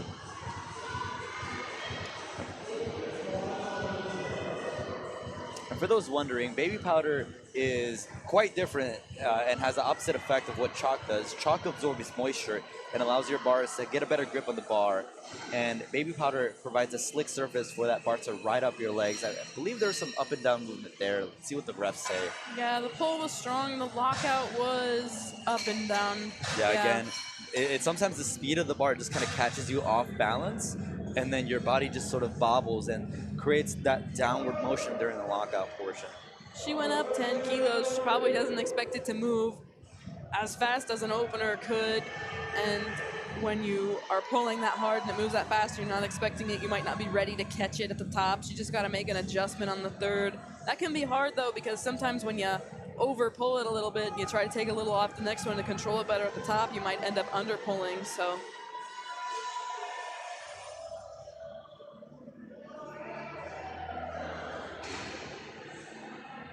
that was strong. 3 white lights.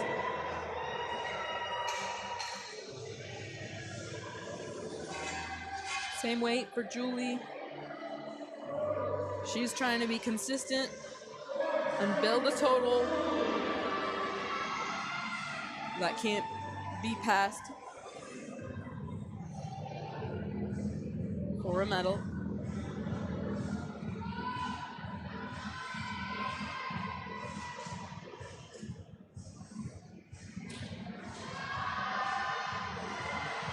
And that's a good pull.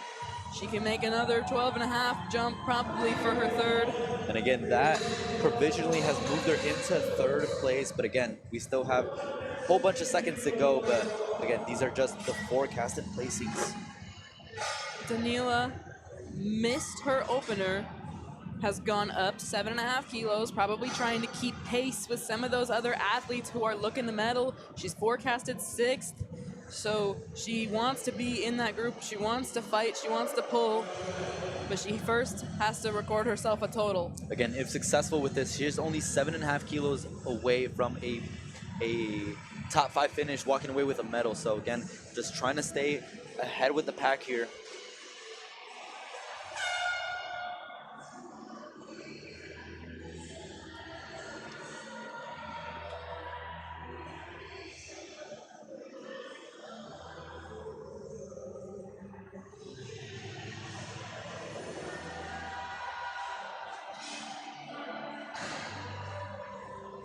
Should be good. 2-1 it is.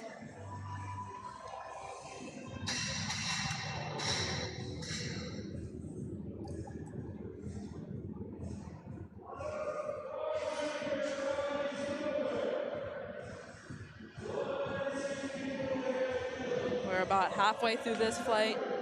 3 lifters are gonna take 162 and a half.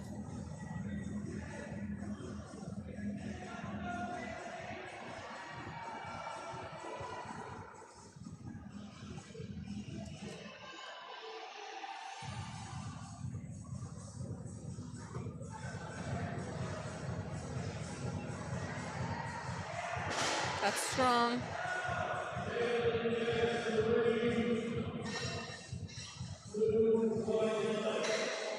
That's good.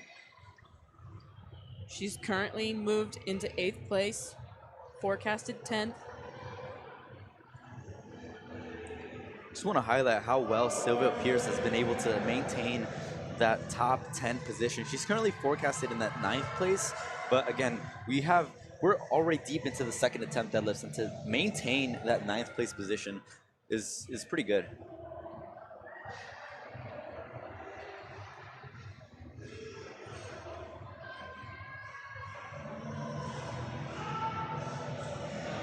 That was fast. She should at least match that jump for her third. Yeah, nice comeback era here for Karen. Risk of bombing out to now being able to be in striking distance of landing herself top 10.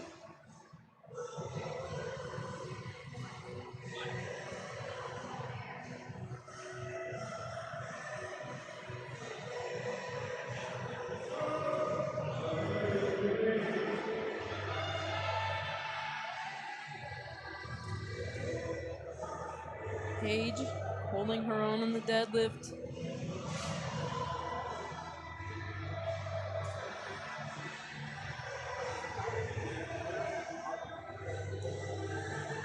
Pointing out the spotters that already have the weights in their hands for the next attempt. They're ready to get out of here just as much as we are. They want to go eat dinner.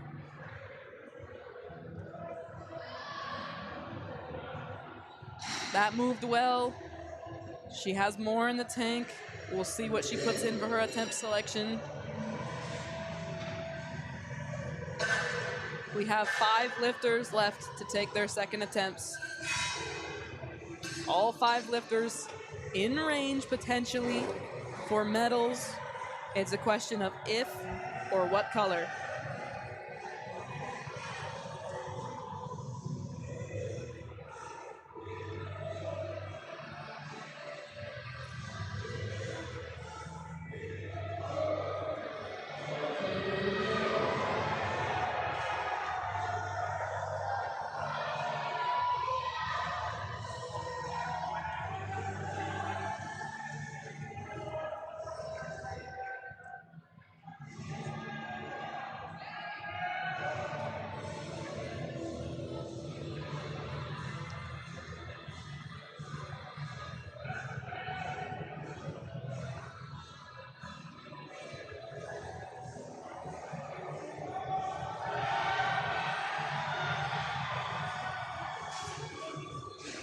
A tough lockout there for Cameron, but she gets 3 white lights. Good lift.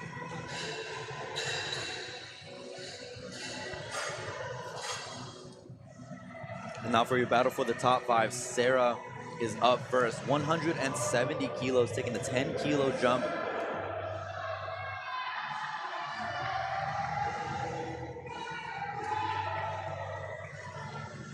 This lift will slot her in nicely in that 5th place position. Again, these are just second attempts, but looking to build up that ground.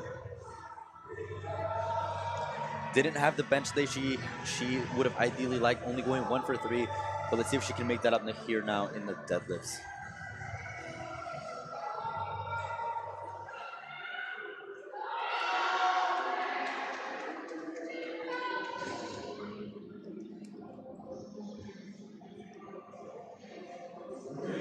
Three white lights. 3 white lights. Up next, a 170 for Taylor. She took a 5-kilo jump, so maybe pulling back from that first place battle with Madison to protect that potential second, third battle. That's a good lift. I think that was better than her opener. It looked faster. And I think that might have been the reason for that 5-kilo jump. Maybe the opener didn't quite feel as good. Made a slight adjustment, and then that second attempt moved just as easy. I do know she is a lifter who usually lifts a little bit slower, focuses on a kind of consistent speed, doesn't always make it look easy, but makes her lifts. So. And you brought up a great point there with kind of conceding that first place position. Madison Rock has pretty convincingly almost won this division with 2 attempts left to go. And so now Taylor, her job now is to protect that second place, that silver medal position from Julie, Sarah, and Emily, all looking to potentially sneak in there and try to swap their medals for her silver. Again, lifters in those lower placements are kind of banking on lifters higher up missing for them to step in and potentially grab themselves a medal, but I think Taylor's defending herself well from that. Yeah. Madison Rock now, our last lifter of this flight, looking to take a 10-kilo jump, 396 pounds, 3 times body weight deadlift. Lifter out of Midland University.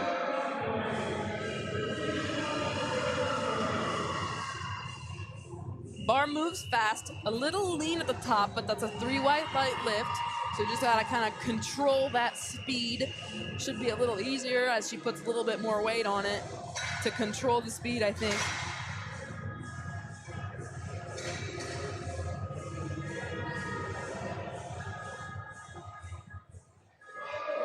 I do also believe that she was 3rd place last year at Collegiate Nationals for best lifter.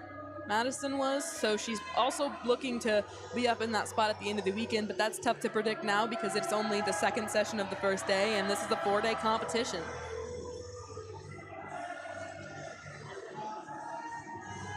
As it currently stands, I believe Bella Delgado is your current best lifter, but Madison Rock is currently sitting with a 513 dots of just 8 attempts.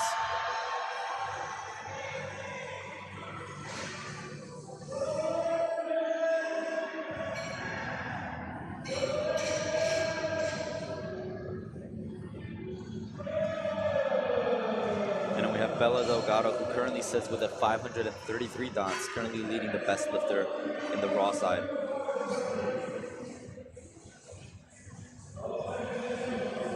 Yeah, and Madison put in a 3rd attempt of 200. I almost expect them to change that to a 201. The current national record is 200 and a half for deadlift.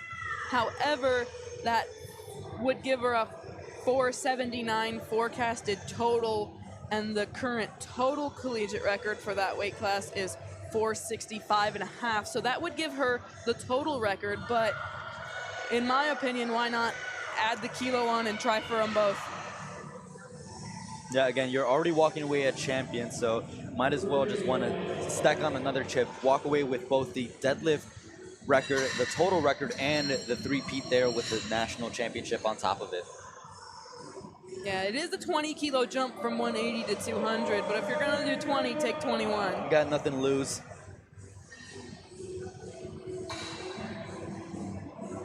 Again, you're here for the title, and you already won that.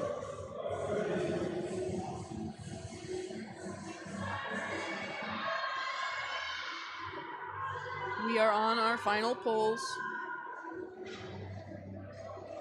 Brianna missed her second, goes up anyway, because why not? She has a total. It's just, Can she stack on an additional 7.5 kilos? if she makes this, it adds 17.5 kilos from her opener that she got. Bit of a fight, but she's able to lock it out. Let's see what the referees say. I think they'll give it to her.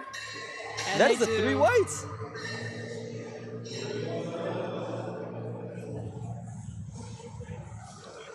Julie added 5 kilos on. Again, I think this is a very smart decision here. She's looking to move into that 3rd place spot, but isn't trying to overextend herself too much because she doesn't want to risk a miss and have Sarah or Daniela come in and try to take that position from her. So Julie Zhang looking to pull herself into that bronze medal position and knock Emily out into that 4th place. Julie Zhang, University of Wisconsin-Madison. That was a good lift. Very solid, technical, and clean. And the coaching staff did a phenomenal job in only going up 5 kilos. Because as an athlete, she went up 12 the jump before. She wants to match that. If she does well, she wants to go up more. But if she wants to medal, if she wants to All-American, especially pulling early in the flight and deadlifts with a flight this close, you have to build your total. So she builds, and now she waits to see if the other athletes will miss. So we currently got Emily, who is taking a 187.5 kilo third attempt, which will put her at a 425 kilo total and bump Julie back down into 4th. However, that she doesn't need to take that much weight, so I anticipate there to be potentially an attempt change, as they're currently only separated by 5 kilos. Yeah, she likely will move that down in order to get/defend more of a 3rd place instead of adding extra kilos on. She has Julie on body weight, so she will likely only need to go up an additional 5 kilos and take 180 at minimum in order to secure that 3rd place bronze. And 180 at 60 kilos is no sweat. There's no easy lift. That's a 3 times body weight lift. So it's not an easy task, but it is 5 kilos from her last lift, which she did make look good, so it's doable, but she's gonna have to earn it. 12.5 kilo jump. Trying to move to 7th place, top 10 for Anna Marie.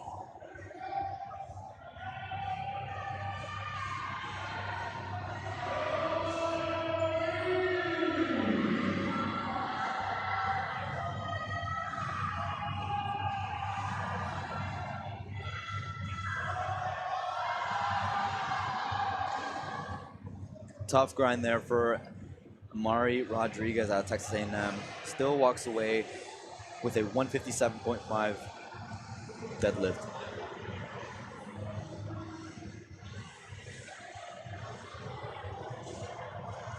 Now for Cameron, she's not looking to move placings here. She'll just look to extend her 7th place position. She's trying to fend off and defend the rest of the ladies left to go who might be in threatening position of that placing.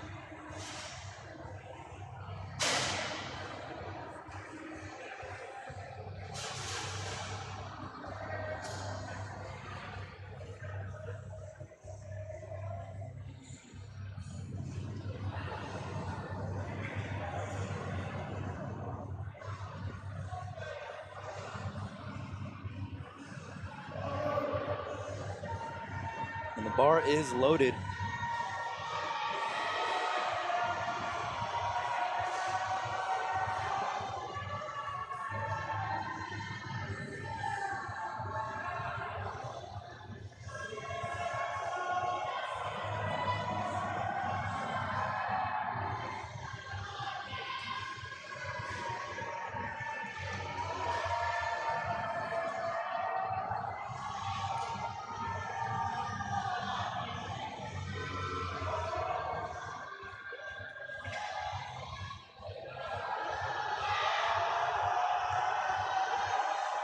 It's a great fight there on platform 2. I think she has the lockout. Got the down command, and our referees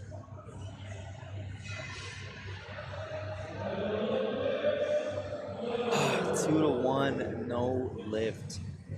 Got some blue cards for potentially up and down or supporting on the bar, hitching, any one of those. Yeah, I think more of the hitching or supporting versus the up and down so much for that lift.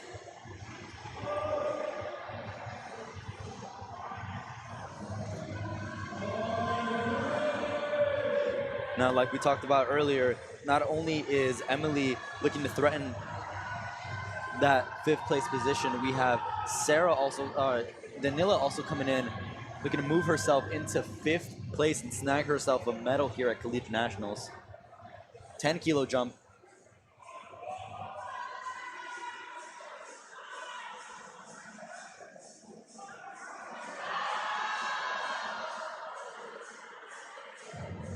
Misses that. She got her 2nd. She has a total.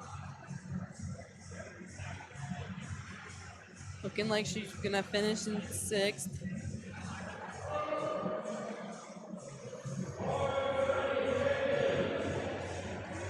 Now again, another pull just to score just a few more points here, looking to move from 9th place to 8th place.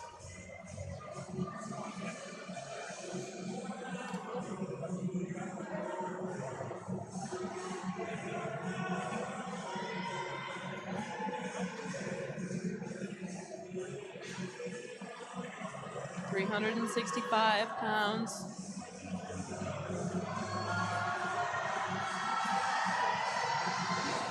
Slips at the top. Kind of got stuck and then lost that grip.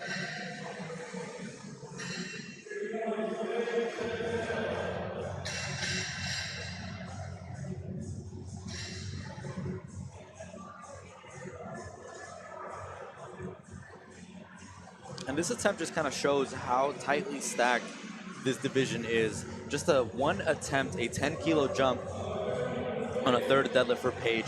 She's looking to move herself from outside of the top 10 over into 7th place.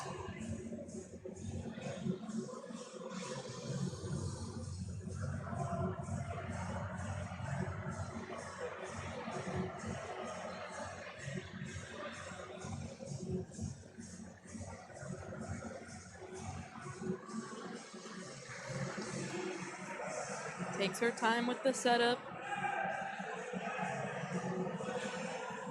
Using her minute clock.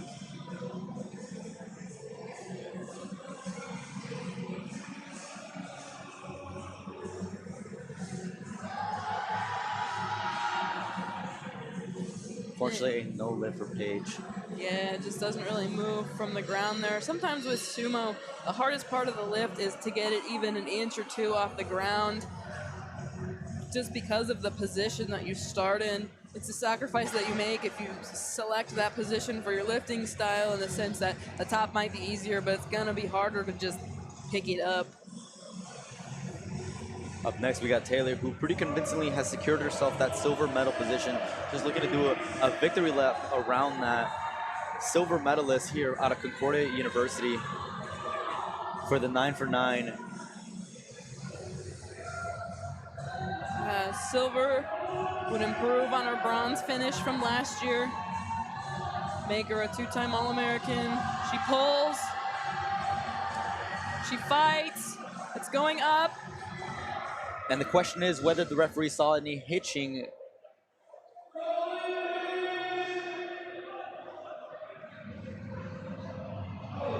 No lift. Yeah, so she got 2 red lights from the center and the left referee for hitching or supporting the bar on the thighs, and then a light from the right-hand side referee for a soft lockout, so that'll be a no lift. However, she still walks away with that silver medal position with a 437.5 kilo total. Yeah, and that 437.5 kilo total is up almost 180 kilos from her performance at Collegiate Nationals in Atlanta 2 years ago, where she got 25th. So 25th to 3rd to 2nd in 2 years is an amazing improvement, and she has another year left at the collegiate level. So we'll see what she can build next year. And Karen, who took a swing to try to improve her position from last year's Collegiate Nationals after placing 10th, unfortunately kind of bobbles at the top of the lift and is unsuccessful with that third attempt deadlift. So she'll finish out in 14th. Again, not a great showing for her, not what she's capable of after that mishap on bench press. However, she will come back again, hopefully next year if she's still eligible to compete. Yeah, and it looks like maybe that 200 from Madison was a placeholder, by the way, because they have lowered it to 187 and a half. I believe they're just trying to break the total record, right? That would give her a 466 and a half, and the current total record is 465 and a half. So yes, so she's just swinging for the total.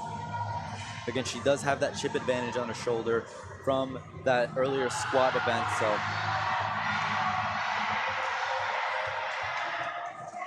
See what the referees say on Sarah there.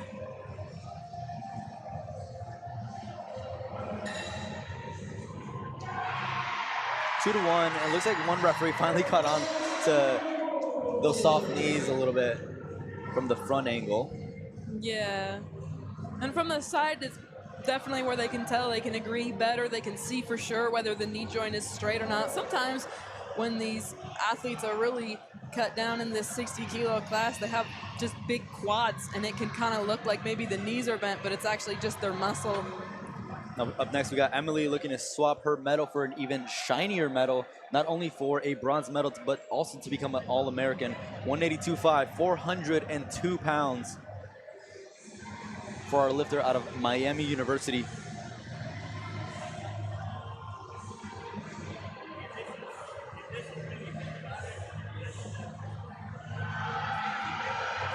She pulls, it's a fight. She locks it out. And again, she's gonna get called for that downward motion. So they're indicated by the blue cards, no lift. And for our last lifter, Madison Rock, victory lap. Again, how many accolades do you want to stack on this, right? 9 for 9, All-American, national champion. I mean, just throw it all in there. If she makes this, this is an American record total. Already has the squat record that she broke earlier today with a 179. Benched 100 kilos, 220 pounds, and is looking to do a victory lap here with 187.5 kilos or 413 pounds. Madison Rock out of Midland University.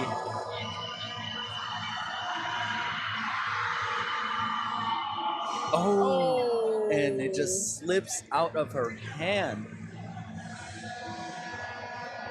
But she still walks away your national champion. And that, ladies and gentlemen, rounds out the women's raw collegiate 60 kilogram division. What a stacked division this was. We had over 40 girls compete in this division, and it was very, very exciting to watch to the very end. We have our top three finishers. We have Sarah out of Missouri Valley University with a 417.5 kilo total.